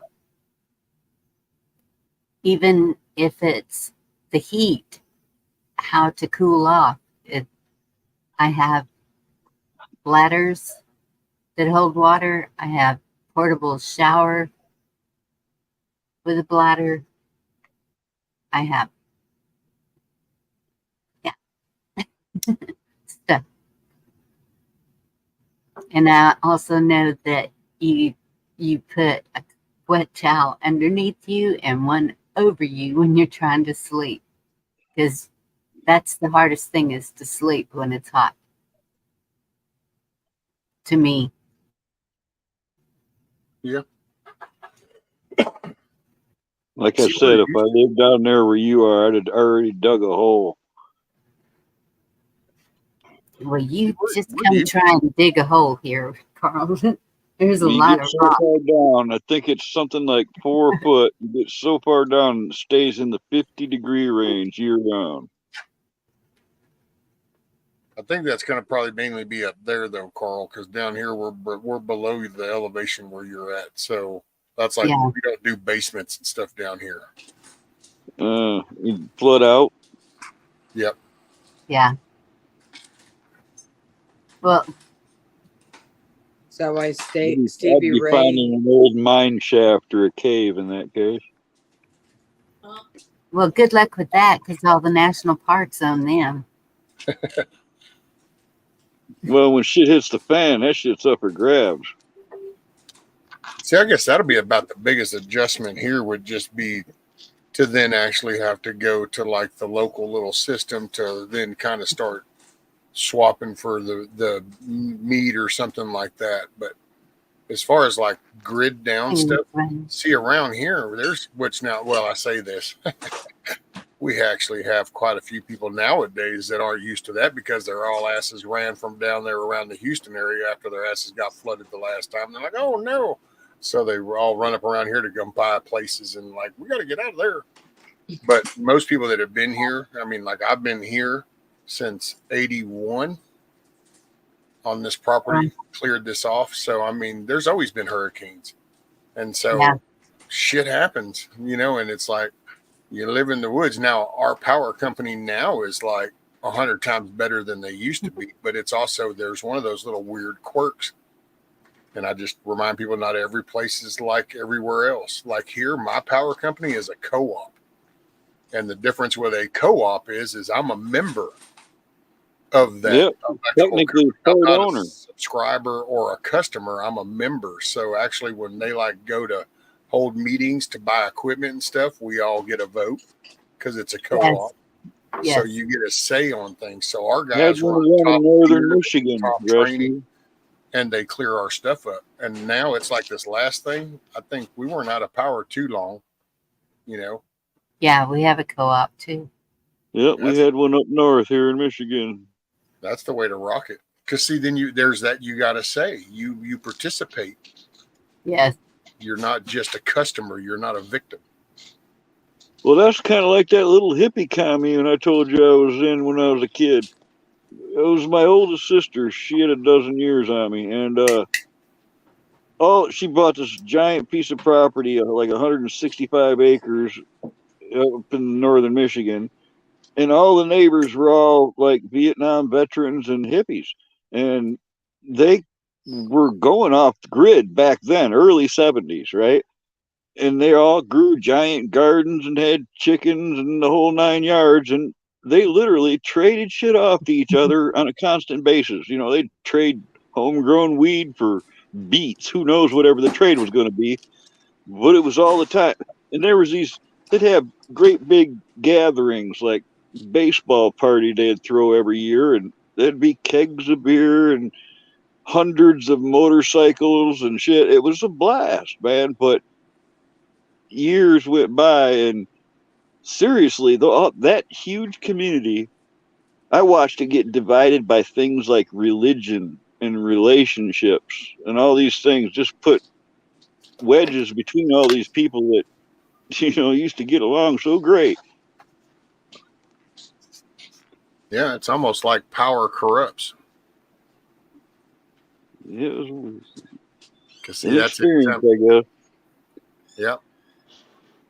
Dang, I'm not a managing moderator. If I was a managing moderator, kiss off over on Bonnie's, then I might have just timed you out. But just because I know you just look for it. She does. She even said she was going to tell you. What'd she say? That she was going to tell you. I don't know how it feels to be timed out. I kind of do. My internet will just go, and I'm in. She makes it a point. It's a badge of honor for her. She tries to get me to time her out all the time. Yep. 32 pots of fucking beets. The best way to have beets is to take them and pour them right into the compost pile. What? I don't like those things at all. There's what are beets are actually really good for something. Is it your artery? Kidneys. Yeah. They're awful. They are blood cleanser. There you go. That's okay. I've survived this long without them. Pickled beets. I Man, like that's one of them pickled things. beets. I used to Yeah, love them. I can eat beets, and every time I eat beets, I don't know, my mom comes to mind, and it was just one of them things you had to eat at holidays because the shit was sliced up and it's on the plate, and you'll eat it because that's just the way it is. And it was like, okay, so now we will pull beets out, and I just eat them out of habit. It's like, whatever, I don't care anymore. What about turnips? I used to love turnips. I ate turnips. I love greens, turnip greens. Yes, I love mixed greens, turnip greens, collard greens, spinach, cabbage. That Although sounds like a lot of stuff my food eats. we were actually questioned. I wasn't sure because I was like, see, I'm not supposed to eat celery and lettuce, and I didn't know this, but apparently lettuce is a strand style leaf. So as you I got tricked into a kale smoothie like once. a bread, and they talked about it can get wrapped up. But I always wondered, I didn't know if mustard greens and collard greens were the same thing as like a lettuce. Because those actually have nutrients. When you think about it, lettuce just has water in it. That's all that shit really has. It's just, if it's leaf lettuce, did you know that it has like 560% vitamin A in it? no.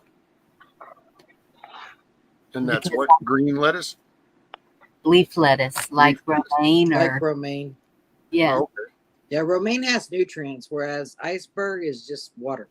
Yeah. You might get some psyllium if there's some dirt in it, but that's about the only way you're going to get anything. What's up, Virginia? And because I was vitamin A deficient, and that's what was wrong with my eyes. When I was looking up vitamin A, that's what came up was the green leaf lettuce, like romaine, or I think even kale was mentioned. But 560%, that's a lot. And Lisa, I loved North Carolina. It could still happen. You never know. I'm getting ahead of the game here. I just got to save a little longer. That. Darn it. So iceberg and celery are negative calories. Cost your body more to burn them than they provide nutrition. I knew it. See, And right there. Celery. Right there. Now she gave me ammunition. I knew it. It was all a trap. Oh, well, wait, here, let me read the second part before you get too excited, Carl, because she says, yes, Bonnie, dark leaf greens are good. Yes. And I love spinach. Carl, you seem like a spinach person. You look like Popeye. Carl's like, I was going to say, now you're judging me by my forearms? Yes.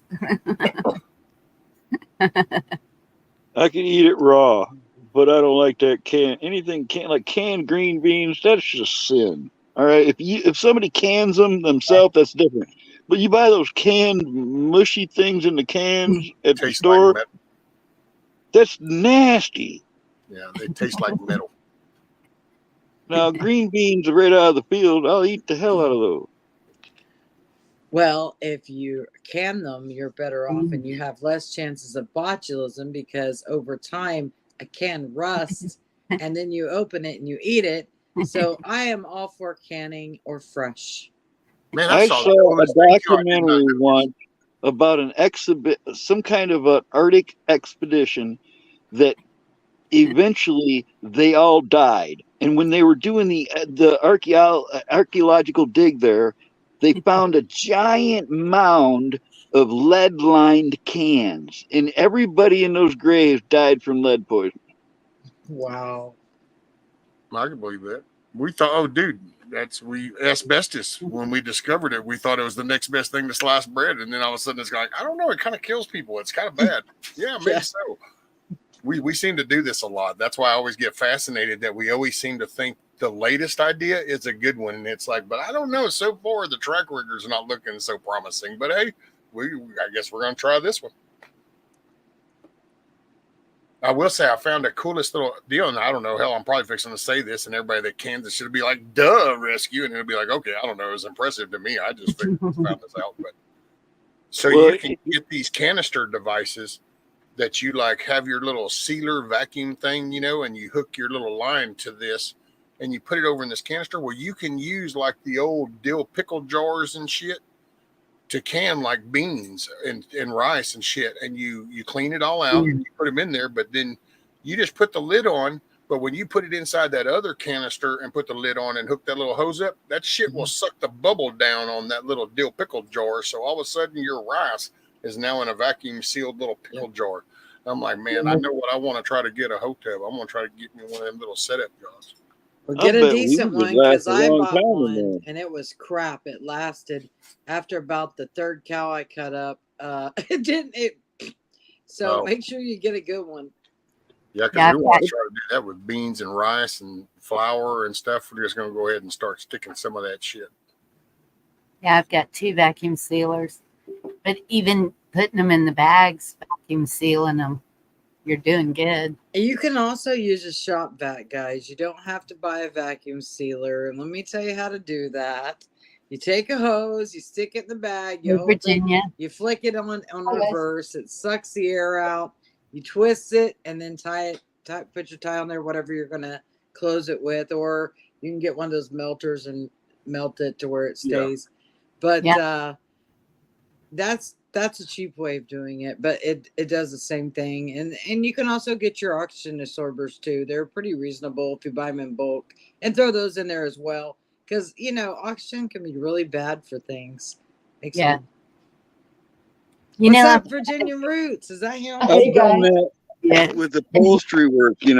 I've taken like a van load worth of foam cushions and used garbage bags and got them so small and flat I was able to fit them into an economy car. That's awesome. What's up, Virginia? Hey, y'all, you're making me think of that infomercial where they had, I think it was called Space Bags, where it's basically reverse vacuuming air out of bags to pile up your closet blankets real slick. Shit. I didn't think about that, G-Ma Merkel. Yeah, I guess that damn little brake bleeder, that'd do the same thing. Yep. I'm a little leery to use the oxygen absorbers. Why? Because I don't know how good they work, but I'm just thinking, once you open that bag of oxygen absorbers, they're not individually wrapped, are they? No. Nope. Yeah, and so you got all these oxygen absorbers sitting there. Are they sucking the oxygen out of the room? I don't know.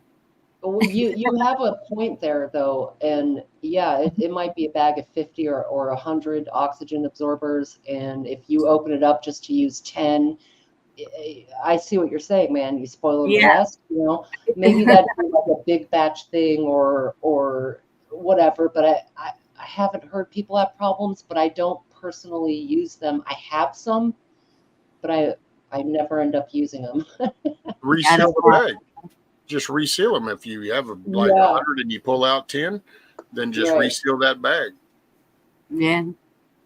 I don't know. I've never used them, but I smoke. So of course you think oxygen. Gotta have all the oxygen I can get. We catch Bonnie over there sucking on an oxygen absorber. What are you doing? Getting oxygen. She's sitting over there. She's puffing on one and then crunching up over here going, You don't. No. Oh, Lisa, they're doing good. These two right here are probably batshit crazy because they probably want to go to sleep, but they can't go to sleep yet. I got 2 roosters out there I got to get rid of so that then they can move out there to join the rest of them. So that last batch you had that we were all watching them hatch online, how many ended up being male or female? I haven't seen rescue. You're on at hours, like in the middle of the night for me, but so I haven't seen what has happened. What did you get? 2 roosters? Well, the very last 2 that hatched, both are females. Mm-hmm. Then before that, I ended up with those 5 that I hatched. 3 3 roosters and 2 hens. Okay, 3 roosters. Wow. So you're making chicken noodle soup? Right? Coco Vin? No, because and just I'll go ahead because hell, there's enough people that come to my channel here that are gonna hear it because I'm sure it'll be like, oh my god, and it's like whatever, get it out of your system. But so the 2 roosters have to go. I mean, I got 3, and Alamo's gonna stay, so 2 of them got to go. Now we've kind of reached a part where my patience level, I'm like there because it's now keeping other things from happening until those 2 get out of that little pen. And as of today, they were actually supposed to be going somewhere, and if they didn't, then I was going to just take them over to the side and chop their fucking heads off and put them in a bag, and she won't eat them. So we're not going to cook them. Your dogs will love them. But she won't. Oh, she won't even. Okay. Oh, man. Because it's those. Now, if it was the other ones, then she's totally cool if we're going to raise meat chickens, whatever. But because it's those roosters of those 5, then all of a sudden it's like, oh, and it's like, yeah, see this, I'm not going to go there. So tomorrow, I don't know, man. I either, to be honest, and hell, I'll get you. Red rum. I'm either going to, they're going to, I thought about just turning them loose. Yeah. Around the water source, as long as they have water, because they'll get the rest. They eat the bugs. Oh, chickens live in trees, man. They do good. Actually. So there's a creek, and I told her I think what I'll do is I'm gonna just take them down there, and then I'll release them in the morning. They got all day to kind of see their surroundings, and then they'll figure out a place to roost by that time. Because it's their roosters, and so it's not like they're jungle fowl. Chickens are jungle fowl. That's where they actually came from. I feel better in a way. I know that there's people like, oh my God, rescue. But in all honesty, when you look at the bigger picture, it's part of the actual circle of life. They're going to go out there. And if a predator comes along and eats them, then it's just one of those things. It's no different than going and finding a damn cow and having a nice T-bone steak. I mean, so the birds have a water source. The birds also have food. Why? Because they hunt. They peck, they eat worms, they eat bugs, they get rid of ticks that cause Lyme disease. So they're doing you a favor, just saying. Yeah. They've just they're holding everything up because these 2 here. So I'll whine for a minute, I don't care. These 2 are driving me fucking nuts because these are batshit crazy. They scratch and the dust has gotten to where it goes over everything. You can just kind of walk around and you look at something and you go, damn, see, and then you realize that the dust is from them because that's all they do. They're just batshit crazy. This is peanut butter and jelly. So people that don't know, which Sheena probably doesn't know. So these are the last 2, and this is peanut butter and jelly is their name. Wow. They're big. What you I've do never is had a peanut butter and chicken sandwich. I don't even know. That doesn't sound right. Well, people make peanut butter burgers. I don't know. But all you got to do is save 2 styrofoam trays from the store, walk a little ways from the house, slaughter them, and put them on the trays so she doesn't even know. Just like, hey, the whole chicken sale, wrap it in cellophane. Because I can tell him how to get rid of them chickens. All he needs to do is put a sign at this end of the street that says "free cock." Yeah, free cocks. God. Oh my goodness. I can't resist. Rescue whatever you do. Don't do that. What? Put a sign out by the door. street for your roosters that says "free cock." Nah, man. Just put them on a tray, serve them up. Throw them on a rotisserie. He can't. Costco. Oh, don't worry about it. It's no big. It's no big deal at all. Sorry, Bonnie. And if people don't understand, I mean, it's just it's the way chickens are. And so this will give me a total of 7 hens. So 7 hens with 1 rooster. It's not a bad ratio. Everybody can go back to being happy. And man, you know what? I've been through this whole little rooster bullshit once before. So I'm just saying that I'm finding the most peaceful way out of this, and we're just going to settle it at that. So that's that. Hey, I used to when I first got disabled, I actually was a reseller then. I actually raised chickens and sold them to city folks. They'd pay me $20 a hen for one that would be first year laying. and because they didn't know how to raise chicks, and I did that for a long time, so I know all about the roosters and all that. Well, and I started that because I have, and some of one of my subs has hooked me up. I've got a Nurture Right 360, an incubator, and I've got the brooding panel, and so I built me a little kit. And I thought about maybe later trying to do that, just start. But this is another thing. See, try to get rid of these 2 roosters. It also was an eye opener to just how many people around me already have chickens. Mm-hmm. Because see, nobody was like, I don't really need a rooster, and there was a dude that's like way up there by Lufkin that was gonna come by and he was gonna get him, and then we hadn't heard from him. Because I was even just trying to find somebody that's like, man, you got some property. Remember a long time ago, Rescue, when I was telling you about real homemade chicken soup? Right. Do what? Remember a long time ago, I was telling you that it's like on a whole different level when you get the real homemade chicken soup, not that canned stuff. Oh yeah. Mm. No, I get real chicken. She just, those 2 right there, she won't eat. We've already talked about it. Because I was like, okay, so if I go out there, I'll at least get the breast out the deal. No. I said, well, what are you planning on? You got other chicken in the freezer. What about that? Well, I don't mind that, but no, you hatch those. What? She goes, no, and I think it's because she just watched those get big, and the granddaughter's gone out there and had it on. Oh, that's why. So now it's like, and it's like, okay, well, just so you know, this isn't how it's going to go. What if you go trade them with another person? Then it's not the same chicken, but you still eat the resulting chicken. Right, you get a hitman. You get somebody to swap out. Oh my goodness. Swap out that she's not attached to. Well, I don't know. There's always some teenager ready to kill something in every neighborhood. I get my daughter to go to the store and buy a pack of chicken breast, and then tell her to rewrap hers and give me the package. And then I'll just go ahead and do these one day while she's at work, and then I'll put them in that package and be like, "Hey, you got some of the Brookshire's chicken breasts, That's what's it worth to you to make your problem disappear, Rescue? Sneak them into the Tyson bag in the freezer. Oh, it doesn't mean it doesn't. It's not worth shit to me. I already have like 4 machetes right out there, and I have numerous trees. So why do I got to pay shit? I can go whacking about it. Do it yourself. I like that. Yeah. That was my intent this evening. I told her my grandma used to step on their neck and pull their feet, and then she would pluck them. Then she would pluck them and cook them. Wow. Pull the feet, step on the neck and pull the feet. That's savage, dude. I bet it was delicious. No, it's quick. It was quick. It wasn't messy, and it was fast. The neck it was right away. Mm-hmm.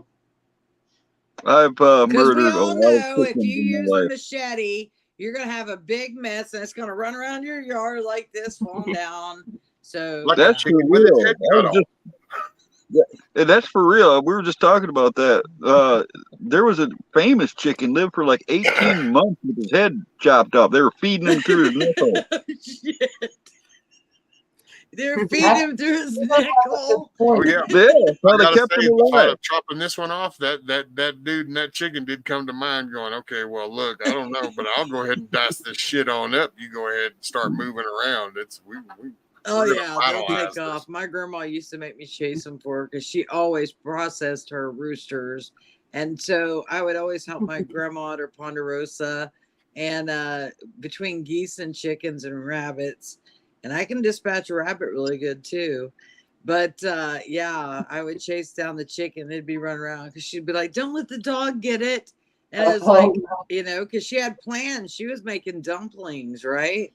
Right. So we pulled those feathers, we singed those chickens, and she left the feet on for the collagen, and we stuck it in the pot. Mm-hmm. Oh yeah, she pulled out the innards first. Don't cook the innards. Yeah. See, when I was a kid, you'd get told to get one out. Well, some people like killing. You would just go out there and catch one, and you'd grab it by the thing, and then you just spin it around and pop it like a bullwhip. Yeah. And then you just waited for it to stop, and you'd go get it, and then you'd have to go over. And of course, this is before all these little rubber finger drums, and people don't even defeather shit. You'd actually have to stand over there and go, shit off, and you'd wash it off, and then take it in and go, and she'd go, okay, there you go, and then you could go back to doing what you were doing because you would get hollered just to go do that. Can't pass up a big bowl of gumbo. We were made tough. Nowadays, oh Lord, these homesteads, I just giggle because it's like you have to. What do you need an electromotor for a goat? Now I had to have one because of my hands. However, it was a rigged one that worked just fine. But nowadays, there's something for everything. I mean, really, you're a hero. You got a tractor. I watched a guy pull a plow for years, and his garden was beautiful. I mean, you know, it's like everything is just, it's like these lights. Hey, Alexa, make the lights white. Okay. See how easy that is? Wait a minute. What is this about getting out of the system and you have Alexa in your home? This wasn't my idea. This is my kid's idea. She said it was cool. And it was cheap. Well, see, nobody has the time to do the metaphysical. I sell rocks too.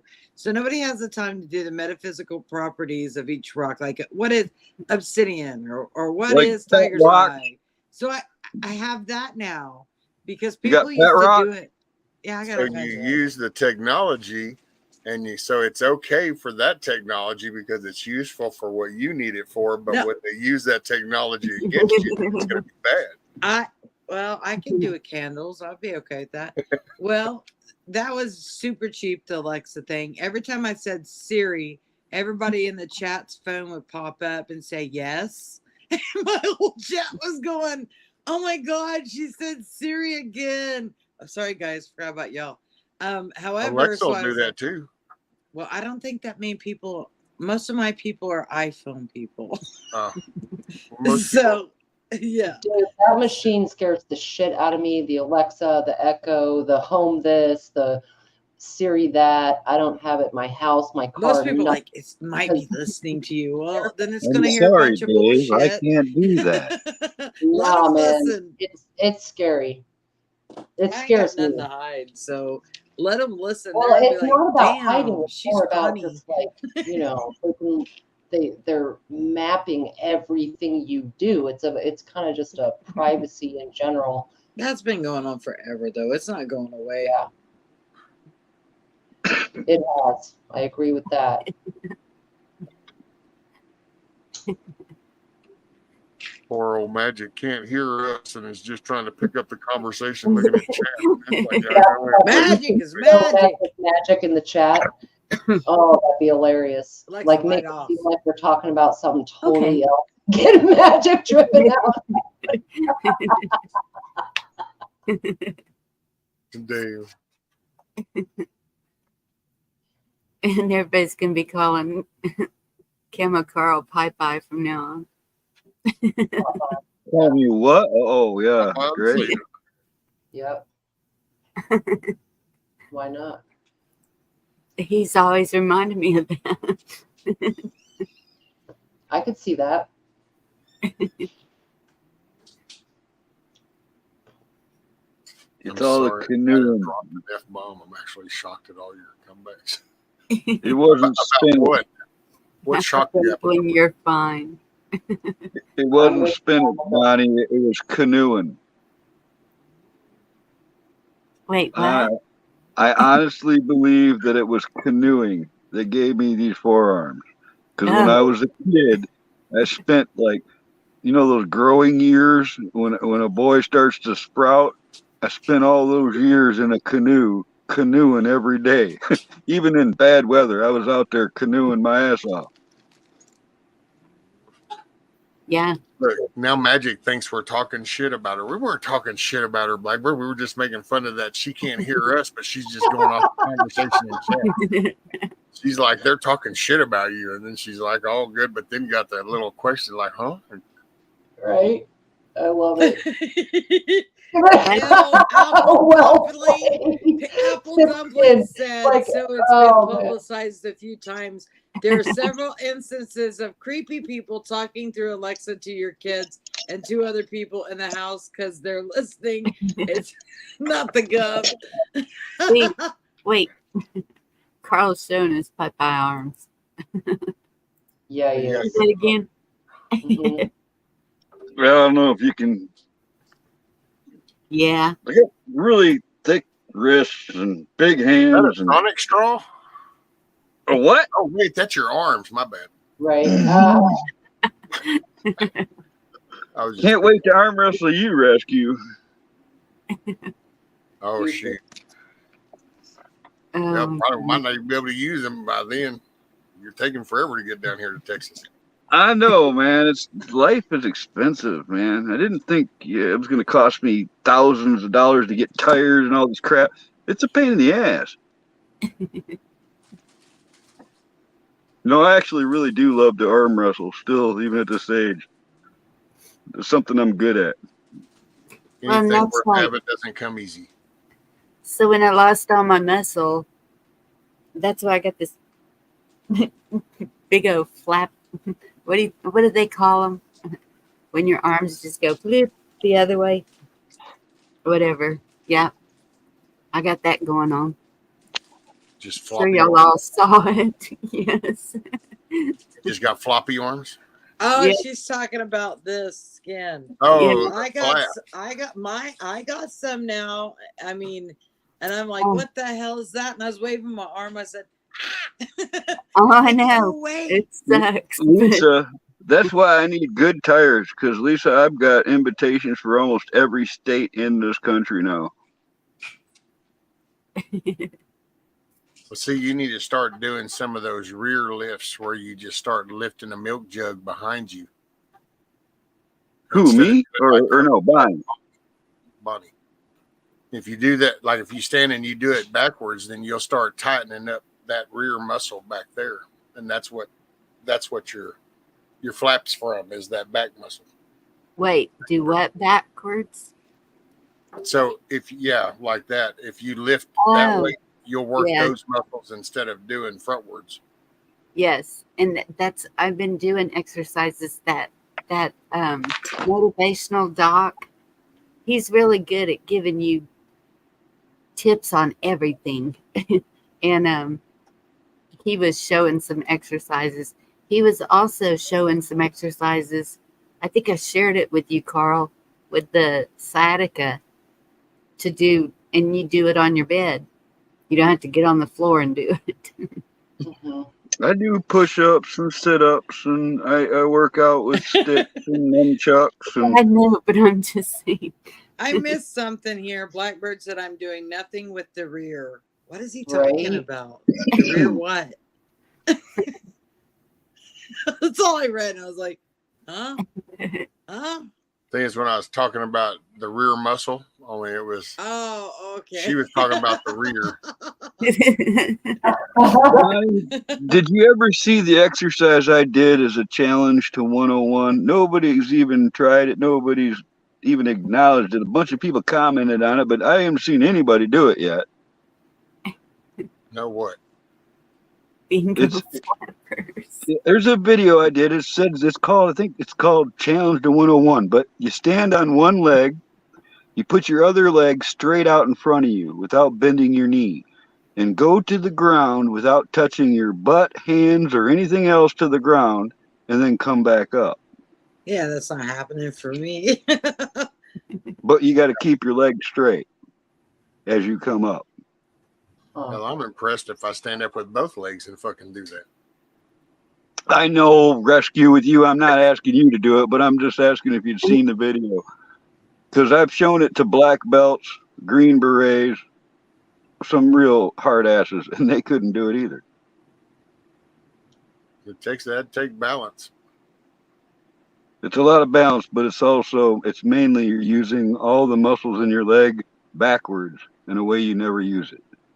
Oh, son, that'd even take you'd be using your groin muscle. It's a core thing. The core strength. It uses Oh your my whole. Look Groin. at that. All I did was say groin, and it was almost like saying moist or something. It was like, No, that's funny. You're right, though, Rescue. You're right. It's kind of a reverse Kegel, but there's a lot of muscles we don't use. They're in our everyday lives. They get Yes. used when needed, but we don't actually work them consciously, yeah. Lauren knows, man. I could shoot the moon all night long.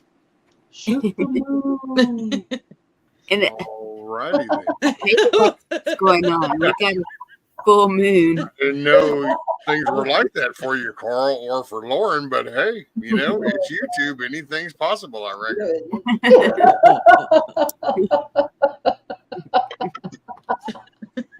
I'm not judging. That's funny. I will say, pitcher and catching, it's still playing baseball. All I can hear is Carl saying, "I can go all night long." Oh my goodness! Right? Like, what is he talking about? What are we talking about here? Where'd they come from? Did I miss another comment? I think he said that though. He can do it. He does like a 9-hour stream. Oh, okay, we can't talk about magic now. Magic can hear us. Awesome magic and everything now. That means he fixed all the stuff, right? I Nice. stand by my statement. Hey, curious what they're laughing about. Oh, we're laughing at Carl, Magic, not you. We love you, Magic. Yeah, Carl and Oh, Lauren, no. we weren't aware of the relationship, but we are now. And The secret Groin is out. muscles and doing Mhm. Just so you know, Lauren is a Sigma male, like I am. It ain't happening. You were talking about Nothing stretching like your that. biads and Anyways, everybody growing hiding but muscle. me. That's What all the we hell? know. Don't leave me up there by myself.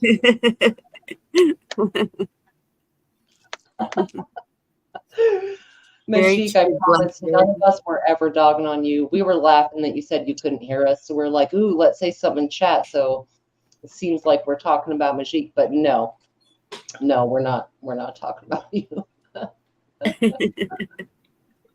What we have here is a failure to communicate.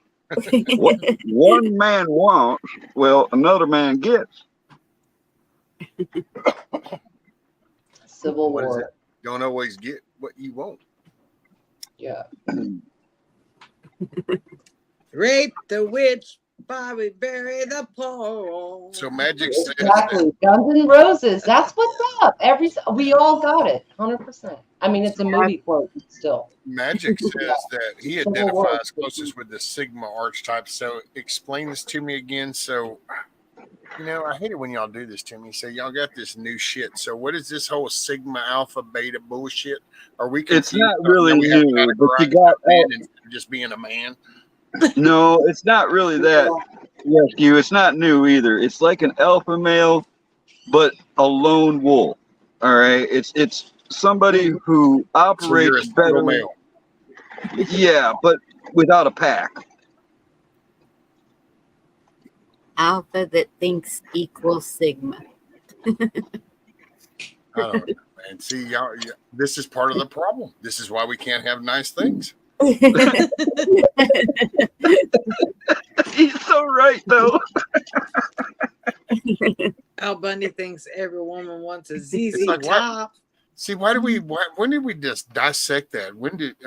I get it, man. It's like really weird. We got men that are totally confused, but oh my God, we started this actually breaking it apart. It's like, why didn't you can't just be a man?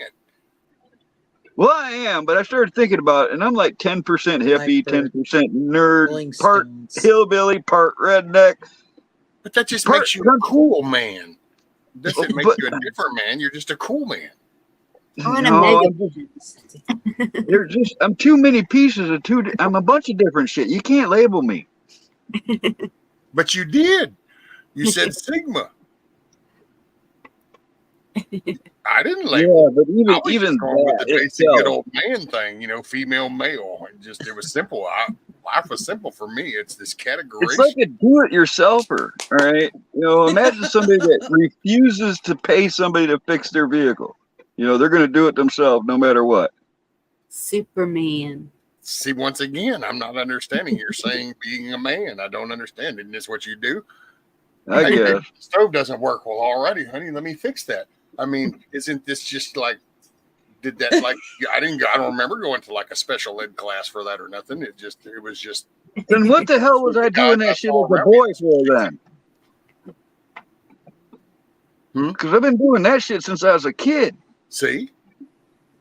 So why do you got to be a Sigma? Why can't you just be a man? Right there, look, peanut butter and jelly even said that. I don't know if you heard them, but they were even like, "What the hell? Y'all can't figure out if you're just a man or not." Why do you always got to simplify things, man? Life works better that way. There's a cool little phrase: "Kiss, keep it simple, stupid." Got me. Well, I don't want to give anybody any wrong impressions, but I am 100% not fucking gay. All right, never will be. Thank you for clarifying that. But I don't think that's what You have broke hearts across the YouTube streets, Carl. I'm letting you know. I don't want to mix it, send any mixed signals or nothing out there. That's all. Kiss Off's referring to the closet with the toys, with the stuff. Oh well, yeah. Pink. See, that's borderline gay shit. If you ask me, Dreams. it's exit only for everyone involved. All right, it just ain't gonna happen. I'll fight over that shit. I don't care what she looks like.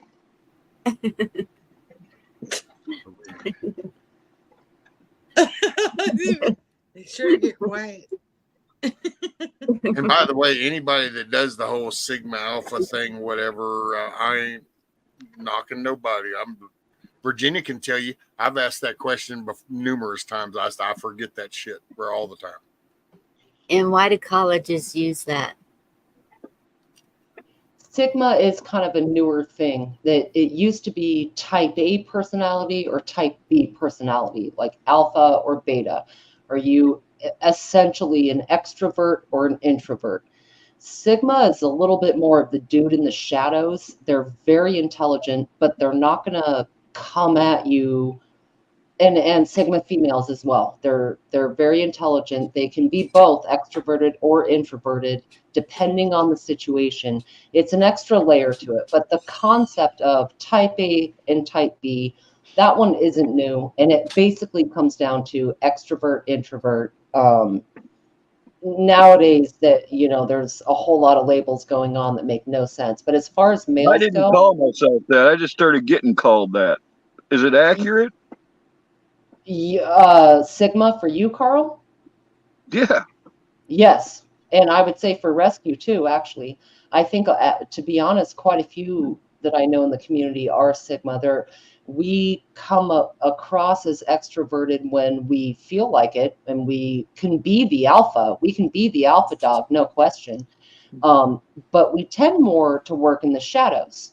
The introvert side is not as discussed, I think. You too, Tennessee. Like the introvert side, where for me, I can speak for myself because I think I'm a Sigma female. I can speak for myself. I can be alpha. I can bite your neck off. I can also be the person that's very, very quiet, like an introvert, just the lurker, right? Yes. And the Sigma is kind of somewhere in between. So that's like the easiest way to put it. Honestly, I think between the three, I think Sigma is the deepest, most complex, as opposed to you're a type A or a type B. I think Sigmas are far more complex than either one. I read something not too long ago about Sigma, that most of them have been let down by people in their life so much that they don't even consider relying on somebody else. That's why they become so independent. Right. Sigmas People, are very they become independent because they have to, and if you either sink or swim. Yep. Based Well, on your that's all the way then. Because if I don't work, I don't make a buck. I don't eat. I don't get no help. I don't get no assistance. Nobody gives me shit.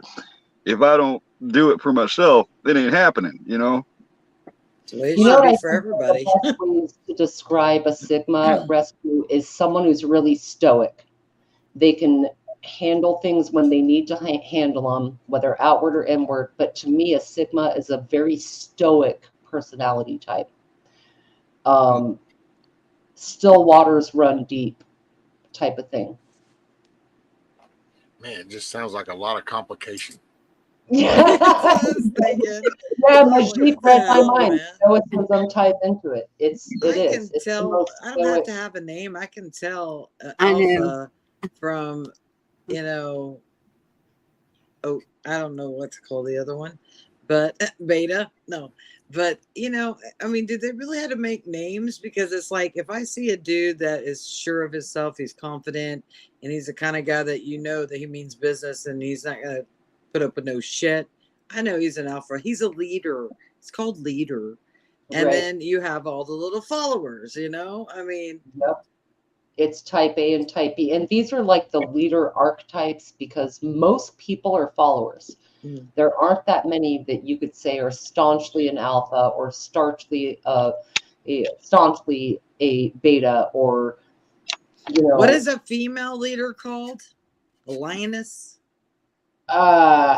There's a lot of names for those. Bitch. We get a lot of names, you know. This is one of those conversations going to make me have to read a bunch of stuff. Okay. Yes, Majik the Heyoka's empaths are going to fall into sigmas, and he keeps, or she, I'm not even sure, Majik, if you're a he or she, honestly. The INFJ personality types. This comes from the Myers-Briggs personality typing. There's EI, the N, the F, the J. I know the end is either judgment or perception, JP. The middle is thinking or feeling, so it's either T or F. And the N, I'm trying to think what the two different ones are, but the personality typing, there are 16 major personality typings. You funnel them down to extrovert, introvert at the end of the day, or the OCEAN acronym. But there's a reason archetypes exist. And it's not to me, it's not to create division as much as knowing yourself, not worrying about what someone else thinks what they are, or they're doing, or whatever. It's know yourself, because the greatest enemy I've seen of any person I know, including myself, is myself. Like, I know that just kind of went a simple, but know yourself, know your personality. Are you an extrovert or introvert? Do people make you tired or do they gas you up?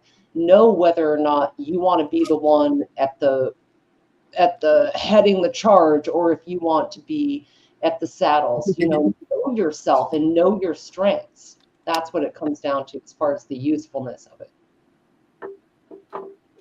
Kiss off. I do not want anything to do with one of those furries. All right, I want nothing to do with that. Yeah, well, you know.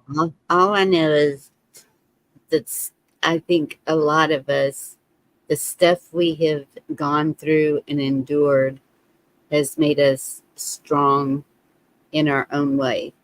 And I know that I have some stuff, but whatever. Working through it. Y'all help. Stuff? No way. Like my entire existence. If you're alive, you're going through stuff. You know, a little bit of insecurities and just those kind of stuffs. Are you trying to say you're human or something? Right. I know, right? Oh my goodness, is that it? Man. Keeps you from becoming stagnant. Just look at it that way. You're going to level up. You're a good person, Bonnie.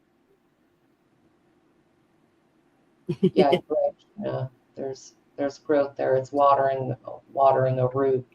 And Al Bundy, what I was babbling about is definitely theories, but it's also my personal point of view.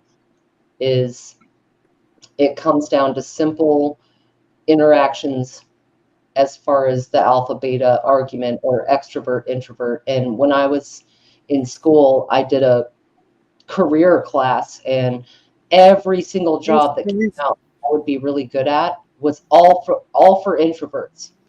And I said to my teacher, I was like, well, I wanted to be like a elementary school teacher or something like that. And she looks at me and she goes, people will suck the life out of you and drain your soul. That's not a direct quote, but that's basically what she said. So I Close started enough. like research, what does it mean to kind of be an introvert? And then the basic easiest answer is extroverts, people give them energy. Introverts, people take away their energy. In rescue, I think you and I both have this. Like we can straddle the line. People can give us energy, but in the core of our souls, being around a lot of people drains you, does it not? Drains me. Oh yeah.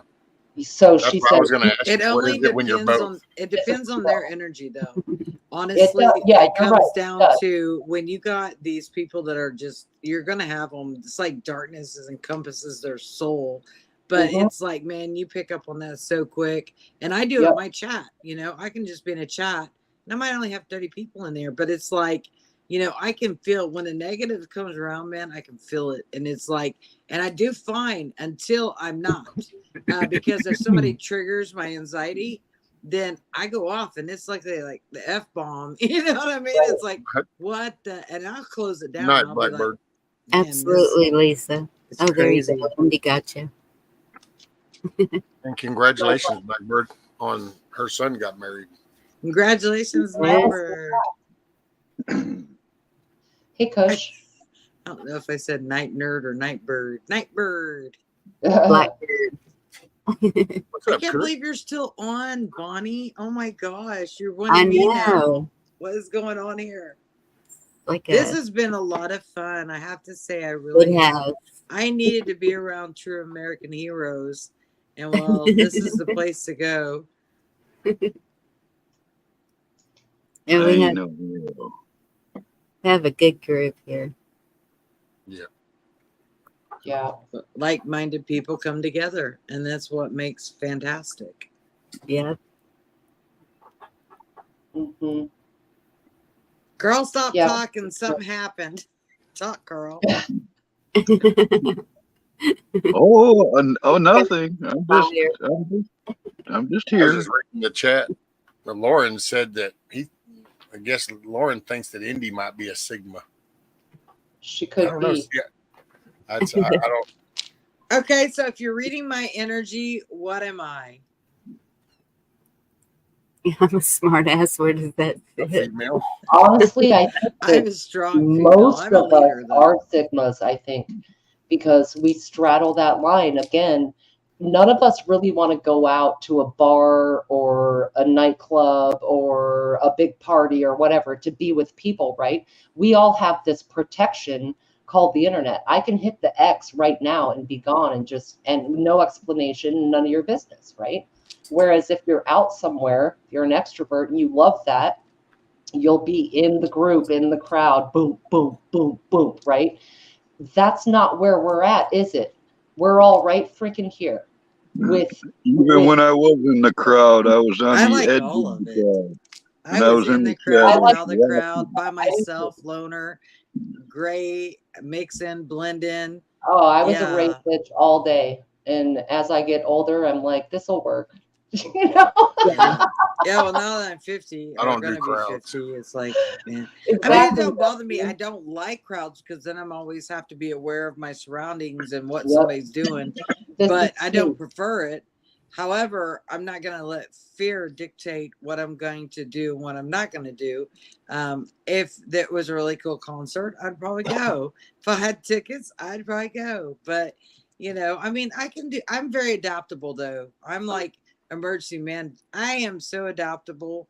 I can make it through anything, really. Yeah. I like to people watch. So Oh, yeah. if I go, I mean, I go to the community gatherings and stuff, but I'm usually quiet unless there's somebody that I talk to a lot. And I do talk a lot. Well, I always look around to see who's got their Carrie Casil here. And when I find that person, I want to be closer to that person because I feel protected. Right. You know? Well, you won't see mine. Did I sell you a purse with the holder? No, I was kidding. Oh, man.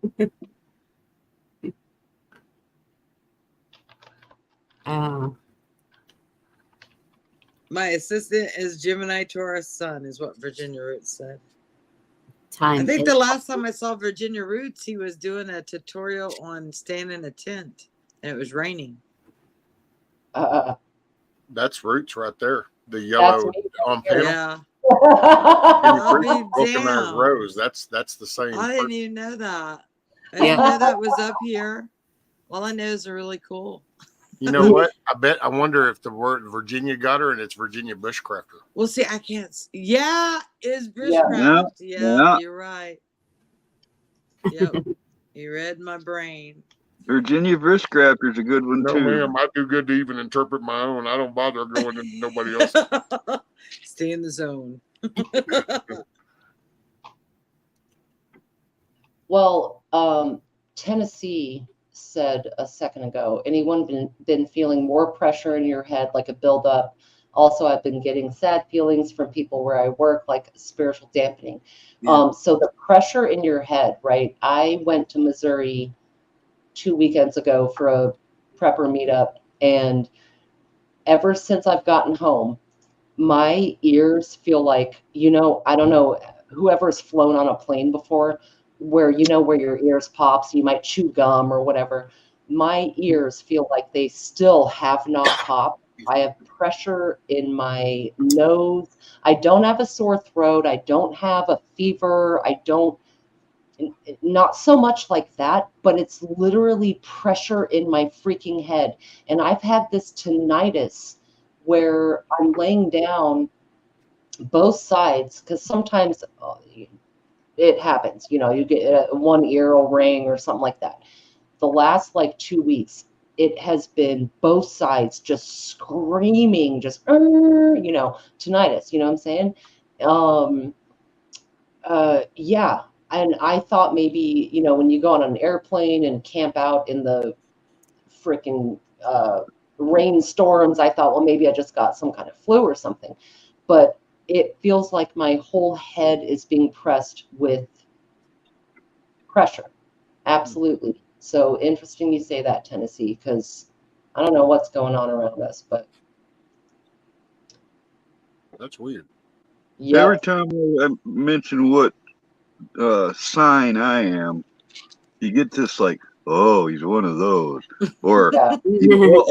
all those memes they do about the signs. Mine are always like, they always make me out to be this evil bastard or something. Man, it's just Scorpios always get a bad rap. Scorpios are my arch. They're 6 degrees apart. They're 6 signs away from me as a Taurus. Rescue and I are on the exact same cusp of Aries and Taurus, which is Mars and Venus. Scorpio is literally the arch enemy right across on the horizontal line. So, Man, we get a bad rap. I'm telling you. ooh, Sheena, we're Earth mothers. I see you, girl. But yeah, Scorpio, it gets a bad rap. It does. It does. It's in that archetype type of thing. I think it depends on who you ask, because I'm like, those cancers are something else, you guys. But, I think it depends on the, I mean, because I know some Virgos that are really cool, but then I know some that aren't. So it's kind of like with everything. You got your good and your bad. You got your wizards, and then you got your cool people. So I don't know. I'm a mother to all. That's take in everybody, like stray animals, but people, strays. Yeah, strays. I have all these kids that I call them my adopted kids, but they're just kids that just come and hang out. Well, of course, they're grown now, but they still come and hang out, and I love that. Cancer is ruled by the moon, which is literally the mother and the feminine side. If you think the sun is masculine, the moon is feminine. So that makes sense. And my twins are Cancers. Like, I get it. They're homebodies. They're loyal. They are what they are. They're cardinal yet introverted. But it's not just about if you're a Cancer, a Scorpio, or whatever. It's not, because every single planet and every single sign is somewhere in your chart. The zodiac is all 12. A birth chart is all 12. So when you look at an individual person, you're looking at multiple aspects, and it's roughly 1 in 70 or 80,000 that'll have something fully in common. My first kids are twins 2 minutes apart, and their charts are different. What about star seeds? Tell us about that. I come upon a channel on YouTube and got very confused and thought I was in a weird cult. And I thought, what the hell is this going on? So tell us about this star. Since we're going all out there into the Heathrow, let's go and see. What the hell's a star seed? Okay, well, I'll take it on a weird tangent, right? So I was raised Mormon. I don't expect anything else. Right. Well, I was Mormon, LDS, and one of the facets of that is that the angel Moroni came to Joseph Smith and was like, hey, I buried these gold tablets over here. Go dig them up and look through a hat and translate them. And so Joseph Smith did that, and that's what the Book of Mormon is. But what they leave out of this story, if you know, you know, is that when Moroni came to Joseph Smith, he said, I come from the Pleiades. Now, the Pleiades is the constellation Taurus. It is the 7 sisters. So he essentially is a fucking alien. I'm sorry. I apologize. And a self-proclaimed alien came to Joseph Smith and gave him the cornerstone for this entire organization. And so there are people who believe not only in some of us come from the Pleiades, that we are seeded from DNA from there's varying accounts. There could be 7, there could be 12, there could be dozens of other civilizations. So in that religion, it was the Pleiades, it was the constellation Taurus, it was that star cluster that sent that angel, and he was the angel Moroni. Y'all ever see a Mormon temple on the top? There's a dude blowing a trumpet. That's Moroni.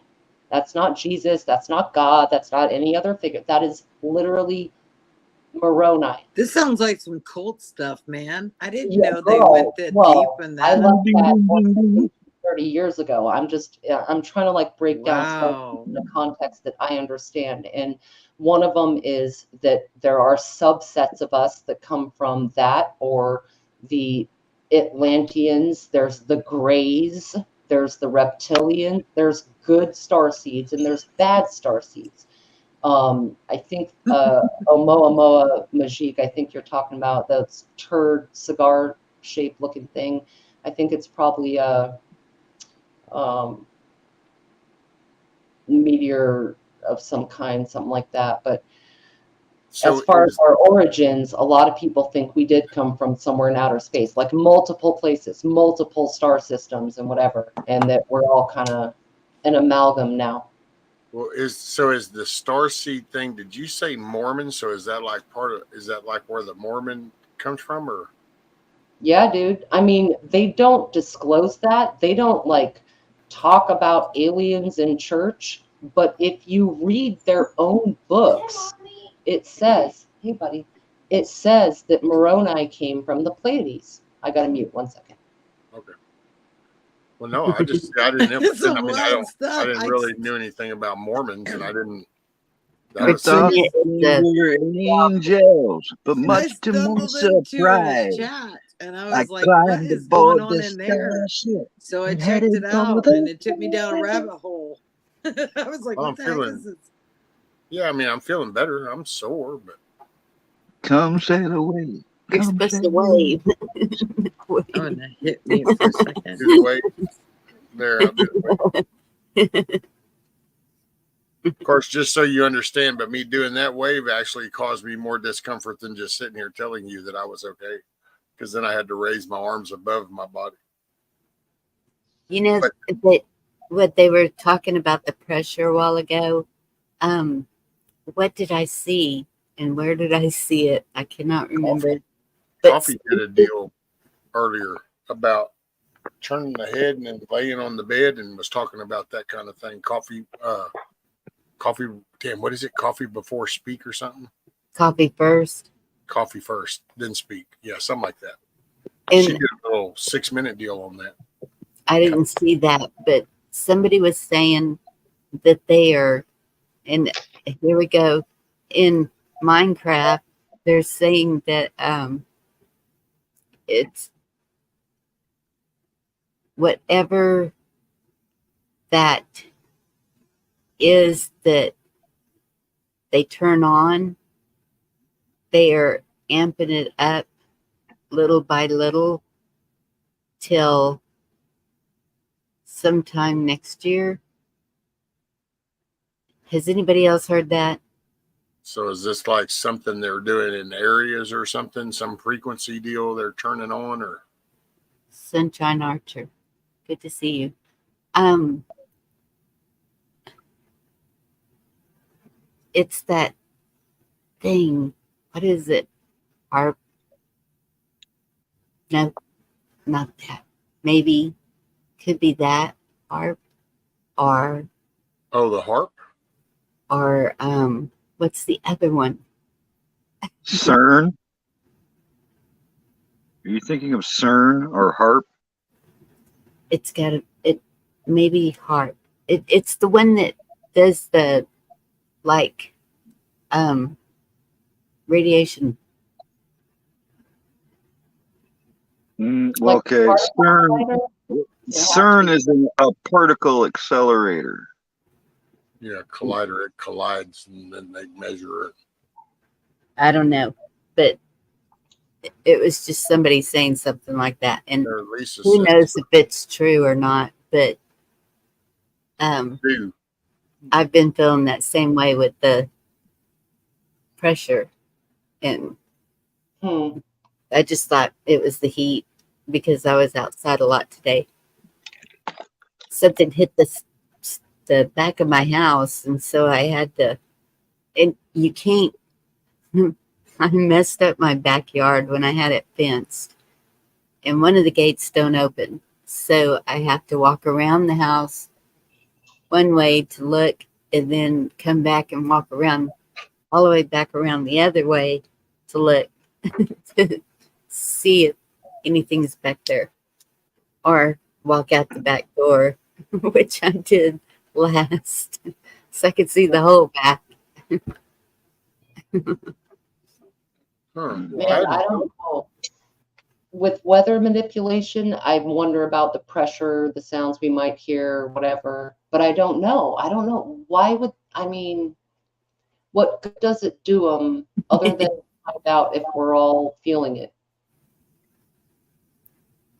I don't know.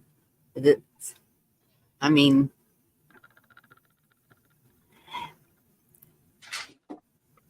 I don't know what it could be. It is weird because we're all in different locations too. Mm-hmm. Well, I'm not far from you. I don't have any pressure though. Right. I could see like roots because she did the flying. Of course, why it sticks around, then that's makes it weird. But doing the whole up altitude and coming down, but then again, there is, and I hate to kind of bring it because I don't know the details. I caught part of it, but there is some stuff about where, like, on a global change, it's like the axis that we're on is changing. Tilted. Yeah. The pole shift. Yeah. Certainly has been a weather shift that would go along with that. Yes. Because Michigan doesn't have winter like it used to. Well, and that's it. Why are we cooler down here than you up there in Michigan and even Canada? All my life, Bonnie, I saw the geese fly south for the winter. Last year, I saw geese fly in all 4 directions, and they never even left. Well, because I'll say, everybody talks about our government and the cloud seeding and weather manipulation, but just it's not just ours. There's hell, the Chinese shoot rockets up all the time with what is it, magnesium, aluminitrate or some shit, and something else to instigate it. That's how. Did you see that last flood that they had? What was that, like a year ago? Something damn near washed the whole valley out. That's because they screw. Well, see, if you do that, and we're going to go with the globe thing. You know, sorry, this is just where I'm at, but inside this globe, because we have different atmospheres and stratospheres and stuff, there's a jet stream that contains. It's kind of like the current in your aquarium. If you put a food drop and you run your finger in a pattern and you were to drop a food coloring in there, you would watch that color would take off following the current that you just did with your finger. Well, we have a jet stream up there that does the same thing. So if you've got little dipshit ching over here shooting up rockets, and then you got over here in Dubai, they say, hey, we want some fucking some more rain. And next thing you know, they're doing some shit. And then you got over here and another one decides to do it. And then you got the farmer out here that says, hey, we're going to go ahead and try to do this, get rid of the drought. Everybody collides and you end up with some batshit crazy weather effects. Do you see that, Rescue? Yeah. I just took that 2 days ago, I think it was. And because I've never seen anything like that, it's like it was coming from the sky to the ground. It's usually across the sky. It's weird because I've got some pictures like that too, Bonnie. You think it just looks like it's going from, because to me, to be honest, my take would be that it's going farther away. So it's just perception makes it look like it's coming to the ground. No, I was standing there, and that's why I took the picture, because I was like, I haven't seen anything like this one yet.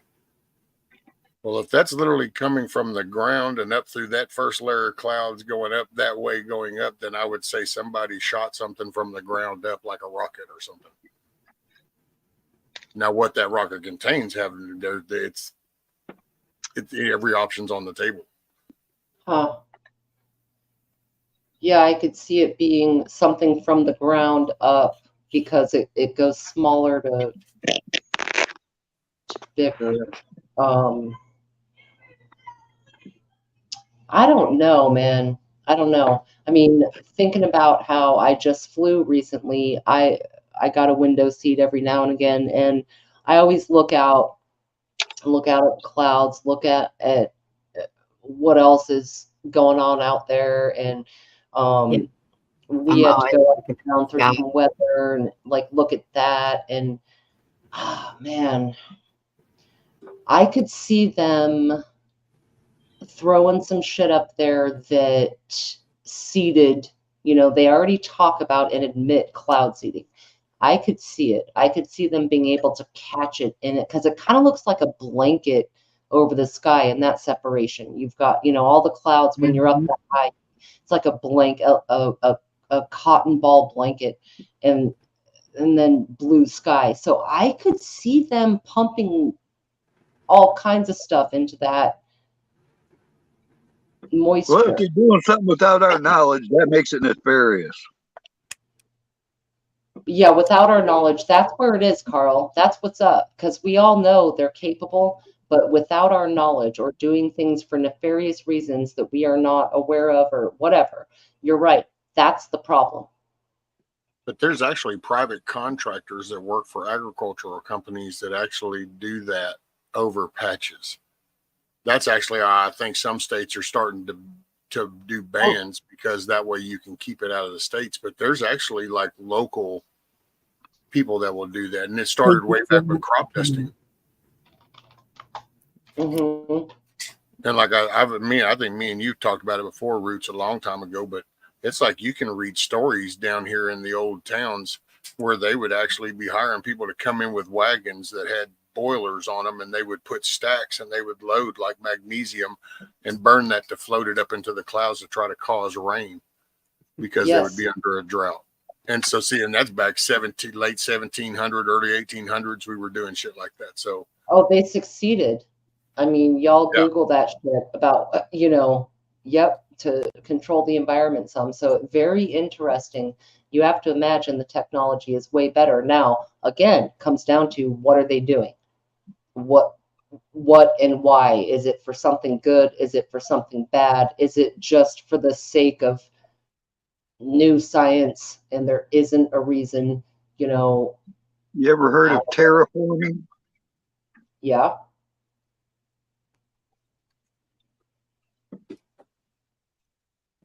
Oh yeah. Earth. Building Earth. Hey, William. Modifying an atmosphere or an environment to your preference.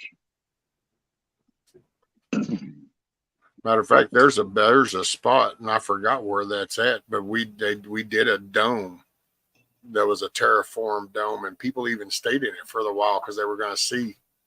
That was one of those bright ideas, like, can we survive if we did go to a plant? Well, we'll build this, and they You mean like Sea Lab? What they found Or out was those Skylab? people ended up going batshit crazy because it just drove them crazy. Remember Sea Lab and Skylab?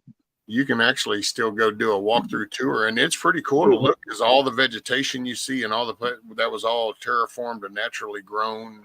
You know, it's on its own. It's pretty impressive, but yeah, you think you're in that little bubble, but it just drives you crazy. Sounds all cool at first.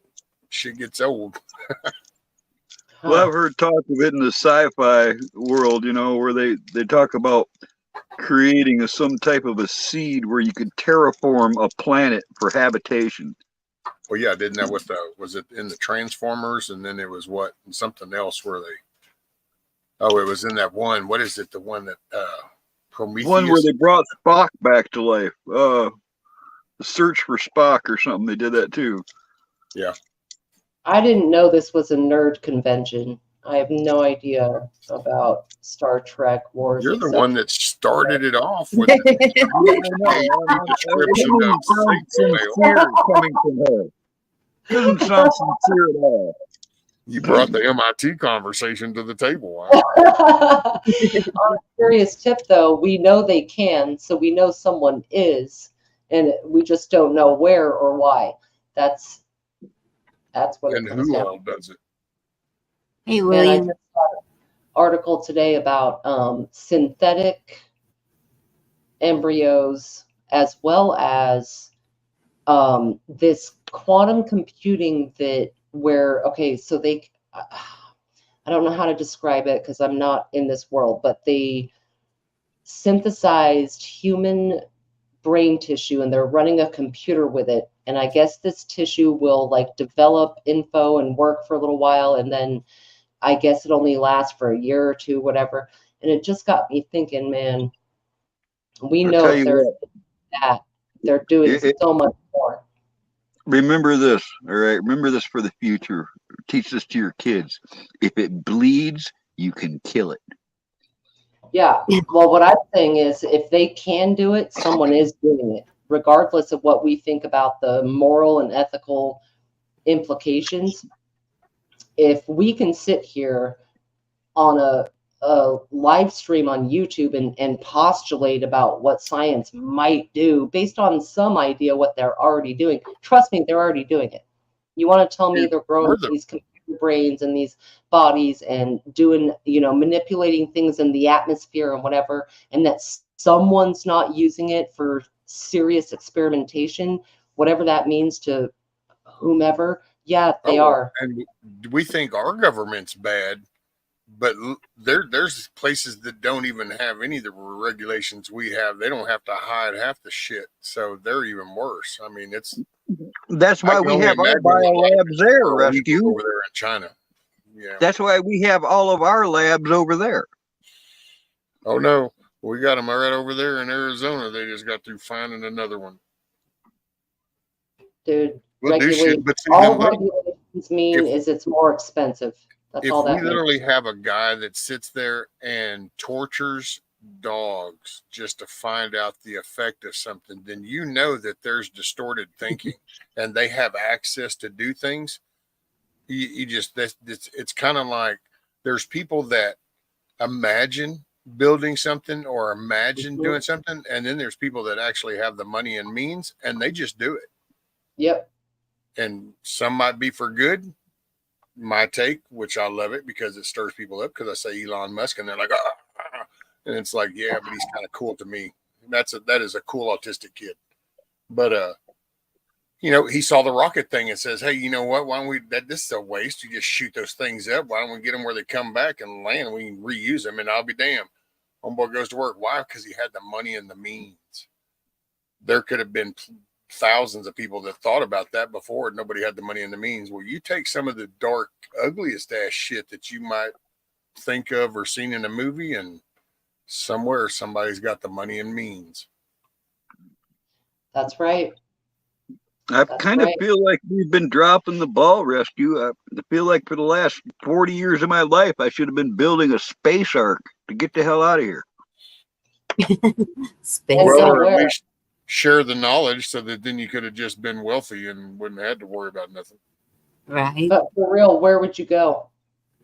I don't know, but I guarantee if I was that rich, I'd have built a space ark. It's been on my mind a long time. Well, I guess it would be like you would have to resolve yourself to living on that ship for your entire life. Sweet. Can I grow pot? Yeah, I mean, well, would you guys do that? Would you do that, Bonnie? If it was like, okay, here's a ship, and you'll have all the medical that you need, whatever. We're just gonna go and just go. Would you? Time on this earth, you get to a certain age, you're looking for some adventure. All right, Not alone. I mean, Carl, people go crazy when that happens. I just saw an article today. Actually, this girl, she has a show. I don't know if it's on YouTube, what it is, but she travels the world, and she does it like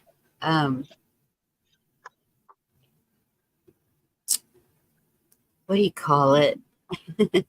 Like, she doesn't have all the luxuries of anything. It's just travels the world and vagabond style. Yes. You mean living in a truck like me? And she's been doing that for a few years, and she films it, and she said that she was going to have to quit doing it for a while because it was starting to get to her brain, her mind, and she was starting to have panic attacks and everything. And so she's taking a break, and she went back home. She said she needed to be around people that she knew and loved, because the people she was meeting were just acquaintances. So she was basically alone. She was homesick. Right. Yeah. The days gone by, homesick. And I'm sorry, I think I have to go, Bonnie, because you have Indy up here. So hey, Indy. Hey. What's up, girl? How's it going? Good. What's up? You're going now that I came up. Is that what I heard, Rescue? No way. He's treating you like milkmaid, Indy. Oh, is that what's going on? I don't know, but I will say sometimes I'll catch Rescues live, and I'll be like, oh, he's live. I finally got alive, and I'll come in, and he's like, oh, hey, Indy. All right, well, I think I'm wrapping it up. Came in right at the end. Yeah, it's happened a couple times. I'm like, oh man. No, I'm always glad when I catch you live, Rescue. I'm trying to be more consistent now, and I gotta just figure out a way to bring some positive. Hey, I got a question for everybody while you're all here. Is it just me that's like, it's really hard for me to watch a live when it's not live, like to get through a whole live that I missed? But I can sit through a whole live that's live, no problem. But what is it? Okay, I don't know. Have I got the answer for you? This is, and it's good. You're gonna experiment with this, and you're gonna be like, "Damn, this is almost like another form of entertainment." So here's what you do: when you go to replay the lives, whoever it is, try it in different speeds, and you would be surprised that sometimes it actually becomes entertaining, and you can it adds a whole nother level. I'll Just try play it. around with the speeds. Yeah. Everybody's tone and voice is different, but I gotta say, sometimes I get a kick out of it. I do the same thing. I call it chipmunk. Yeah. Hmm. I didn't even think about doing that. Speed it up a little. I listen to a lot of videos at like 1.5 to 2x. Yeah. And man, some people, I gotta say, you hit a 2.5 and it's like, damn. And it changes their tone and their voice, and you just kind of, I don't know, get a kick out of it. Mm-hmm. It's true. There's actually a couple I can actually understand better because it almost like becomes clearer because it speeds them up to like a regular, and because they're not like kind of doing it so slow. Oh, because I talk Yeah. slow and sit there and Yeah. So sometimes you bump them up to 2.5 and you're like, oh, damn, okay, you're talking normal now. Right. But then when you get back, like if you catch up, because a lot of times I'll do that if I'm catching up in a stream. Like if I come in, late, but I want to hear the beginning, I'll go back and then listen to it at 2 times speed. But yeah, you're right. Then you get caught up and it feels like you're all of a sudden wading through honey or something. It's like slow-mo. Gee, thanks, Rescue. I will try to do better. I will try to do better. Great, Bonnie. Try to talk faster. No, I wasn't saying you. That there are just, man, there's some, especially some of the, I don't know, I guess you'd say the dorkier channels that I'll sometimes go over, and it'll be like a Linux channel or one of the OBS channels. Oh, man. It's like, really, dude? You just make a 30-minute video over 5 minutes of information if you would just speak like a regular person. But I'm going to try that with the rodeo song. Music can change a little bit too. It's kind of things you do when you're bored, I gotta say. Thank you, Unshackled. Well, sometimes I go back and I'll play, because I miss a lot of people, Rescue, many people that I enjoy, and I'll go back and replay it while I'm doing what I'm doing during the day, with my household and my kids and whatever, right?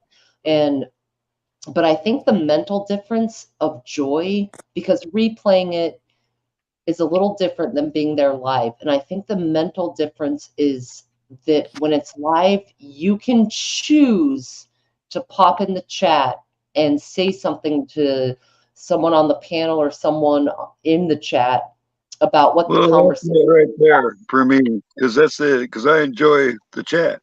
Yeah. So it's that option of like, I can get in this battle right now if I wanted to, Or talk to your buddies, and when they replay the lives, you got to wait like 24 hours for the chat to appear, and sometimes they don't even show the chat. Yeah. Yeah,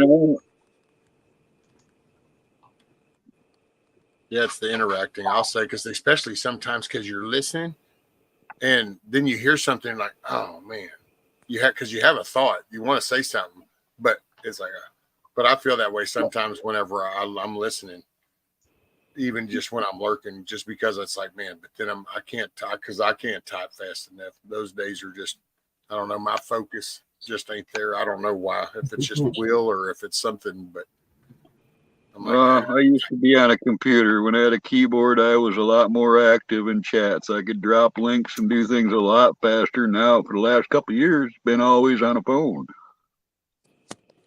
Yeah. It hobbles Usually when I'm streaming, I'm usually on my laptop, but all the rest of the time I'm almost always on my phone. So I'm like the opposite, because I'm I'm just used to it on my phone. So I'm way faster on my phone than I am on a laptop. Oh, and thank you, Miss Cheryl. Cheryl is so sweet. She's so sweet. She is. Yeah, I do it easier on my phone.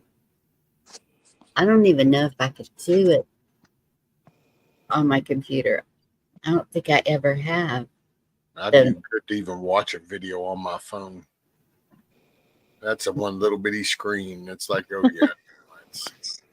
Yeah, sometimes people will talk about like different icons. Like they'll talk about someone and describe their icon instead of their name. And I'm like, I do not know people's icons because I am usually on my phone, so they're all like really tiny. How in the world are you going to describe my icon? It's a I love picture. your You did a icon. good job, Carl. Just the blank circle. Yours is one of my favorites. Yeah, for sure. I agree. That's a true Sigma. Right?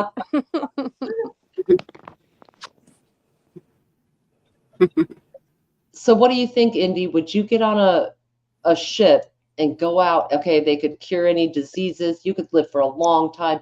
And look, this ship could have 50 people, 100 people. I'd be curious what y'all's cutoff was to think about it, because you'd have the need to breed and stuff like that. But like, Did you say would breathe or you breed? go? I What said kind the of need ship? to breed. The need to breed. People would have that. It's in our nature. What But kind of would ship? you get on it, Indy? Would you get on a ship to nowhere for the opportunity to stumble on somewhere and they could keep you alive for hella long, but you, let's say, I don't know, you're with a small community, what resources or amenities would make you say yes? Because we're all addicted to technology in some way. So if they had Kale and YouTube, would you really say no? I mean, I'm not Well, okay, saying I missed but, if there was like, is like everybody else dying? You know what I mean? Like, is there some I catastrophe well, don't happening? know why, but I was Like, if thinking you're not about on the ship? Waterworld. The way she was you know describing what it took me to Waterworld. Yeah, Waterworld is kind of the opposite, this similar idea. I mean, you'd have the same resources as anyone else on the ship. You'd have the best medical care. You'd be in basically a biopod. You could Okay. float So is off the in a downside is biopod. basically the isolation of it, right? Like that, Yes, you're saying that and would be the the downside? Okay. well, I mean, for some people that'd be great, but yeah, the limited number, it might be 50 or 100 or 200 or I don't know, but yeah, you'd have to basically, you would end up creating a much bigger society. That's an interesting one. I don't know. I think that there's something that sounds really appealing about that, like the whole living in community, that's something I've become much more interested in the last few years. So that there's that appeal to it. It's ironic you brought this up though, because I was just talking with my husband last night. Do you guys remember the cruise ships that got like stuck? Like the people got stuck on their cruise ships Yes, right at the that's a beginning of good COVID, analogy. Oh yeah. Yeah, and how horrible it was. I was just talking about this last night. Like that was a little science experiment they did on the side, right? I mean, what was right. the reasoning and logic behind that? And there's But about 1,000 people on those, 1,500. Okay, yeah. Lauren says 800 souls on board. I don't know if he's talking about the cruise ships, but And then they yeah, didn't even use the Mercy ship when they sent it Right. right. to New York. They didn't even use that, and that was They literally made him wait it out. Yeah. Anyway, so I was just thinking about how horrible that would have been. And now you're posing this question. So I'm kind of like, oh, I don't know about being isolated on a ship. But I guess if you knew that you would have all of the, amenities and, food, it I wouldn't don't be like know. that where it Can was I not have the planned whole ahead of ship to time. Then yeah, myself? why not? It's just one. It's just Carl. No, Right. I mean, Yeah. just me on the ship. Captain Carl. I ain't getting on no ship. I'll go out and help sell all the spots on that ship because then it just makes it a little emptier right around on land. But Well, what if it was 100 families? So you have a husband and wife and 1 to 3 kids per, let's say, just because they have to keep some genetic diversity, so it's not all cousins. stand there at the So dock and let's say say it was bon voyage. 100 families. Would you, 100 families of people where you're like, I really like them. I think it would probably be okay. This person, that person, their family, whatever. Would you get on a ship with 100 families that you liked? You liked them. Nope. Hurtling into nowhere. Nope. That's a Sigma rescue. That's a no for me too. I mean, drop me off at this island. All right, I like that island. Drop me off there. I see you, G-Ma. That's funny. Yeah, I could do an island, but not a spaceship. No. You know, at this No. age, I often find myself wondering why the hell I don't live like a beach bum on some abandoned island somewhere. Oh no, I can say no. Now, if we're gonna like do like a shuttle and we're going off and we're like gonna go colonize Mars Yep. type shit, okay, no, I'm probably down for that. I could probably go with that. Kind of need a little bit more about details, but hey, but this whole let's go get on a ship out here on this freaking water. Hell no, been there, done that, have no desire to ever do that again. Even got rid of the t-shirt. So I think that is about and people want to complain about being locked down for COVID. You're going to go get on a piece of floating tin that in about 10 minutes, you're stuck, homie. It is what it is. You can't just jump off the side of those ships, not and survive. Try me. That damn current suck you right under, you get caught right up. It just I done swam out in the ocean. Movies and stuff, but in real. So yeah, I got no desire to go trap myself on a piece of metal out in water. You definitely cannot jump that ship for sure. But now, if you're going to send me up into space and we're going off to another planet, and this actually has some kind of maybe purpose and actually has some kind of end run, yeah, then I'm cool. Other than that, no. And I'm down for that too, Rescue, as long as I get to, pick the outfits all the gals get to wear. Because, in every sci-fi movie, the gals got some really nice outfits. Yeah, all right. But the purpose, okay, your purpose is to be the first guy doing XYZ. You can't get extra tools. You can't have an epiphany and be like, oh, well, I need this or that. Like, you've got to be the first guy to get to whatever planet and make a biodome and make it inhabitable. Hey, but you can't go to Home Depot. There's generations that grew up on MacGyver. Okay. You're right. You're right. I'm just saying. Touche, for sure. Right? Make do. I think about MacGyver on like almost a daily basis. Just because I'm always like MacGyver. It's a verb. We're MacGyvering things all the time. That's it, MacGyver. Figure it out. Yep. But I could do. It's just like, hey man, as long as there's like is there a structure that's going to provide oxygen? All right, there we're 90% there. I'm good. Do we got food? Yeah, there'll be a structure. You just have to build it. It'll be there after you build it. That's it. Let's start taking shit apart. See, I'd rather be on the cruise ship idea or the, I don't know, large vessel idea than a spaceship, I think. Outer space. Yeah. That's like being space ark. It's a space ark full of all kinds of hot chicks in nice outfits. Well, going back to the star seeds, that is the idea, Sheena, is a space ark. I'm going to up one up with. I'm going to say a bunch of hot chicks that can bake. All right. Yeah. Well, that's a different fantasy, Carl. Chat is cracking me up. We're not talking about that episode, Carl. I'm with you, Bonnie. We can be the beach bums.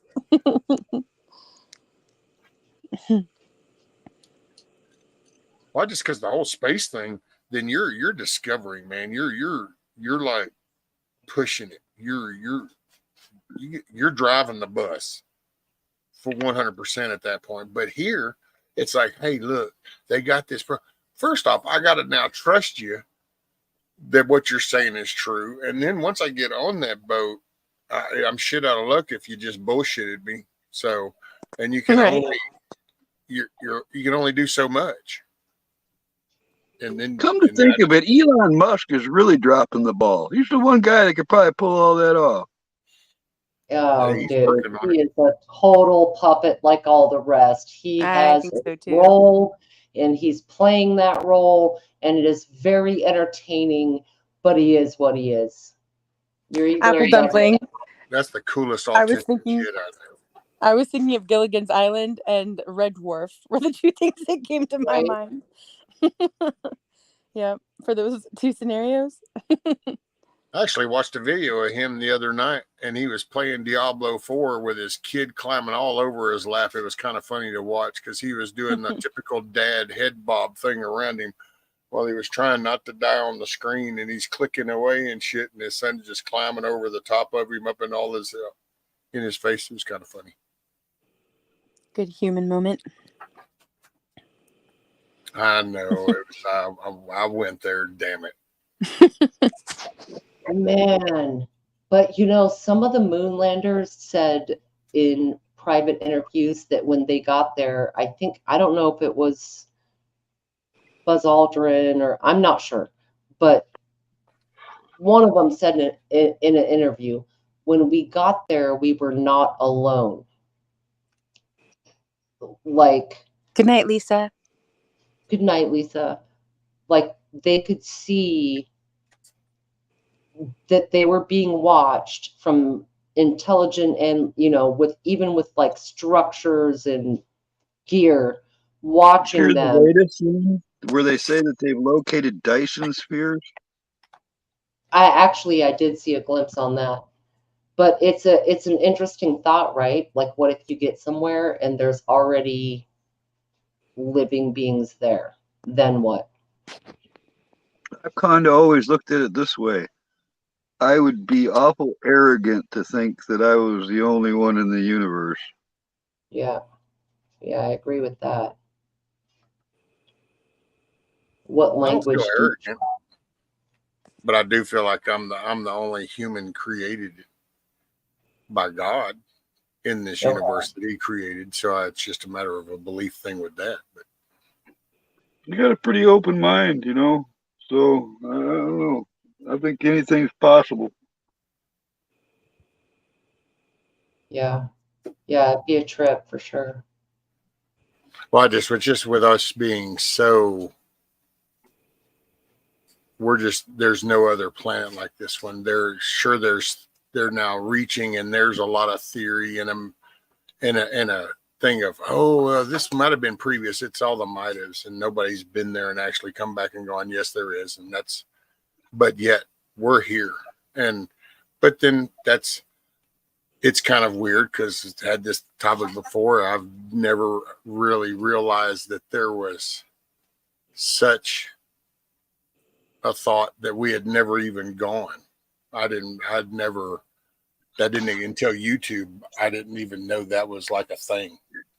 I mean, I knew there was. I know where you're going with that, and I have to agree with you because, you know, I've been at high altitudes and I saw a curvature, and I've also. Oh no, I just mean the whole space thing, and then the universe and the way we discover, and I will say that it's kind of like Hollywood and the History Channel. You know, they do these stories on dinosaurs and the tribes here, and they tell you this whole social structure.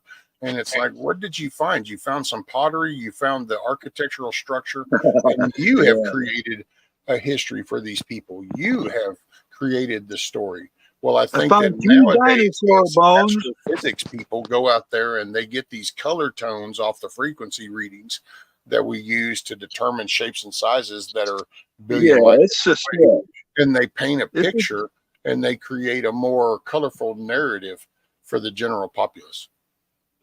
They do. They stretch things a lot. You know, we didn't know that dinosaurs had feathers until they found a fossil that showed that.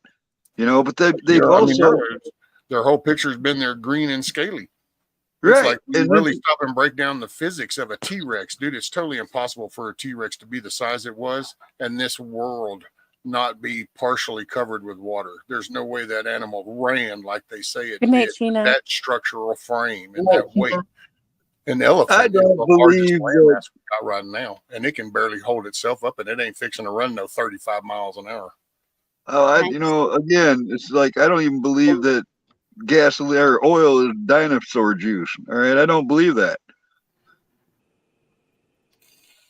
What is oil? That's a deep hole. Yeah, I was gonna say I've heard that theory and it makes a lot of sense to me, but I don't know enough about it. I haven't looked into it enough on my own to make a decision one way or the other. How would y'all feel if you found out that we are under a dome? I would not be surprised at all. I think we're in a snow globe, like you can shake it. And I think that the heavens are fixed. And I think that I basically, it's not even about arguing flat or round to me. It's that our Enclosed or not. universe is not, it's not as the proverbial quote unquote they have tried to describe it. They don't effing know. They don't No, they know. don't know, but I read that a wholly different way. Bible, All they're right. using science, they're using this and that, whatever. Read the verses. I, Find the verses from the Bible that talk of the firmament. there's All right. plenty about the firmament. And Right. I But think I that, don't get the same thing they're getting from that. I don't. I mean, right, right. You have to dig deeper than that. It's not as simple as saying, oh, well, if the earth was flat, all the cats would have knocked off all the Christmas decorations by this time. No, Right. it's not that simple. That's not the suggestion. The suggestion is the whole functioning. And we only went to the heliocentric version, you know, in the 16th century. Previous to that, the Ptolemaic, which puts the earth at the center, the Ptolemaic vision was the way to go for thousands of years. And then we have the Copernican system that comes in, which puts the sun at the center. Galileo was tortured over this. Many people were. When I was a kid in school in the 80s, the flat earth theory was still in our books as a theory. It was still in there. It's like, we don't know. Here's a theory, acknowledge it, move on, right? So this whole idea of the way everything is structured is only about 500 years old. For that reason, I don't buy it. It doesn't even matter if it's a dome, an egg. I think it's kind of like a goblet. I think certain things look a certain way. If I could draw a picture, it wouldn't be exactly like any of these theories. It's just not what we told. That's all. Not I what got a we've been. buddy that had a telescope. It's literally bigger than a cannon. The thing was as long as his vehicle. And last summer, I helped him set that up, and he had the video camera adapter lenses. He had all kinds of gizmos for it. But since I had to lift it for him, I spent a few days watching that really closely. And I'm telling you, everything that's up there, I saw Saturn so clear with this that I could see the rotation over the days. I could see the rings going around a circle, a globe, whatever you want to call it. And I watched the moon rotate. I watched the mountain ranges change on the horizon of the moon. Those are all round objects up there. All right. I'm sure of it. Just from the shadows and everything I witnessed, they certainly aren't plates facing us. They're round. All right. And because I've seen it with my own eyes, seeing that once you see it with your own eyes, nobody's ever going to change your mind. Yeah, agreed. The Bible calls it luminaries. And what exactly are these luminaries? Well, that's what I mean. I don't even. The light. What exactly is it? And I mean, that'll slip me. If you're going to really study that, then you got to look at the translations of where it came from. You know, like maybe the original Hebrew text or something, and find out where that word came from. Well, was that in reference to stars or planets? Anything with stars, light. Stars I could see being called luminary because that would be a word for light. So, right. And on if you have a nice clear night, and like if you hunt, then you know that if the sky is totally clear and you have that star light coming down, it's almost like day. Would y'all knock it off? I thought that was somebody laughing. No, I did too. It's one of those cocks. That was them little shitheads. No, you're right, Rescue. At the same time, Venus used to be called the morning star because the luminaries were those stars. They didn't know, or actually they did, but it was called both a star and a planet. And so this is an interchangeable, this occurs in the timeline I'm talking about, 2,000 years, 3,000 years, whatever. Venus was the morning star. Luminaries were those stars, but some of those stars are actually planets. And this See, is something what if back then the cloud that we have in our jet streams wasn't as thick because it didn't have as much man-created pollution? I hate to use the word because it's being so overworked right now, but in all honesty, we're humans, because and this is going under my faith thought, so going with the creation that way. But you figure this world was not designed in a way for us to just keep creating these materialistic things and just shitting on things. I mean, I'm really dumbing that down, but I think it was, if we kept it so the atmosphere, and that's what kind of gets me with the whole history stuff. Everybody they talk using everyday things now, and it's like, but it would be different. It's like travel. We can talk about how fast it gets from here to Seattle, but it wasn't that fast in the 1800s. It wasn't that fast in 1975.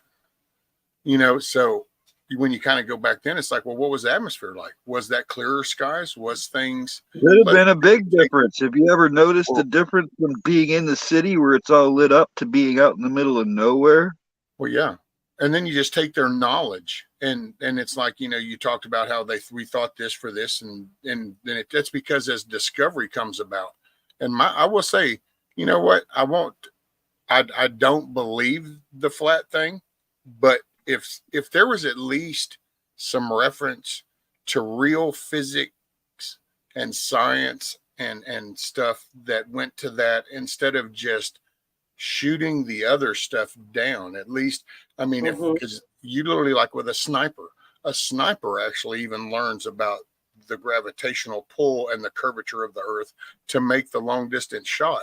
So we have so many other fields that go off of all that physics that have been built upon, and to just say that all that's wrong, but I really can't show the counter to go, no, see, you're saying it's this. Look, here's the scientific proof to show that's wrong. There's nothing. It's kind of like that there's a dome.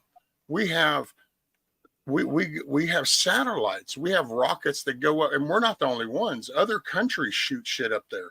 Well, we have the Russia space race was with them, and that was one that we were in conflict with, on the verge of right now. So it's not like they're keeping some big secret. We're on the verge of war with them right now. So they do it. And so years ago, I just don't know where you just reminded me of something. A few years ago, I think it started at Liberty Freedom, or Liberty, whatever he was, that guy, at his show, but this flat earth thing started going around, and this guy was trying to tell me that the earth was flat, and his proof was that you could stand on the shore of Michigan and see Wisconsin across.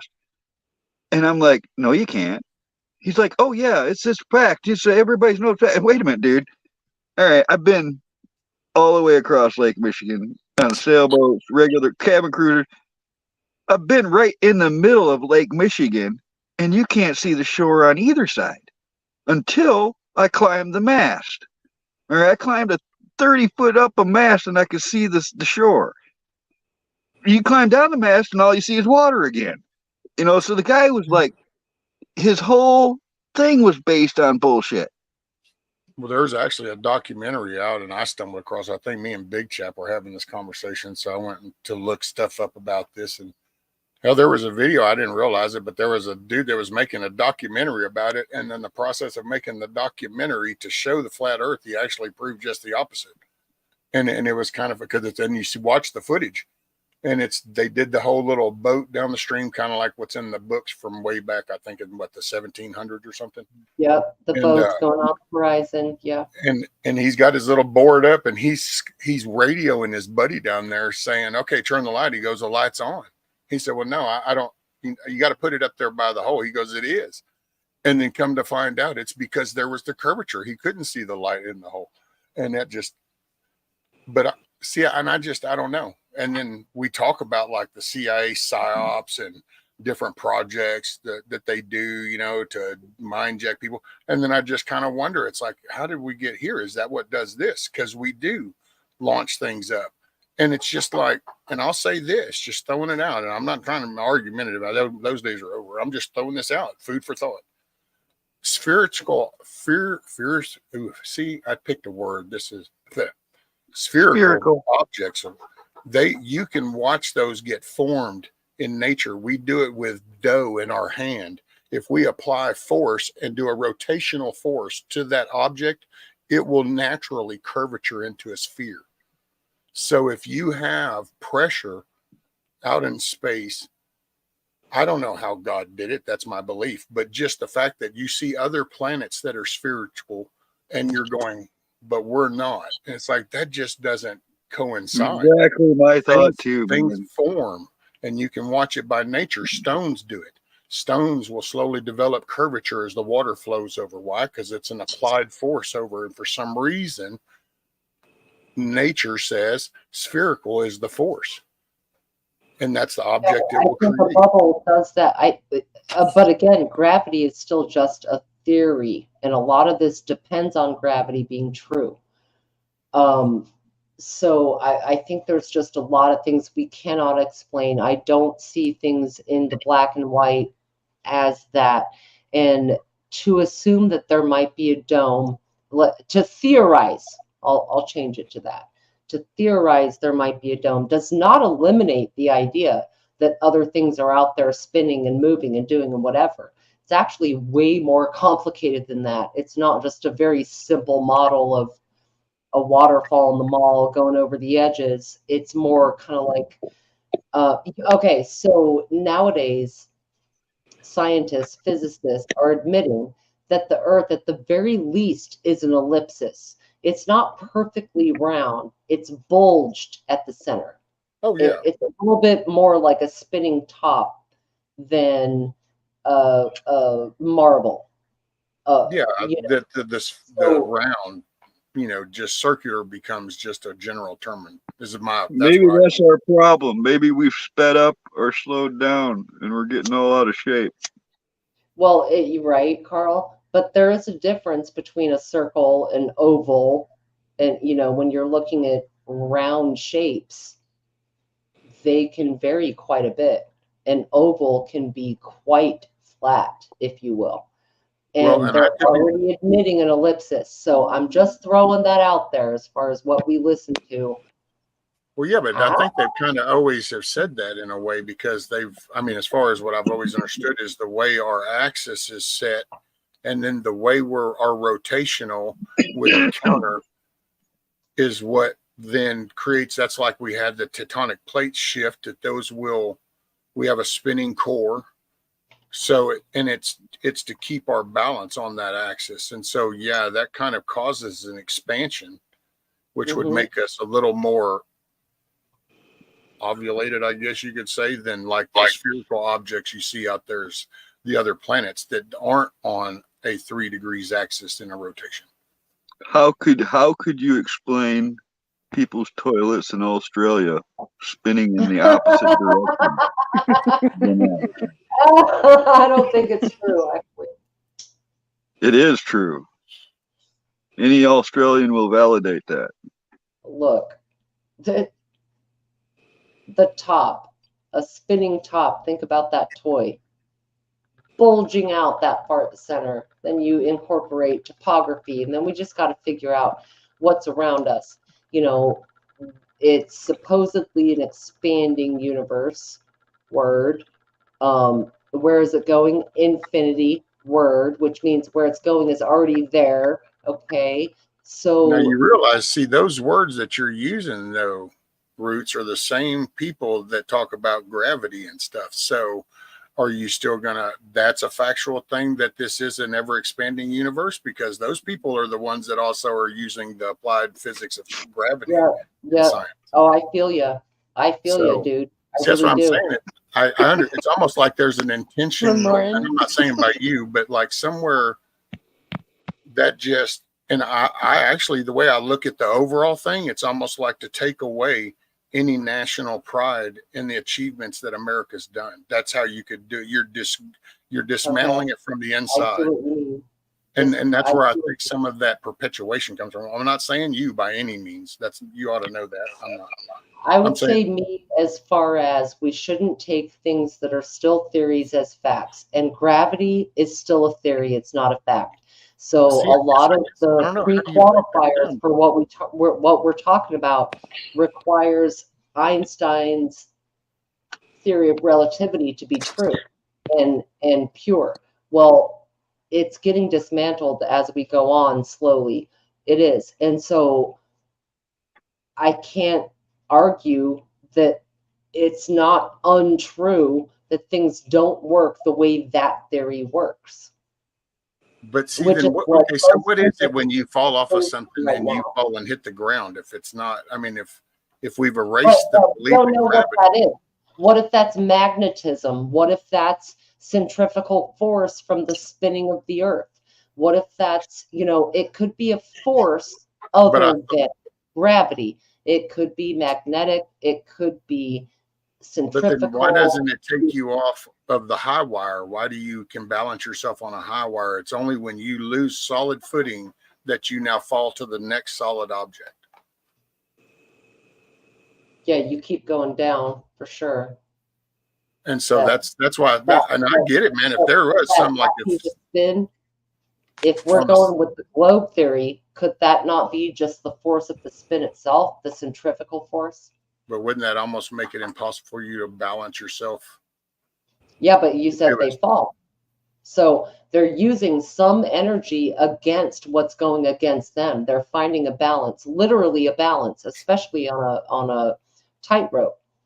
but they've Either created it's a they could be fighting gravity, finding the exact opposite magnetism, something to keep themselves off the ground, right? Which one is it?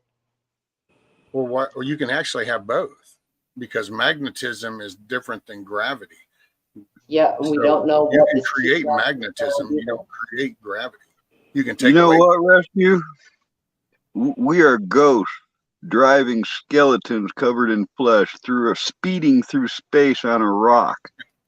So which song was it, Carl?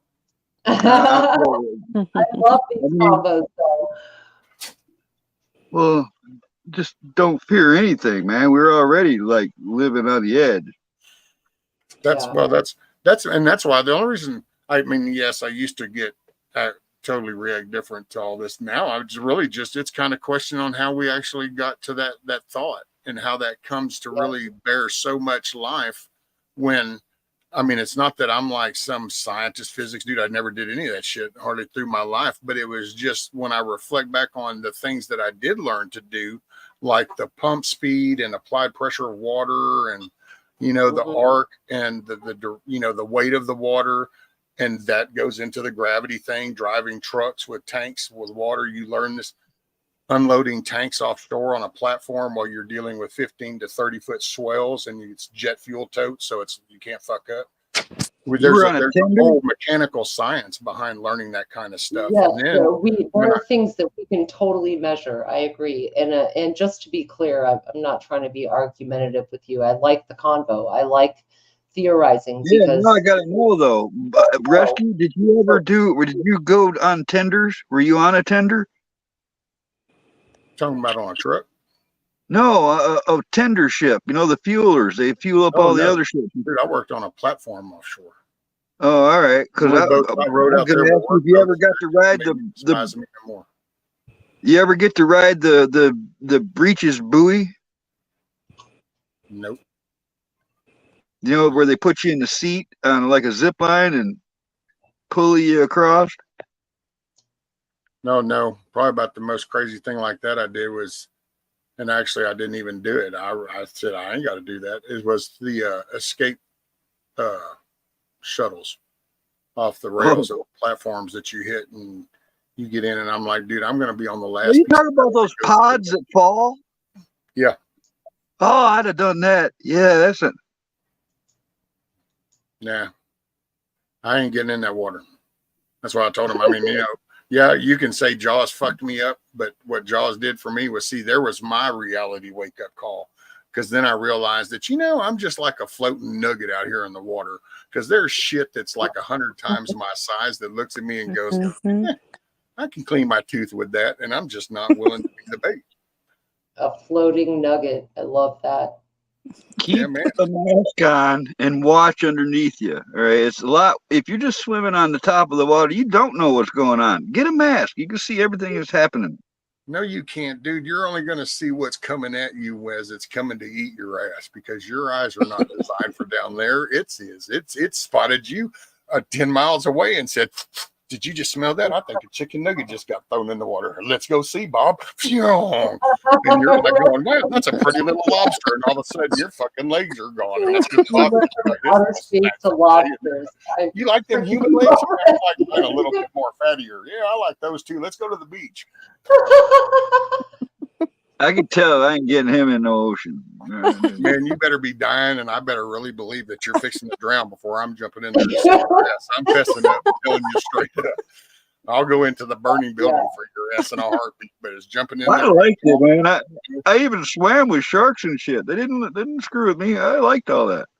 I've swam with stingrays once, and it was terrifying. Didn't work out for Steve, though, did it? Yes, I swam with rays. It's all good. Just don't feed them. It's all shits and giggles until somebody giggles and shits. That might be your best defense. It's funny you said that. I'm going to send you a picture in a minute, Rescue. That's funny you said that.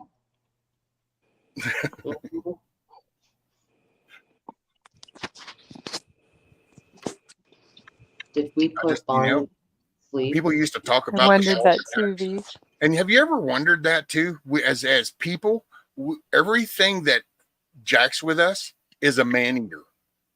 It's a killer. But yet we go out there and we spear these things and shit, or we drag them up in nets. But hey, it's all cool. No big deal.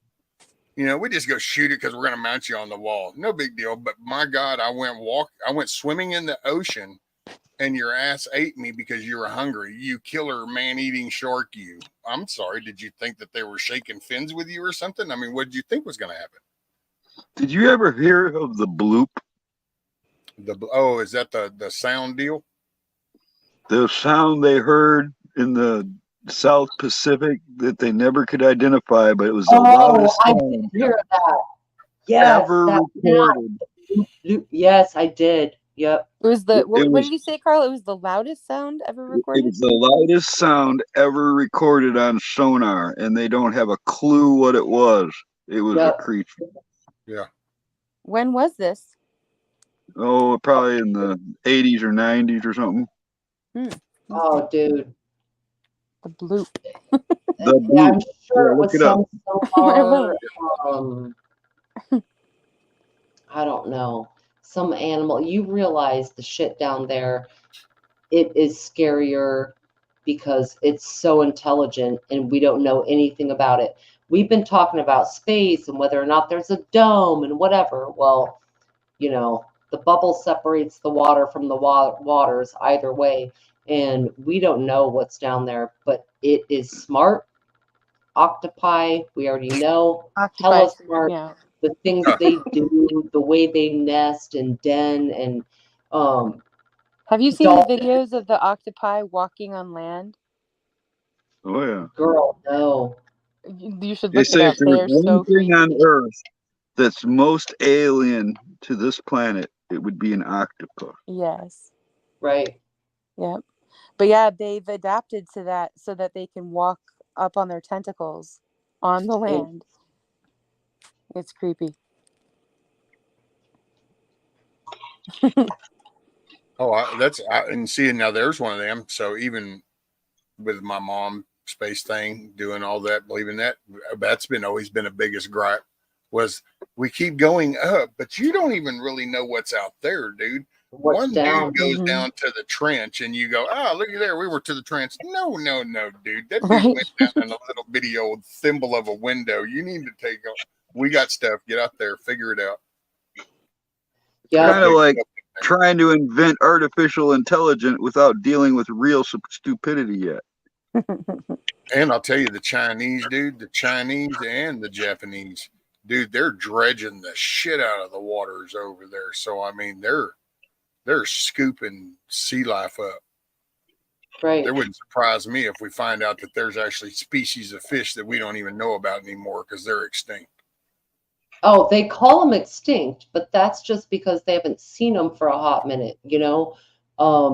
But no, not only are they obscure, they are freaking huge, y'all. Like huge. You think about some of the biggest whales and sharks, and it's like, oh, it's 80 feet long. Think about Yeah. that in terms of a building or a building in a city or something, you know, a 8-10 story building, and it's a fish. That's pretty big. Some of the Actually, Did you see just recently there was a giant like deep sea fish. It was like a 6 foot wide fish that usually is in the deep waters. It just washed up on the beach in Oregon, on the Oregon coast. oh shit. Yeah, it's like totally not in the right place.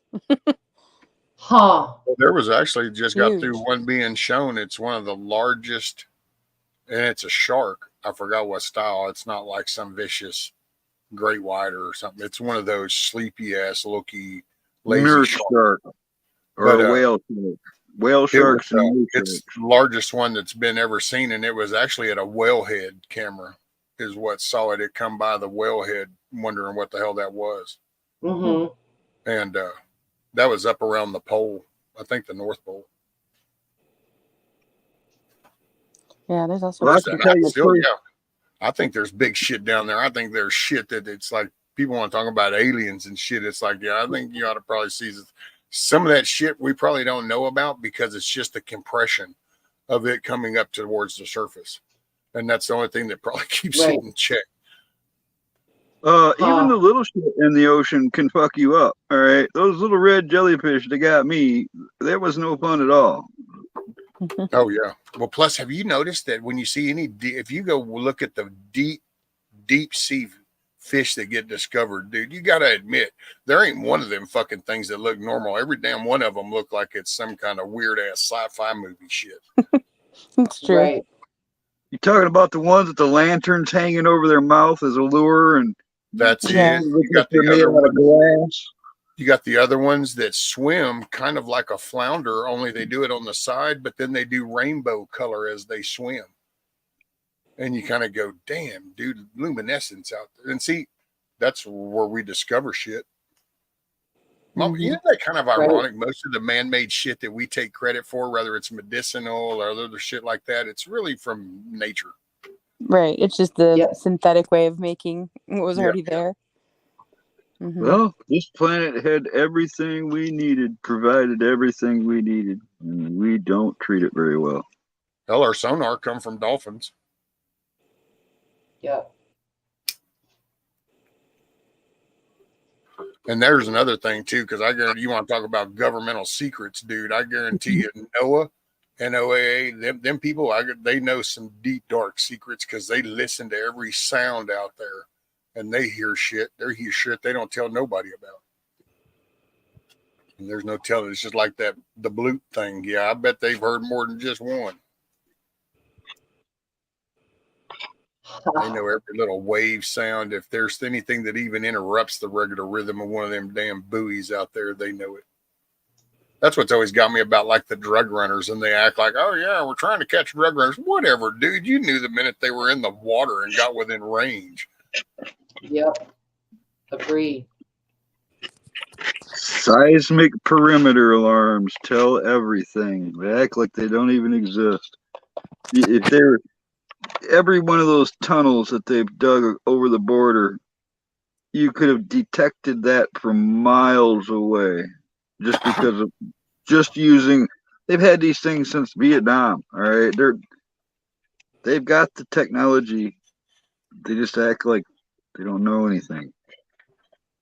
Well, and I was talking with actually somebody, and it was a retired military guy, and we were kind of talking about some of that, and it was, I think some of that, that in all honesty, you gotta if you come at it from like the government's point of view, you try to keep your most badass weapon.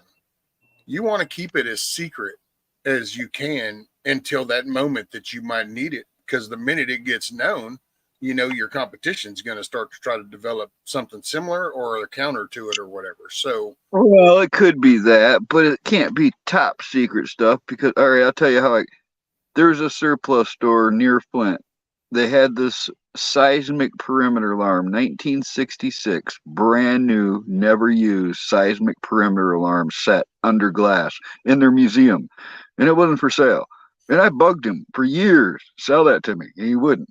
Well, he got desperate for surplus one year and says, Carl, if you can give me some surplus, I'll trade you something good for it. And I'm like, I want the seismic perimeter alarm. He goes, oh, shit. I should have known you'd go for that. He didn't want to get rid of it, but I traded him a truckload of stuff for this thing. Anyways, I get it. It's got 4 what look like plums, you know, for doing masonry. You got a pointy piece of heavy metal. They look like mason plums. There came with 4 of them, and each one of them had a wire that come off the back of it. And now I had reels of communication and field wire. So I took these things and I ran them in 1/4 mile and 1/2 mile segments out into the property. We had 1.5 miles going back. And it took 12 D-cell batteries inside of this monitor that you plug the headphones in, you could hear it through the headphones, you pull the headphones out and you heard it through a little speaker. And it uses the ground as the ground line and the one single field wire as a positive lead to go to the drones, which you could put miles away from the unit. All right. So it runs off a white noise. So anything that makes a sound would come across on the device like all right. That would be a human walking. Easily you could tell. All right. A deer. All right, I could hear shit a mile away from me. Mm-hmm. I could hear it shit a mile away. I could hear cars coming from 3 miles away. You'd hear it. But could you tell how many cars and what size car? Yeah, you could tune it right up and catch things. Except, all right, this is how sensitive it really was. I'm a mile away from the house, and I'm hearing these noises I cannot pinpoint. All right, I know it's not the deer. I know it's not me. I know it's not my dog. It was picking up our cats on the carpeting in the house playing from a mile away. Seismic stuff. That's some sensitive shit for 1966, brother. Well, you know they used to use that detecting oil. Well, now they got them. They're wireless now. Oh yeah, well hell, now we got LiDAR. See, it's just like tunnels across the border. Psh, fly a drone over that. You could shoot LiDAR. You'd know exactly the path and how they were designed, width, height, and everything.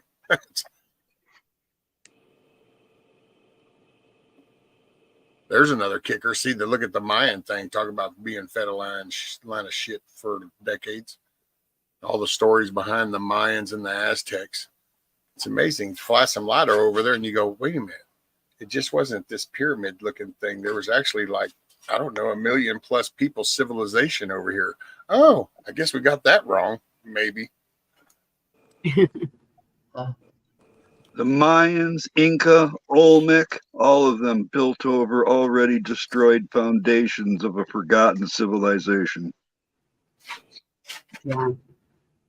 See, and for me, I kind of go, when I go with my faith and the creation, I totally can kind of understand all that. I mean, as far as I don't say understand it, I can conceive it, because if I go off of like what I believe is, okay, when there was the separation, then there was fallen angels that came down, and it's talked about, bred with people. So then there were the large people, there were I forgot how it's actually worded in like the King James, but it's like well-known men or something like that, well-renowned, and that I can What see about that David and Goliath Thor's, or I can see that being all your Hercules, and I could see that and being those. Goliath? And then you turn around and I could see where they're going to be very technologically looking advanced, because that's what it says. They taught them science. They taught them, the people that, and that was a distraction from following God. And so that was the path that people took. And so I could see where we uncover stuff. And I find it funny that there's stories that come out and they talk about how look, we found this civilization and it was under these layers of silt and stuff. And it's like, I don't know, it's almost like a big flood or something happened. And then nowadays they're willing to own up, because they go, well, yeah, so many other places talk about a great flood. It's like, I know, right? Go figure. But hey, I gotta say, Virginia, how come every time we get on a panel, we end up on the same discussion? I was thinking that too. I was thinking that a few minutes ago. So did you already have this existential anguish? Yeah, I can go into the, like South America used to be called Patagonia, which meant land of giants. We've discussed all this somewhere. It's a deja vu. Yeah. See, hey, somebody just said that in the chat earlier too. Deja vu. What if that's not a space helmet on that Mayan glyph? What if that was I don't know. What if that was a Spaniard helmet? Right. I don't know. Maybe it was a way of or the armor Tesla that they hadn't seen coils, or before. the light bulbs. The great cuckoo cuckoo. But look at all those buildings, the architecture of them, and all they had was horses. How did they get those stones to those buildings? That's easy breezy, lemon squeezy. Because all you got to do is you got to look at the history. Once again, you remove everything you know about today, and you go back to those times. And in those times, there was no other distractions. So if your family's job was to chip these stones, that's what you did every day while mom would make breakfast and lunch and supper. And when it got dark, you went in and slept. And when the light got up, you went out there chipping stones. And it's hard to conceive, because it's got so many accessories in our mind. But if you look at the simplicity of life, then you turn around and throw in that this is like some of the most tyrannical times ever. So like you would cease to exist if you didn't do your job. And so if you were to mass up, I don't know, about 10,000 people and tell them to pull this fucking woven rope, you could stand some big ass blocks up. And if you do take some animals and you throw it, it's simplicity. I seen a little guy in Florida in the 50s did it all by himself, man. He used fulcrum points and leverage and moved giant pieces of rock. He amazed people. They became a tourist attraction because nobody believed that he did all this on his own. Yeah. I actually remember way back. Hell, was that high school? I guess I could High see school or my younger years. I remember being the pyramids, being like, that might have been when there were some of the UFOs started taking off, and and there was actually a group of students that actually went out and they showed between the fulcrums and stuff that they designed that they were able to move a block 100 yards across a field and then stand that up all themselves. And that was just to show the engine, because there's engineering capabilities. I think that our minds have just been so dumbed down by so much stuff that we look at like a machine, or there's got to be an expert, when really back then, it's like when you look at some of the way they talk about like the watering, they had advanced. It doesn't take a whole lot. You don't have all these other distractions, and somebody pours some water here and it runs that way, and you go, hey, water seems to run downhill. Well, I know. Why don't we make some like troughs and shit? We can control this. It's like that didn't take some ancient alien divine thing. That's just that was living. And I think that we had some spiritual stuff. That's where that influence with science and technology and all that stuff came from. That's on my belief side. But on humans, my God, you got a dude up there in Greenland or some shit who's developed the Jetson 1. It's a damn flying car, like a drone. He did that because he had the money to do it, and he had the thoughts. About time somebody did something like that. We've been waiting for flying cars since the 60s. I wouldn't put anything past man, as and especially when you take us back to, while it was hard times and it was like tyrannical government stuff, but as far as people were way tougher back then. I mean, and even if you kind of go biblical, hell, we even lived over 100 years back then. I love how they talk about we used to live shorter times. I don't know. I guess it depends on how you look at it. I'm kind of a biblical person, and I go from, well, we used to live about 900 years or so, and we kind of got our butt smacked, and now we only get to stick around for, I don't know what, $1.20. But how did they measure time? Well, see, and yeah, there's another good question. That was, which areas developed on what? Because I believe there is so much separation, and as travel took place, and that's, matter of fact, well, I just watched something the other night, and it was talking about the Polynesian Islands and having influence, and there must have been a landmass. Well, see, I totally am down with that. I think there was. I think the land structure was different, and there was probably different forms of traveling, and there was probably maybe some commerce between spots until we kind of went too far. And it's like if you go biblical, then you can kind of go, we've apparently got way out of hand. Well, if you kind of go with, look at where we are right now, what does out of hand actually look like then? So could we have been advanced? Yeah.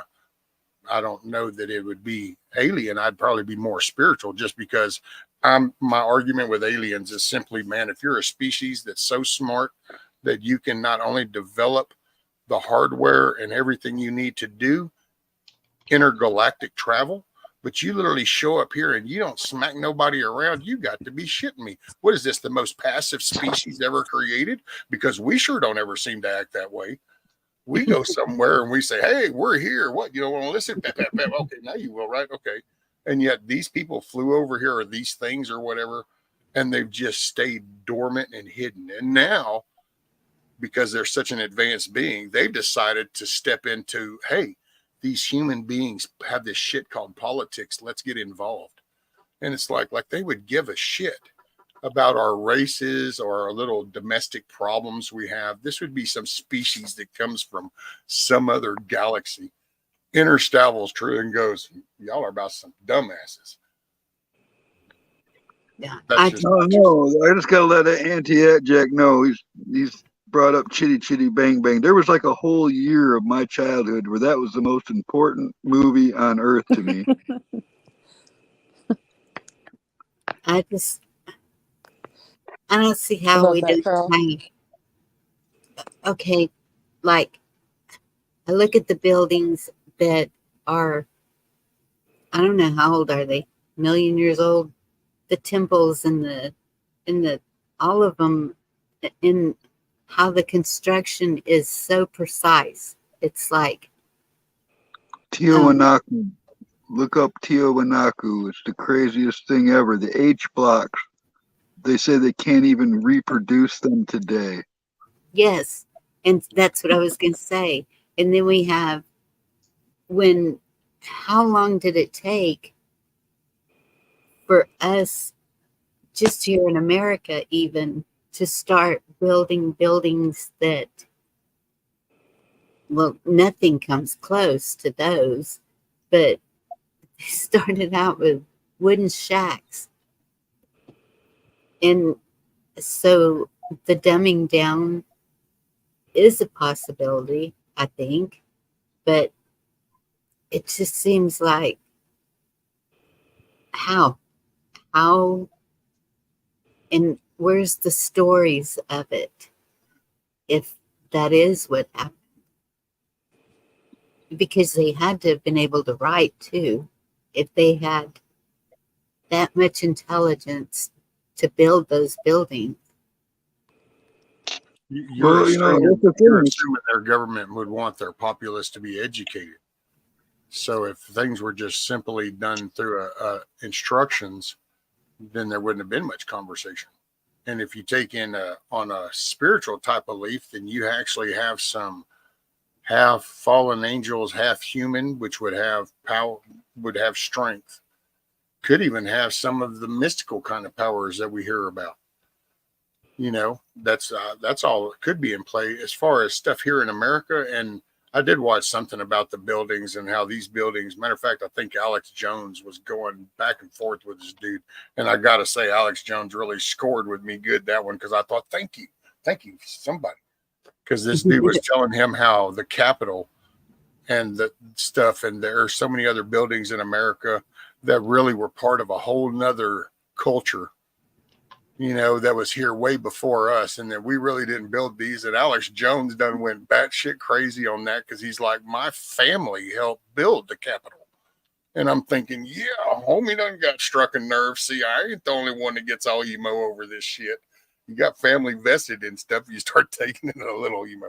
And he did. He was going, I got documents from my grandfather, land deeds, to show this stuff. What do you mean? And he's like, no, you got to look at it. And I'm like, wow. And I will say, I remember growing up of hearing people that would get some damn Irish castle out of Ireland and actually have it dismantled and shipped over here and rebuilt. I heard that a few times. That was crazy things back then. That's another thing, the castles.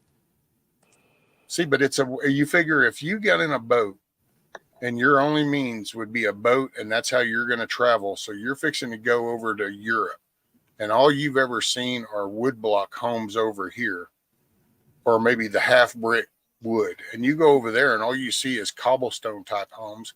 You're going to be like, oh, okay. But when you go to build yours, you're going to build yours off of what you remember. And all of a sudden people in your little neighborhood are going to look at you like, well, that's some weird looking house. And the next thing you know, somebody else wants. And I only say this out of experience, because I actually remember during my framing days when I used to build custom homes for a few years, I actually got a big bid job up in Raleigh, Durham, North Carolina.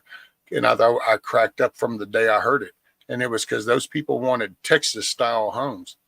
And it's like, well, what the hell is a Texas style home? Well, we want a Texas style home. And in reality, I guess it just came down to we wanted Texans to build the house, because we got up there and it's like, holy shit, man, all y'all's codes, y'all got I-beams and shit in your garage headers. We don't use this shit. We don't have. I remember Texas style homes. I remember my grandpa's house and my uncle's and my Aunt Marquita's. And I guess if the one difference of a Texas home is they were just full of loaded guns all over the place.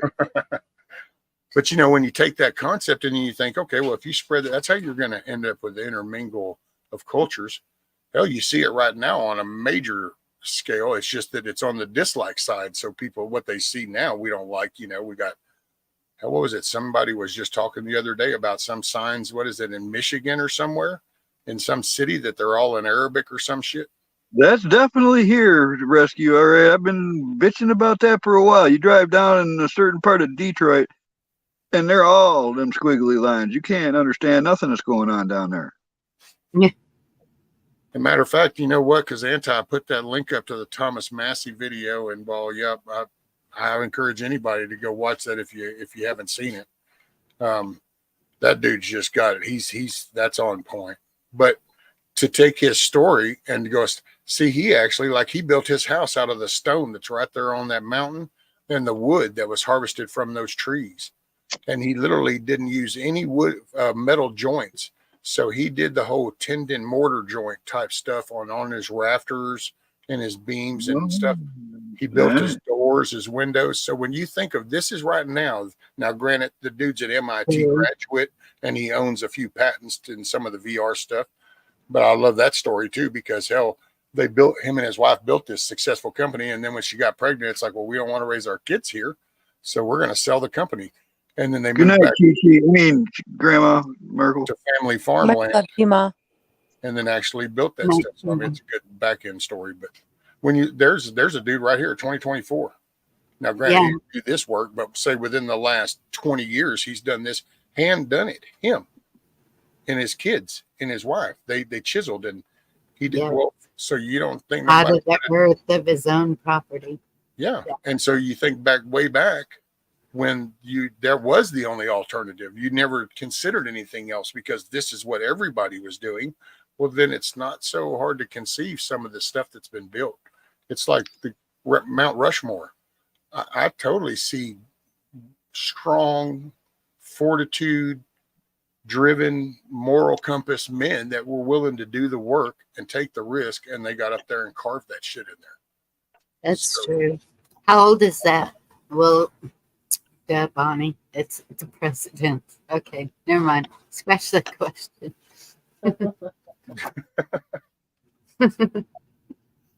But I just, that's why I said, I guess, I don't know. I can see where people can, because people can achieve so much.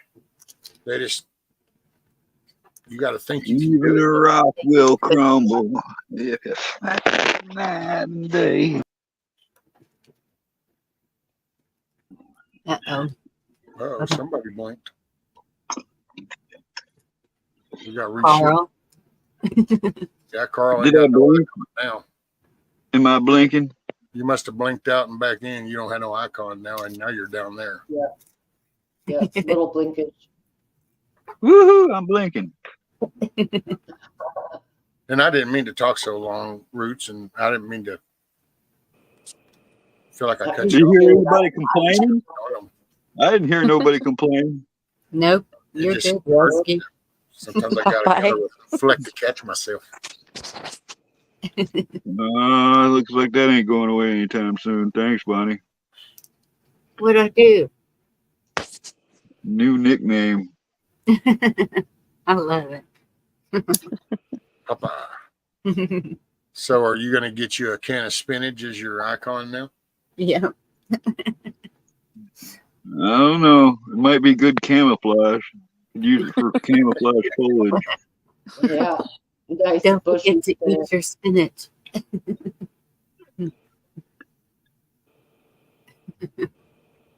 Raw spinach ain't bad in a salad. It's just that canned stuff is pretty gross. Yeah. If I was really hungry, I could eat it. Because if I'm hungry, I can eat gross stuff. Done it, been there, done that.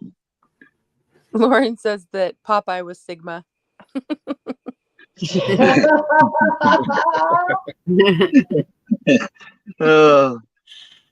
a great group. All right. You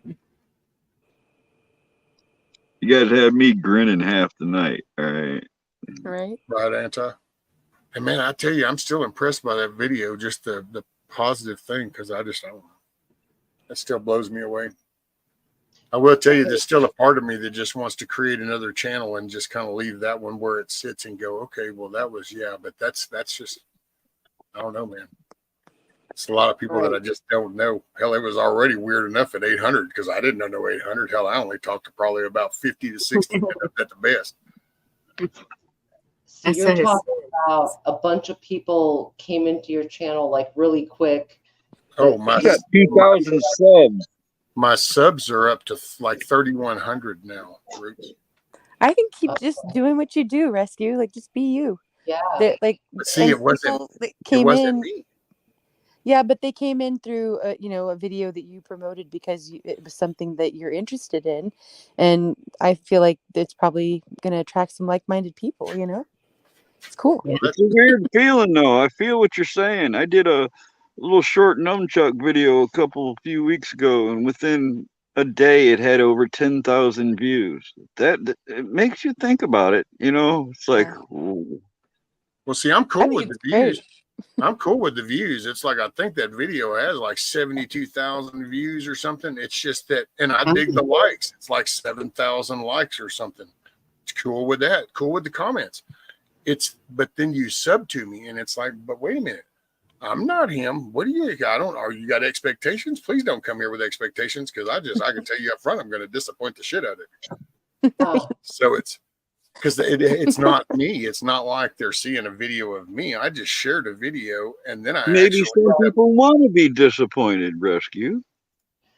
Well, I think it's the culture of shorts, like TikToks and shorts and whatever. They're a minute. It's 35 minutes long, I think. 35 or 40 minutes long.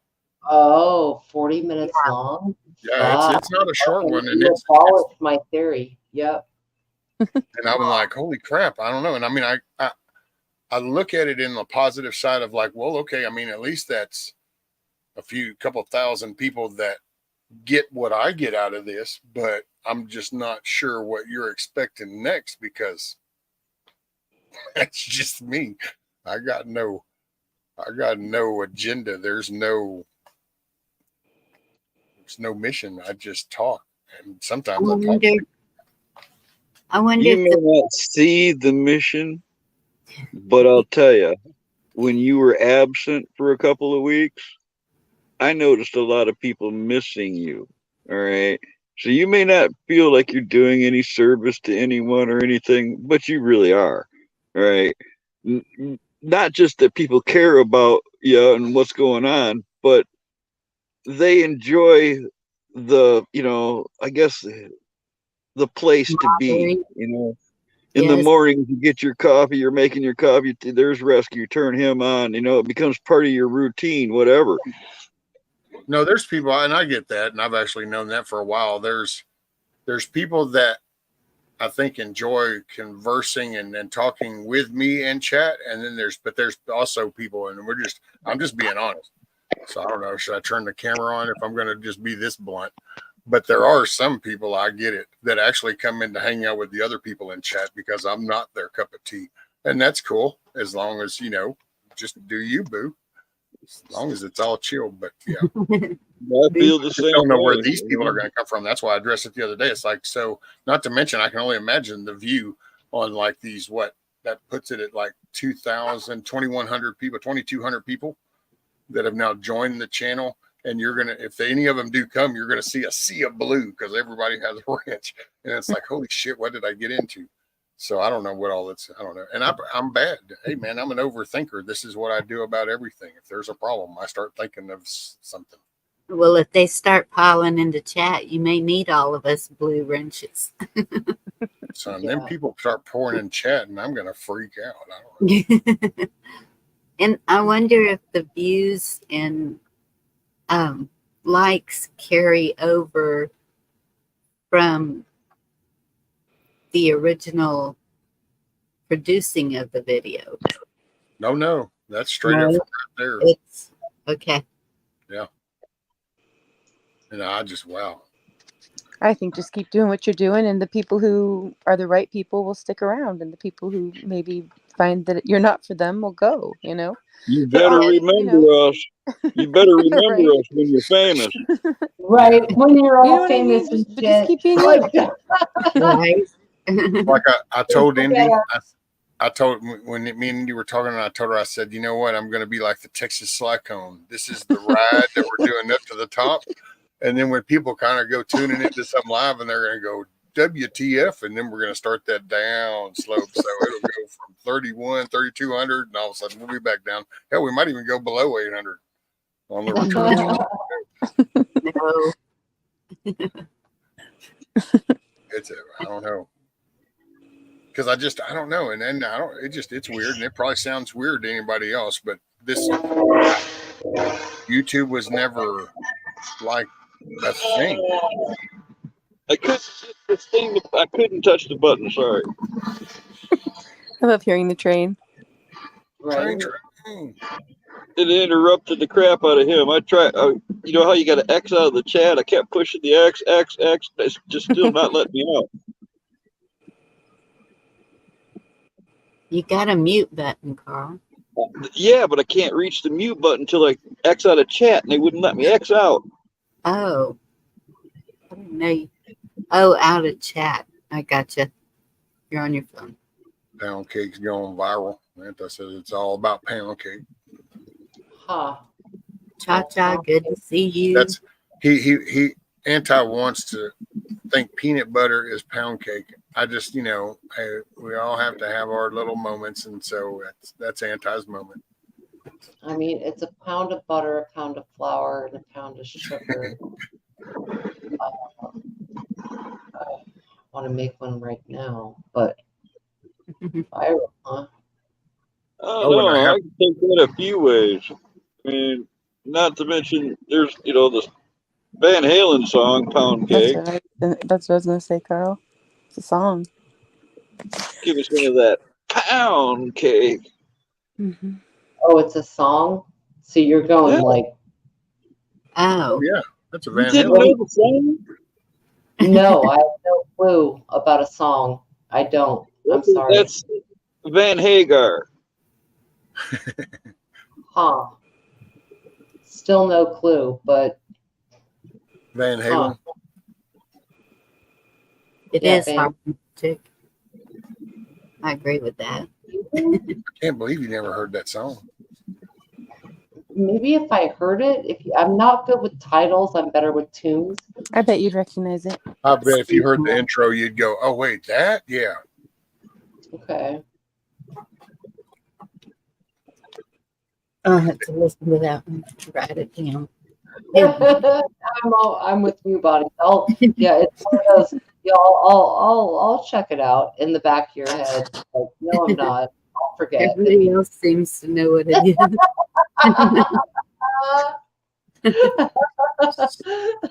I got So you, girl. Lauren says that he's keeping the painting. Rescue, it was a gift. So, Indy, I got Cool. YouTube Premium, and that, so now I can play videos. Just letting you know. No It's- commercials. Oh, It's Oh. and also Yeah, it didn't that's put good. that ad blocker box up there. It kept every time if I would look it up on YouTube, I would get the black ad blocker box. Oh, okay. It's Yeah. like Oh, they were thank you, trying Bonnie. to That's force great. me to get the premium.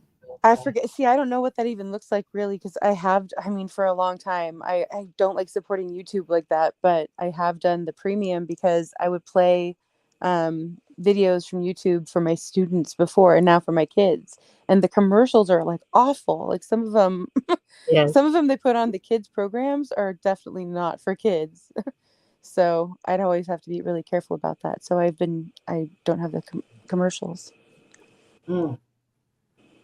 Yeah, so now I don't have to email everything to me to be able to play it. It just takes longer. Yeah. Well, that's cool. Who said that the other night? Because I was like, it keeps popping up the black box. I can't play it. I think it was JM. Or somebody Maybe. got premium just because of that. I think it might have been JM, yeah. Carl after midnight.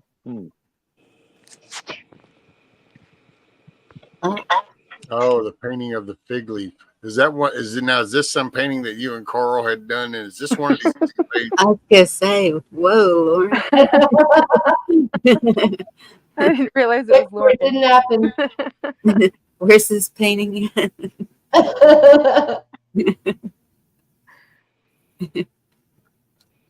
Paint me like your Greek god, all right? It's happening now, Lauren. It's happening.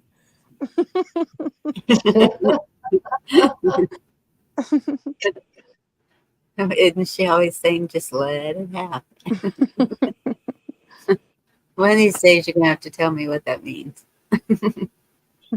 Yeah, see, some things I just don't even ask, Bonnie. There's some things I don't even want to know.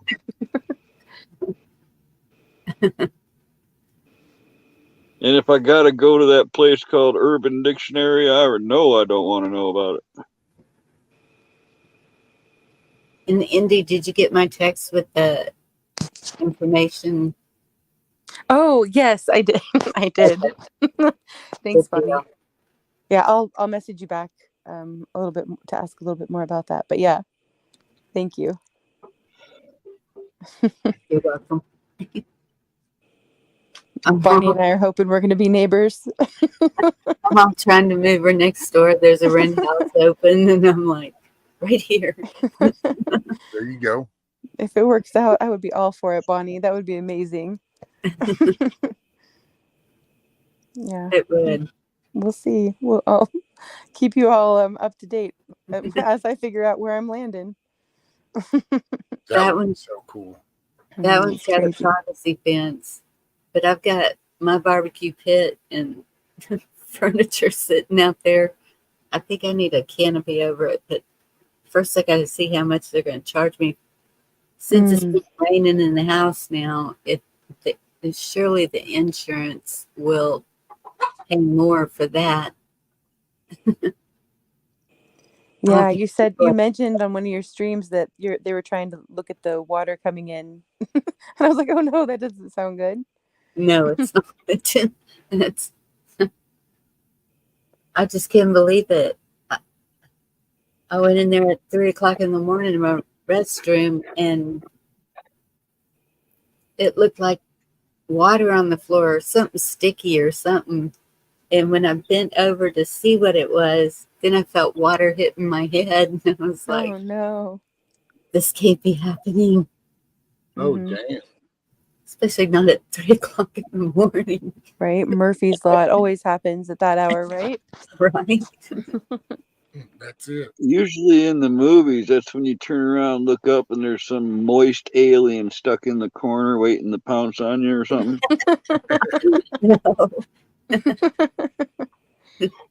But the concerning part is, I mean, that's the vent. And I knew that the vents on the roof were torn up by the hail too. But about 2.5 feet back from it, there's a water spot on the ceiling. So what I'm worried about is now that it's building up, because I had that big crater and they tarped it, but we had a lot of rain for 2 days. The last reading I saw was 1.5 inches. I mean, I know that's not a lot, but it was a steady rain for 2 days solid. And so I know it's getting under that tarp too. I don't know. I know I'm catastrophizing it. I hope I'm just catastrophizing it. Oh, man, That's what I water. mean. I feel like I should have been building that space ark. Something ain't right around, you know. What was that show where they had all those ships built in the side of that mountain or something, and then the big flood thing came, so they started trying to release, but then some of the docks got stuck, so some of the boats wrecked right there. Damn, what was that? Oh, you know, I think I've seen that scene out of a modern disaster movie. I think I've seen something like that. It has all these big ass ships that are like on these docks on the side of this mountain in this valley kind of thing. Yeah, and only like one of them made it. Yeah. I think I remember seeing previews for that, but I never saw it, so I don't remember. I don't remember enough about it. Oh man, what was that? It was one of those movies where, you know, they pretty much all have to just put their head between their legs and kiss their ass goodbye. Yeah. Well, and it had, you know, you got to have the special people on there that have to make it. Matter of fact, I remember a clip in that scene. There was a Russian dude or something, and I think he ends up falling off at the end because the dock's lifting up, and he ended up falling off or something. I don't know. It was. That's the thing about those disaster movies, is those are easy to mix up. That Yeah. a lot of them are similar. Yeah, I have a hard time remembering. At some each point, one. Hollywood just got kind of stupid, and they just started blending all the stories together. I think it was like in the late 70s. Remember things like The Towering Inferno? All right, remember the big production disaster movies of the 70s? They were pretty corny and campy. I didn't watch much of those. And like the scariest things I watched were The Birds. Do you remember The Birds? Oh, yeah. Really old. And parts of The Exorcist, I just couldn't watch that. I remember really enjoying The Exorcist because it scared the piss out of my sisters. Dude, the pea soup had always been classic. That movie was classic for the pea soup shot. Yeah. I don't know. And So you never watched Texas Chainsaw Massacre? I've seen that one, Leatherface. That's based on a true story, isn't it? yes. Yeah. I never watched that, but they did another one. It was called Saw 2 or something like that. Yep. Mm-hmm. They filmed that right here. Right. Well, over in the town at one of the motels. Part of it was filmed there. They're filming one in my hometown right now. And I can't remember what the actor's name that everybody was Googling over and trying to drive by and see. They do a lot of filming of movies around here. They did That's fun. True Grit in my hometown also. And one of the local girls is actually the one that got the part. She's actually related. Oh, there you go. Shoot, yeah. Hey, Oh, Monty. Good to good. see you. Yeah, what's up, Monty? Money. Well, if we're up this hour and you're wondering why are you up this hour? Right. What are we all doing? Right, Magic? Well, Miss Bonnie, I'm actually fixing to call it a night. It's 3, so and Yes. I'm sore. I I understand. can't believe I actually It's only, this long. This was a great night, Bonnie. Thank you you. very I much. understand. I appreciate you all coming up here. We've only been on for 7 hours. That's I think very, the longest one I ever did was 16 hours. yeah, back in the day when I was somehow able to do that. One night, me and Monty did a live where his intention was to blow his channel up and see how many strikes he would get for playing music. So we played music all night long. He got like 52 strikes or something in a row. Oh yeah, Oh my goodness. the good old days. So somebody said there's a time limit on something. Is this going to stay up if it's 7 hours? Oh yeah, so like well, and they might get that from something. I try to keep mine at 6 because it's in the YouTube studio. Like if I play a song that's like okay, you play that one song "Human," and that's banned apparently everywhere. You know, if you play it, so. What I'll do is I keep it under 6 because then in YouTube Studios you can go in there and edit that stuff and like mute the song and then it'll put the video back up.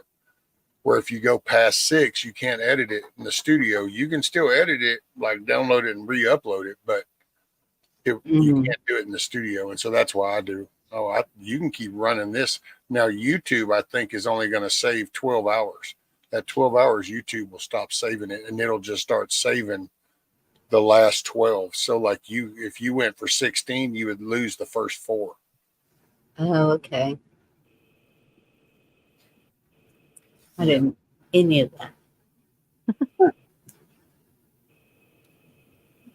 And now you know. The more you know.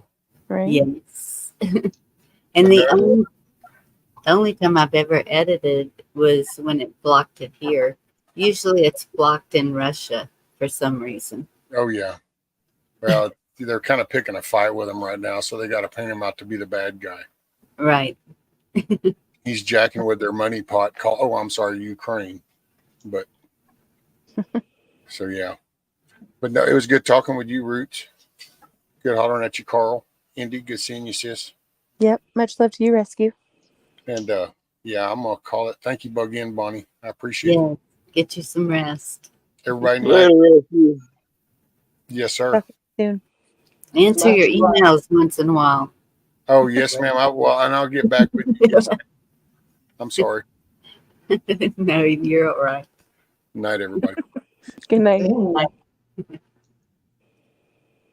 First 3 lives I ever did all got strikes and they were all taken down forever. The first 3? Yep, first 3 I ever did. And there were some long ones. I don't remember how many hours, but 2 of them were medical misinformation and the other one was something else. It was ridiculous. I can't believe that, Carl, because we have talked about everything here.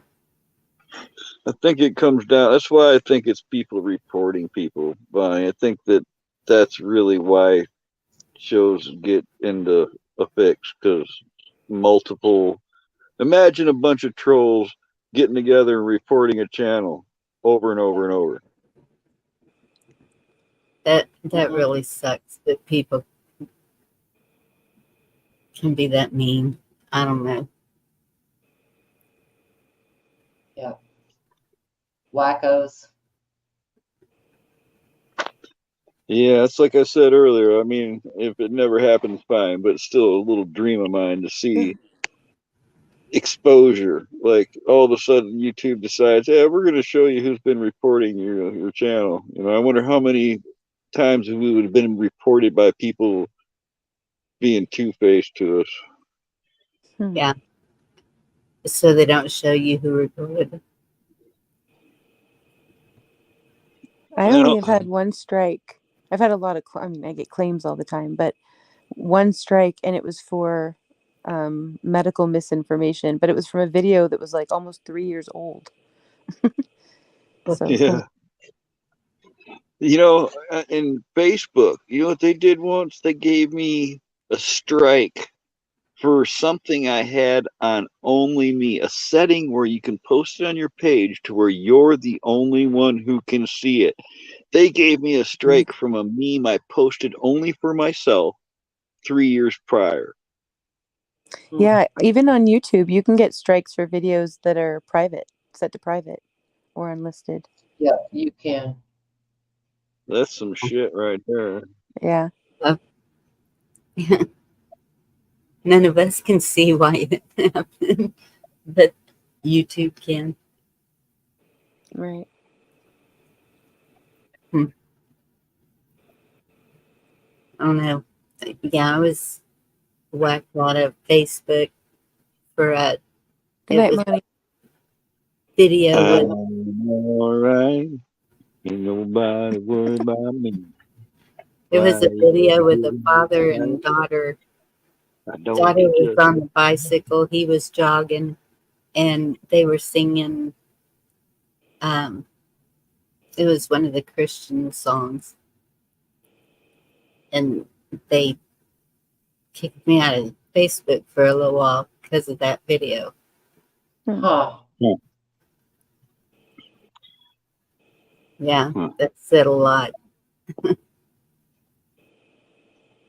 Well, I've mentioned before that for me, I'm starting to get AI chat recaps. Like if I go into certain Yes.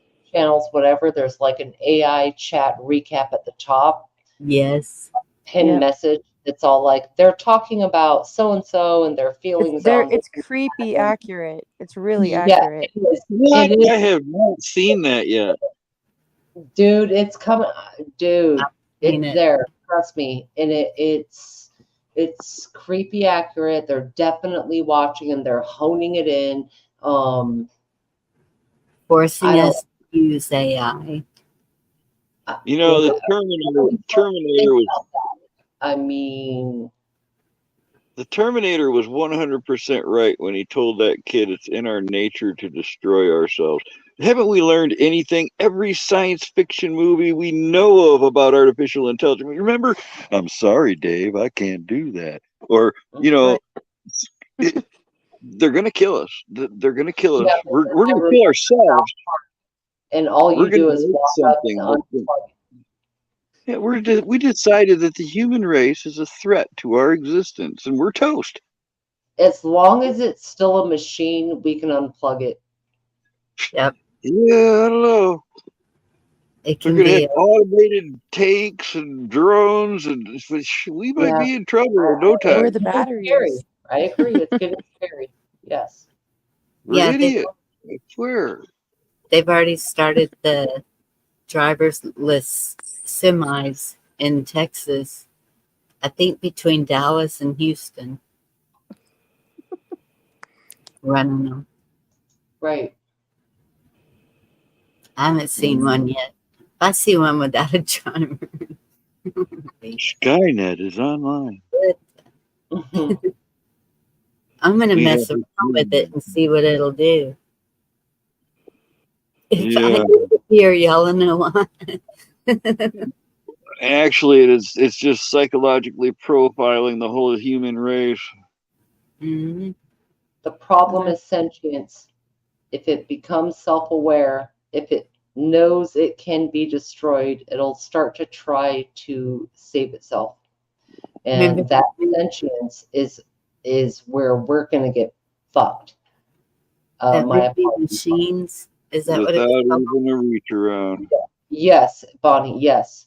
Sentient machines. If they have a sense of self, a sense Well, of I think there's pain, already of evidence of not that, dying. isn't there? Aren't They there have. already like They've asked yeah. AI, and it's said, yeah, humans are the problem. It's well, I think wasn't there even one? I can't remember what it was. Like one of the earlier AIs, like a chatbot, basically that lied. It basically lied to try to save itself from being erased. Yep. Right. They have They to kill be. That's you. creepy. They kill you. Look at that new one they did with the little girl. I can see it coming, man. It is, Lauren. Okay, but think about what I said like 2 hours ago about how they are building quantum computers that are human brain functionality. I'm not a scientist on this level, y'all. Okay, so don't judge my rudimentary way of describing this. All right, but they're already building little pods of like in quantum computing where it has some of the aspects of a human brain. Okay, and these entities, these clusters of cells only last for a year or two, according to whatever I just watched. All right. But you marry that in with, we're talking about, all right, if AI becomes sentient, we're fucked. Okay. Well, they are slowly but surely doing everything they can to advance certain technologies that make this brain matter incorporate with computing, quantum computing, tapping into the ether, if you will. And so, where exactly are we going to find this line? And all they need is a few rogues. We already know they've done this and shut it off out of like, oh shit, these guys are communicating, right? Yeah, some people think that this is the natural way of evolving. You know, some people think that this. Yeah, but we're going to let it too far out, don't you think? Yes. I've Well, to seen. me, there's nothing natural about it. You know, it does feel like self-destruction How to can we me. control it, even if we created it? I've seen where it can copy. It's like learning from watching people and copying their expressions, copying their personalities, the way they speak, hand movements, everything. Exactly, Magic. Danger, Will Robinson. Right. Danger. Yeah. Okay, so they marry in then these synthetic embryos already exist. Okay, they Yes. already exist. Cloned and or synthetic embryos with brain matter that functions with computing, all right, quantum computing into this AI shit. I mean, y'all, can we unplug those? Crush, destroy, kill, crush, destroy. I'm just saying that's a level that I don't know. We can theorize about the shapes of the earths and the universes and whatever, but what kind of an enemy is that at that point? If you have something with that kind of power behind it, right? And they have a sense of fear over their own demise. What will they do to protect themselves, just like we're trying to protect ourselves right now? Most of us in this room are natural human beings. What are they going to do? Most of us. You know what I'm saying? All right. What I need you to do, Virginia, is go back to the Ultron saga. Don't go to the movie. Get the cartoon, the comic books from the 60s up through the probably the 90s. Everything on Ultron. You don't even know who that is, do you? No, If you think about it, which computers. means, like, we just went to Nerdville, where I do not live. I'm from a different star cluster. It was one of the Avengers movies, you know, with Iron Man and the Hulk and Thor and Captain America. Yeah. Okay. Ultron almost kicked all their ass. All right. So you're in Marvel, not DC. That's all I got. No, I'm fluent in both. That's good. It's okay. And I also like Star Trek and Star Wars. What was that one? Silver Surfer, Silver Bull. The Silver Surfer, that's Marvel. Silver Surfer is Galactus's herald. He goes in searching for planets across the universe so Galactus can consume them. Mm-hmm. I saw that one. I think I own Don't even get me started. I'll get my nerd right on. Okay. All right. Well, how about this panel? If you were a superhero, and chat also, which would you be? Who would you be if you were a superhero? As far as what we know, like you got the your Molecule Man. who? Owen Reese, the Molecule Man. The Molecule Man. What was the superpower there? He was probably the most dangerous, most powerful being in the entire Marvel universe because he could alter reality. He could alter the universe. He could create universes.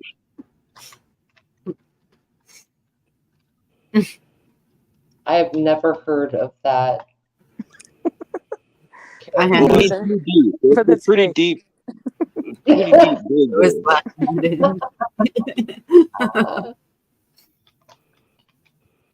Wonder Woman.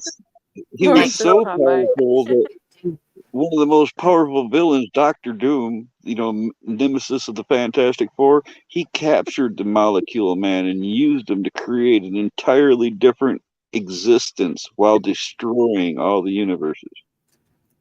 Called Secret Wars. It was a big, long comic book run.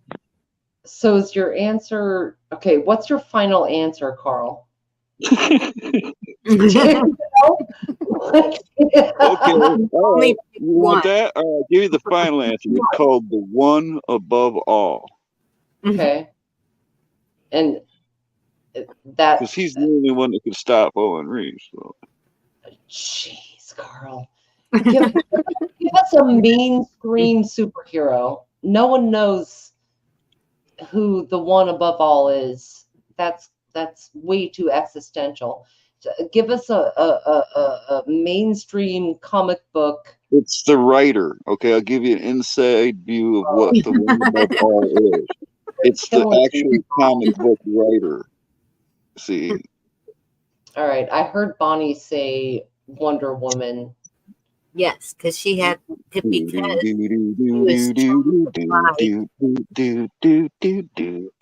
Wonder Woman. Because she was trained to fight normally without the powers, and then she got the powers and was even more awesome.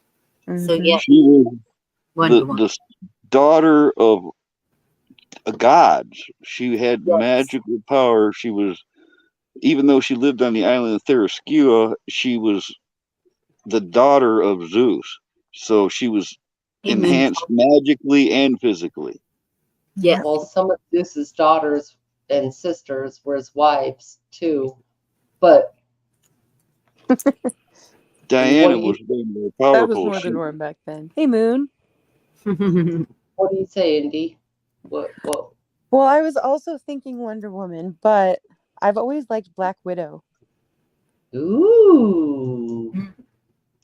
I like a lot of her traits. She's badass. Right. So I'm gonna go with Black Widow. Yeah, I like Scarlett Johansson. Well, that too. I mean, she's great. So we're gonna wake up in the morning and be these superheroes and join up and Which arch villain? conquer the world. I mean, I think you identify with it a little bit, you know, and nowadays you can identify as anything, but I have a feeling all of us have kind of felt an affinity for a certain hero or villain, like just a certain like connection, like, oh, I kind of like that one. The underdogs. Villain is a really good question though. Like, what about villain? What do y'all think? Well, wait, V, you didn't say yours. Which one do you think you'd be?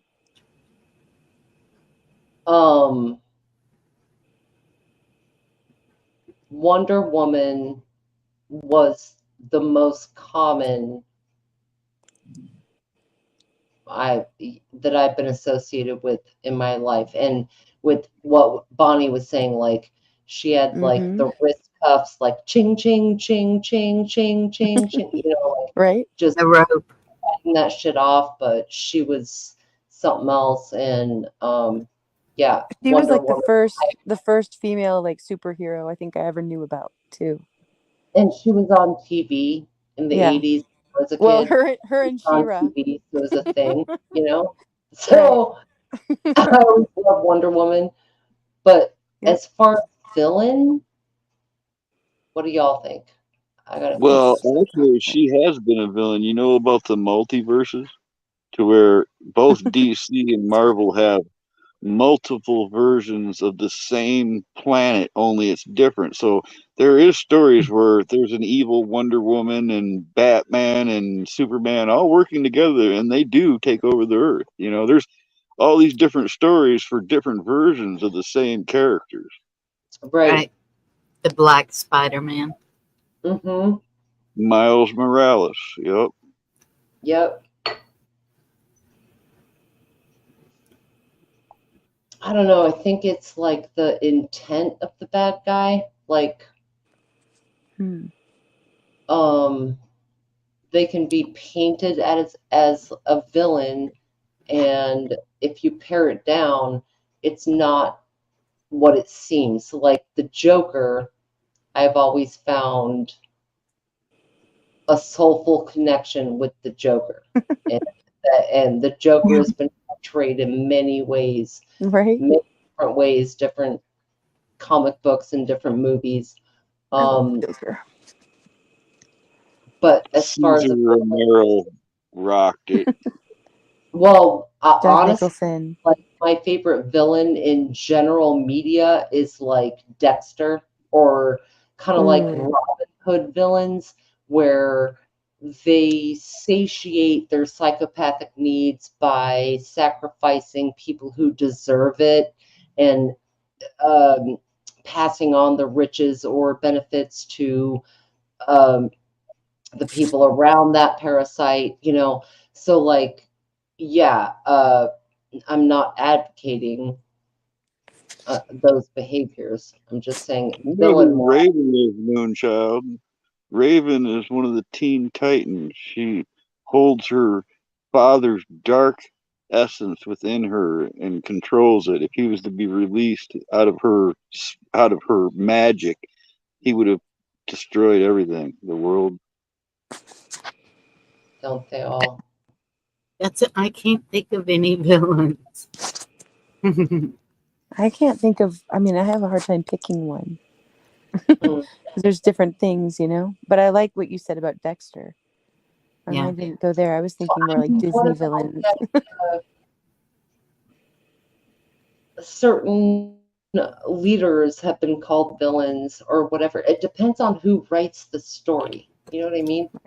So You know, one that stuck out to me in the early 70s was Iron Man. The way the comics, when I was a kid, the Iron Man comics, he had a drinking problem, and they didn't hide it. I mean, that was part of his character, is he was an alcoholic, fighting alcoholism. Did you guys know that? Movie too. He was a playboy. Right. Well, I mean, they really covered that subject in the 70s in the comic books. You know, a drunken superhero. Yeah. I have a picture of me with Iron Man, Huh. not the real ones. Well, there's Iron Heart, which is the female Iron Man. There's also one called the Iron Maiden. There's female variants of Iron Man.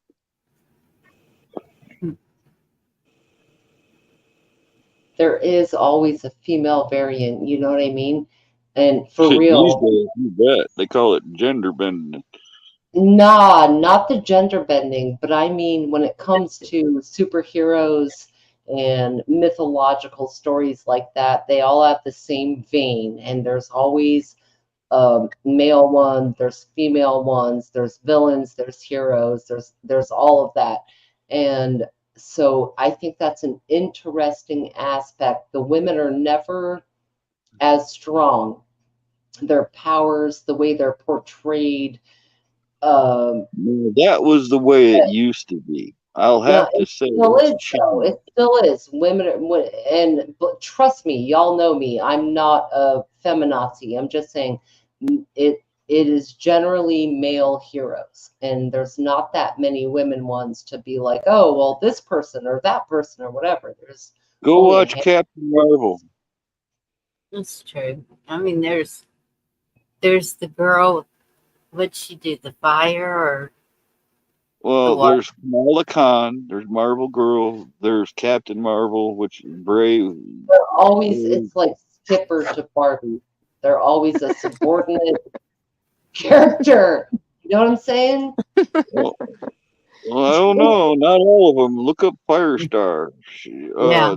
There's a bunch of them that just don't take no shit and they kick the guys' asses all the time. Yeah. I mean, That little movie, what was it? Kick Ass. Was that it? Oh, I love yeah, that movie. that's the Yeah, spook one. yeah, That kind little of. girl, Spy Kids. They conquered all the evil. What was that movie that they were all up on a spaceship? Superheroes. Oh, Spy Kids, right? Was that a Spy Kids also? Okay. It might have been. I can't. I feel like I've seen it, but I can't remember it. Spy Kids is going back a ways. For sure. But I'm trying to think of the description Bonnie's saying about the film. Superheroes and the Female Peter Pan. Annie. No, I don't.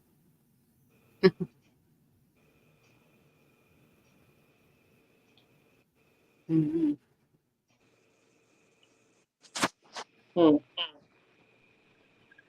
You're not talking about the The powder puff Avengers girls, are you? was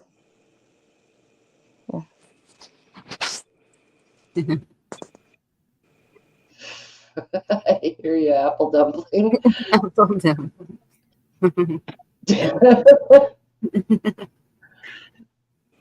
The Phoenix. That'd be a good one. Right. Guardians of the Galaxy. That's another Marvel line. See, that's the thing that interested me as a kid was all those characters were linked, and they would cross, reference into other comics. You'd get the Guardians of the Galaxy, and they'd be with the Fantastic Four, or Iron Man would be with the Hulk. It'd be like a team up. Then you had the Avengers, and Spider-Man was in the same universe. You could get them all going, and that was the part I liked as a kid was all the team ups and all the Thor. He came in to help. Didn't he come in to help the Fantastic Four? Or who? Thor? Yeah, Thor. Yeah, and Thor. And he had his own comic runs, so he has got his own whole story behind him and all kinds of characters in his world. Yes, and Captain America. Yeah, all of them. They were all, and those. See, when they did that, what they called the Infinity War and Endgame, the big Avengers movies a few years back, there's a story. I waited my whole life to see all these superheroes in one place in this battle. All right. And they didn't have the rights to everything. There was no Fantastic Four. Silver Surfer wasn't there. The X-Men weren't there. They were in the comic books. Everyone was there. All right. But in the movie, they didn't have the rights to it. So it was kind of like, oh, well, it was okay, but it really wasn't. It wasn't full out the way it should have been. Dude, you said, sorry, carry on. Comic-Con. Let's go. I would love to go to one of those magic. It's a proverbial tale for the whole set of tales. So.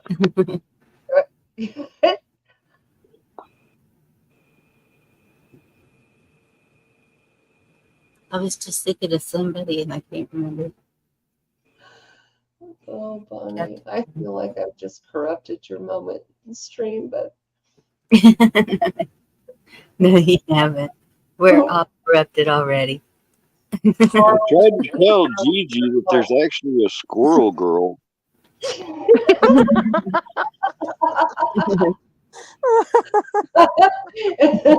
It shows I was listening intently. Yeah. Well, before I knew about the furries, That'd be a great. Before I knew about the furries. That's how you start your novel.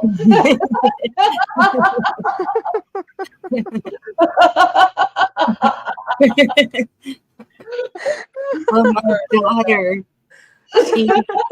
she wanted this costume, and I think she wanted to wear it at Comic-Con.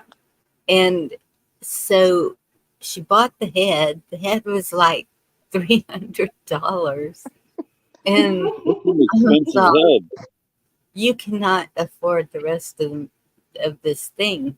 Well, the head, so they make it with this fan in the snout of it because it's so hot in there, and there's a lot to it. And so she bought the material and she made the paws. Well, okay, so this is my daughter with autism, remind you. But so we're in a town of 1,500 people, cowboys, ranches, you get it. And she would insist we would go to town and she would put this head on. And oh my God, the looks we got. And I'm just sitting there smiling, acting like there's nothing strange here. And then when I found out what the furries were, I told her, I said, I think it would be a good idea not to have anything to do with that anymore. Thankfully, she got out of that. She never, but what I showed her was, I think it was NCIS, one of the shows. There was a furry on there that was running around in the dark and got shot because somebody thought it was a wild animal. Oh, that's your deterrent. So,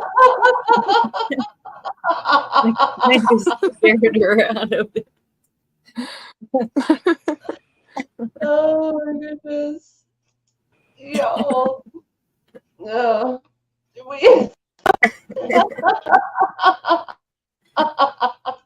Y'all, I'm not as, what do you call it, socially educated as y'all are. Whatever it's called. Go, dude. Dude. It doesn't matter. You interrupt social normalcy as much as you can ever, anyone, within reason. But I'm all about it, dude. All about it. Yes.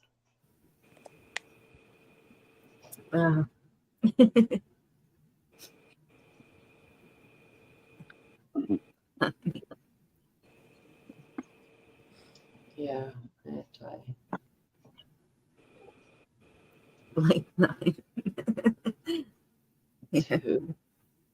Bonnie.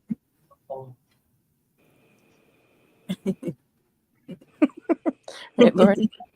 The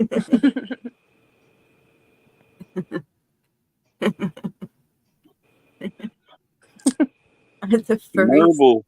Marvel's got something. I think Stan Lee had something about blue furry people. Because you got a bunch of them. There's Beast, he's blue.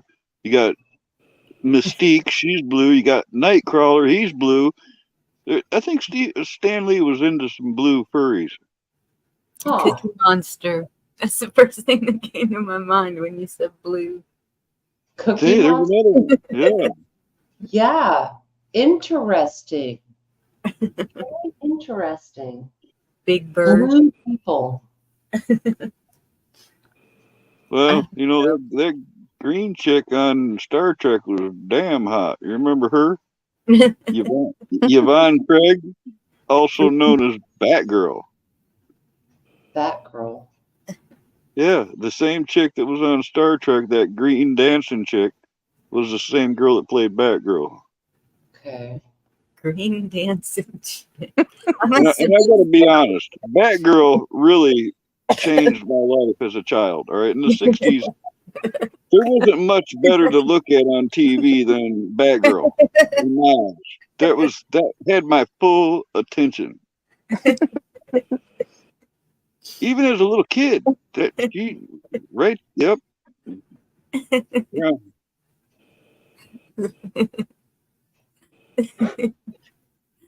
The truth comes out at night. Always. Carl, I'm trying to pay attention to your bat wings, but I'm watching chat and it's life. Caca. Yeah. Whatever. I didn't even care that it was a red wig. Oh, okay. All right. Hold on. Are we talking about bat wings or Gilligan? Batgirl. You remember Batgirl, Yvonne Craig from 1966? Okay. Poison Ivy. Poison Ivy was a redhead too, but she Barbara Gordon was a brunette, and she put the red wig on to become Batgirl. But Poison Ivy, she was truly a redhead. Well, I don't know if the curtains matched the drapes or nothing, but she was a redhead. Oh my goodness. Here's how you tell. It's not the color of the hair on their head. What matches the floorboard is the eyebrows. So you look at a woman's eyebrows. That's what's going on. I dated a redhead. You see what I'm saying? It doesn't matter if she's a redhead, like whatever. Look at the eyebrows. You're gonna find the arms. quality. I think it bothered her because I think her eyebrows when we were kids is one of the things that attracted me to her. And then later in life, she plucked them. Hey, Wild Dragon. Hey, and the arms. My daughter's, the hair on her arms is red also. Arms and legs, like the auxiliary hair that's what's up. It's not the hair on, you know. Yeah. Blame on 420. We were just talking about superheroes. Blame on. Right.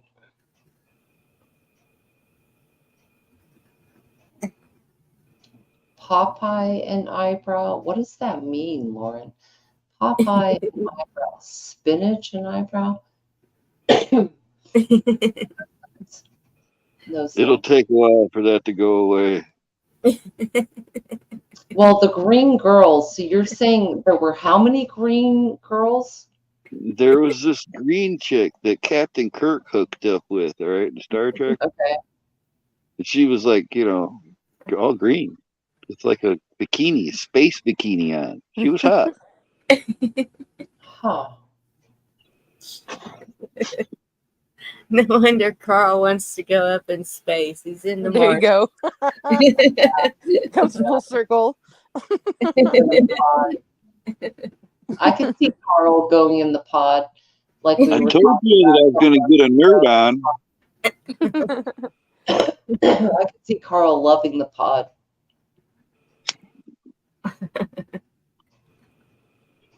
Yeah. See, I'm fearless. I'm up here with a bunch of women talking like this, and look at me. I'm just fearless. That's true. You're surrounded by 3 women. We could torture you if we wanted. He'd enjoy it. Yeah. Well, you know, I only want to wrestle women, and I always let them win.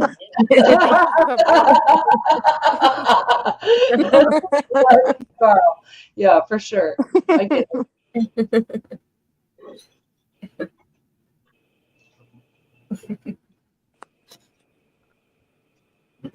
Rescue squad. All right. Well, now that you're the only dude, Carl, if you were a male superhero that, like, again, ones we can identify, not whatever,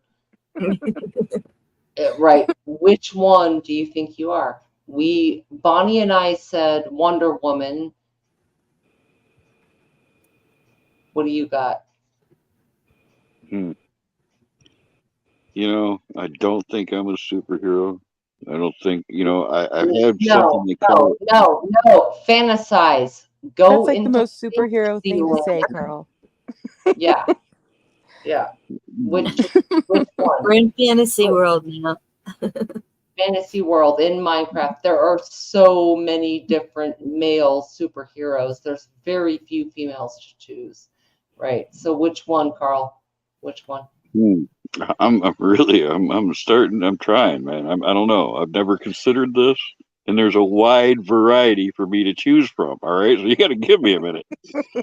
I'm talking. I know about 12,000 different superheroes. All right, so you got to give me a minute. You're a minute, man. We get it.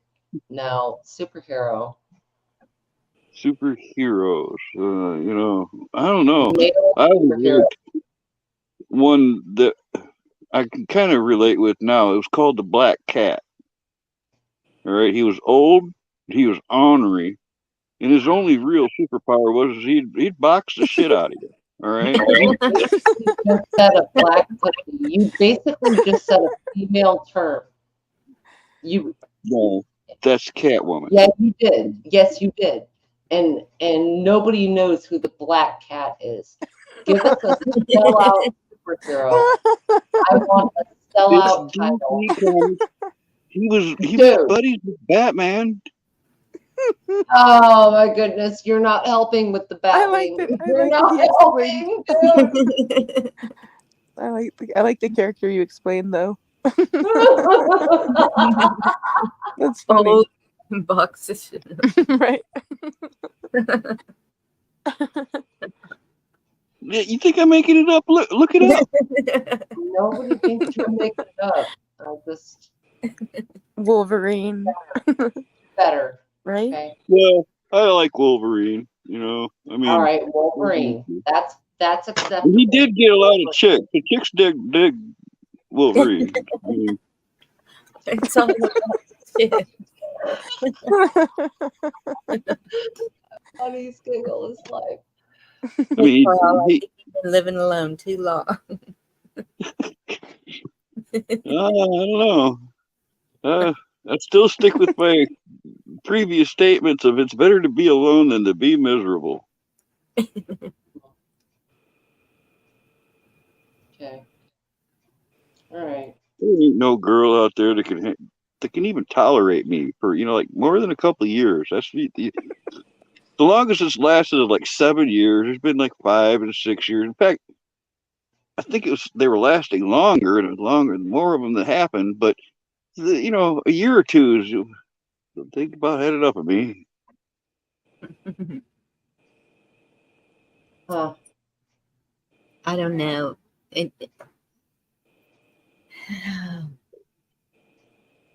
I don't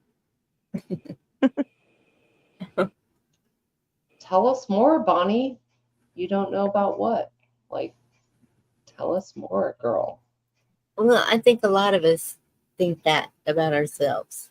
That because I'm like, okay, I know I have my crazy moments. Doesn't every woman?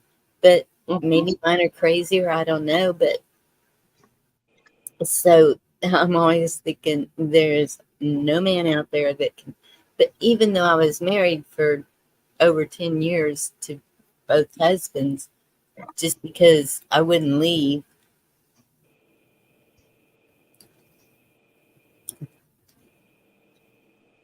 I don't know. Magic. I see a nerd coming out in the chat. Magic knows that Wolverine was actually in the Weapons X program, which is Weapon 10. Captain America was the first weapon, Weapon 1. And he knows that he was given adamantium for his skeleton. So Magic's actually a nerd too. Yes. Right. Yeah, I get that.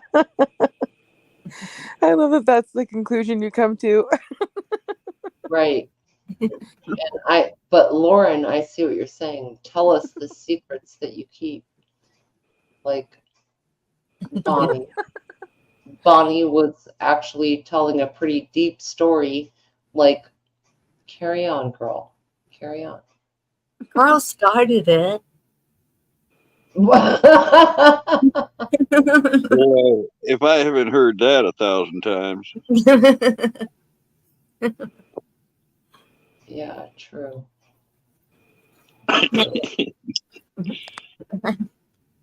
No.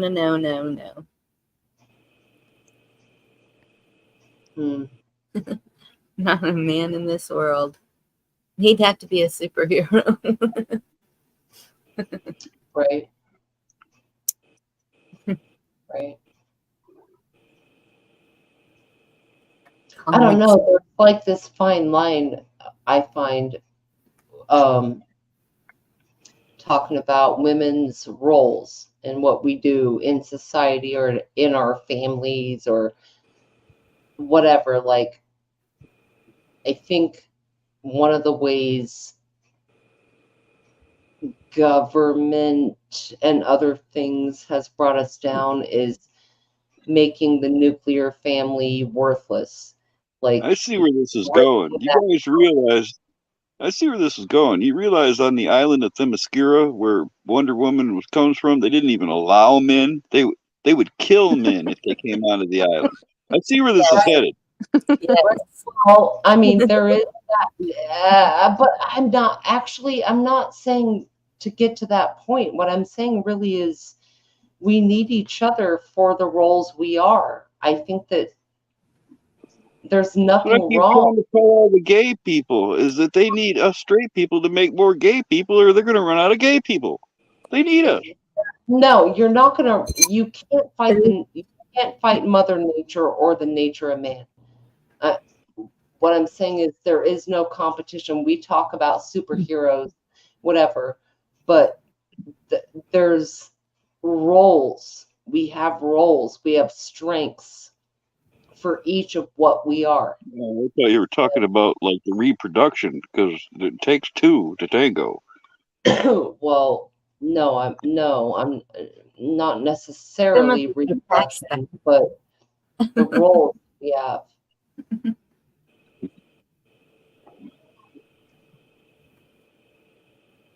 That's like a woman can only spit out one, maybe, in rare cases, like 2 or 3 in 1 year, let's say.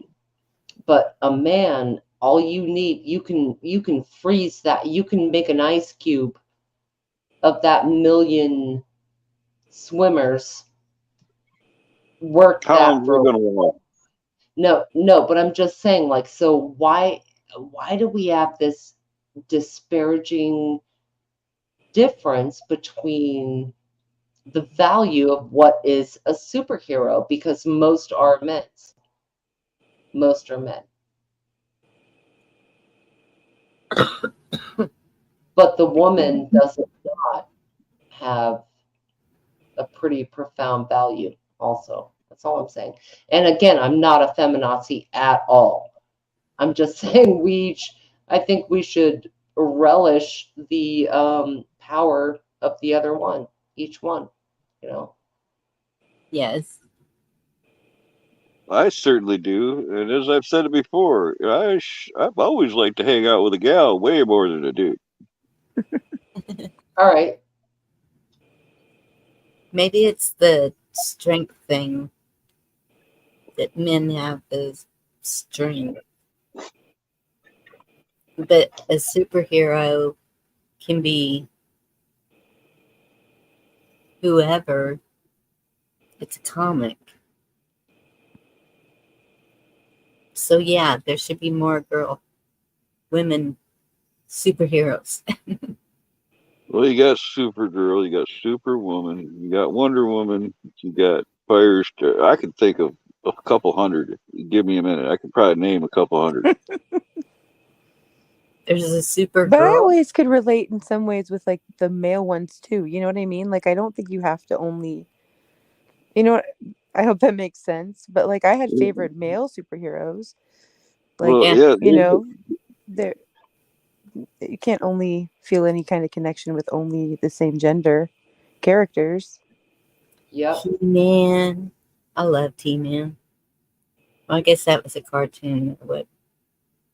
yeah, there you go, man. Well, like you said, She-Hulk. you connect with Joker in a way too, you know? There's even a female Joker. I didn't know that. In I mean, in there's his sidekick. But during the Flashpoint saga, when Flash changed the outlook of everybody's universe, already screwed it up, and they had to fix it. But he ended up in a parallel universe where instead of Batman losing his parents, the parents lost the child.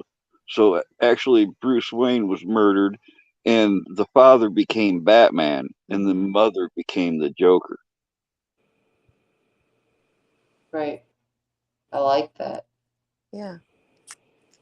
That's what I was trying to say. There's so many different takes with the multiverses, and so many different. There is a female of everything. There is a male of everything. It's gotten way out there. There's female Spider-Man. There's Spider Gwen. It just goes on and on and on. It must be males usually read comic books. Because I never really did. Yeah, I never really did either. Well, I'm overly right because, like I said, I grew up alone. Man, I was a loner even when I was a kid. So comic books were a nice thing to have, and I got sucked right up into it, man. I had to have my comic book fix. There was times as a kid, you got to know what happened. You would die. There was this family that's been here for 100 years or whatever, and they passed away and left their house to their son. And when he went up in the attic and was going through stuff, there were boxes and boxes of comic books still in the wrappers. Could have been incredibly valuable things. I watched an auction once of Spider-Man 1, the very first Amazing Spider-Man comic, and it sold for something like $190,000. Superman 1 is the same way. If you ever found a certain issues, you just got rich. You know? It's wild. Yep, Spider-Man 1, Superman 1. Those are some of the most valuable comic books out there. Well, there was a Bionic Woman, wasn't there? What? Bionic Woman. I forgot about Jamie Summers. Yep. Yeah. I remember all that stuff pretty well. You know, $6 Million Man. Remember when he fought? You remember Sasquatch in the Bionic saga? He was a robot made by aliens, and it was played by Andre the Giant. Oh my goodness. That That was sounds the perfect. 70s, all wrapped up in one little sentence, wasn't it? Right? What is that called? That's pretty deep. It was an episode. It was actually, it was a three. I remember waiting to see the next episode because it was like a 3-part episode of the $6 Million Man with Okay. Lee Majors, the fall guy. Mm-hmm. And it had an episode, this 3-part episode where this Sasquatch fought the $6 Million Man. And he ends up ripping the arm of Sasquatch off, and he's a robot. And then you find out that aliens brought him here to Earth, and and then they end up being buddies and shit. It's hilarious. That's great. And if you ever find one of the toys, those are one of the more valuable ones. You mean your dolls? The Sasquatch. It's like a 15-inch tall action figure. Yeah, you're describing your doll. Yeah, I get it.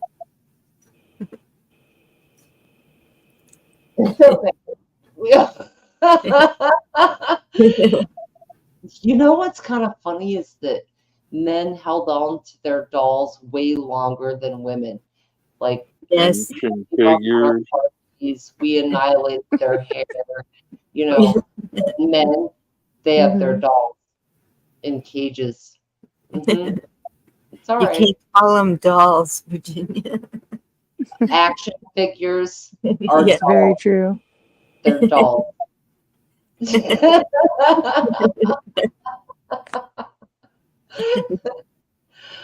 Facts.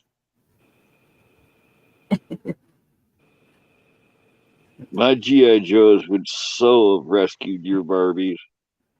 I want that on a shirt, Anti.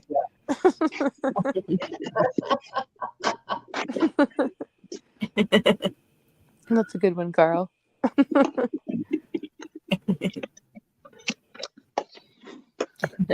Forget Ken. This is why Camel Carl has a hard time picking a superhero. He just needs his own action figure. Oh, don't start those ideas. Especially while Annie's here. He might have them manufactured. Right. Right. Oh, love them. G.I. Joe with a nunchuck belt and They already got that. Yeah. They already had him. whatever carrying.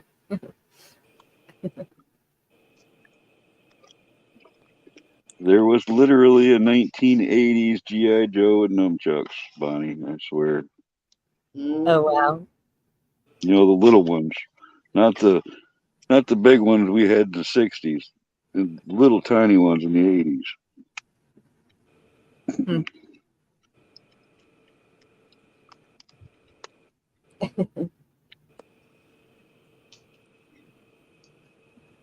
All right, y'all. And I'm out. Yeah, it's Yeah. 4. Am I I see good? daylight. See daylight coming over the ridge. Thank you so much for coming up, Virginia. Oh, she's disappeared. Yep. Good night, V.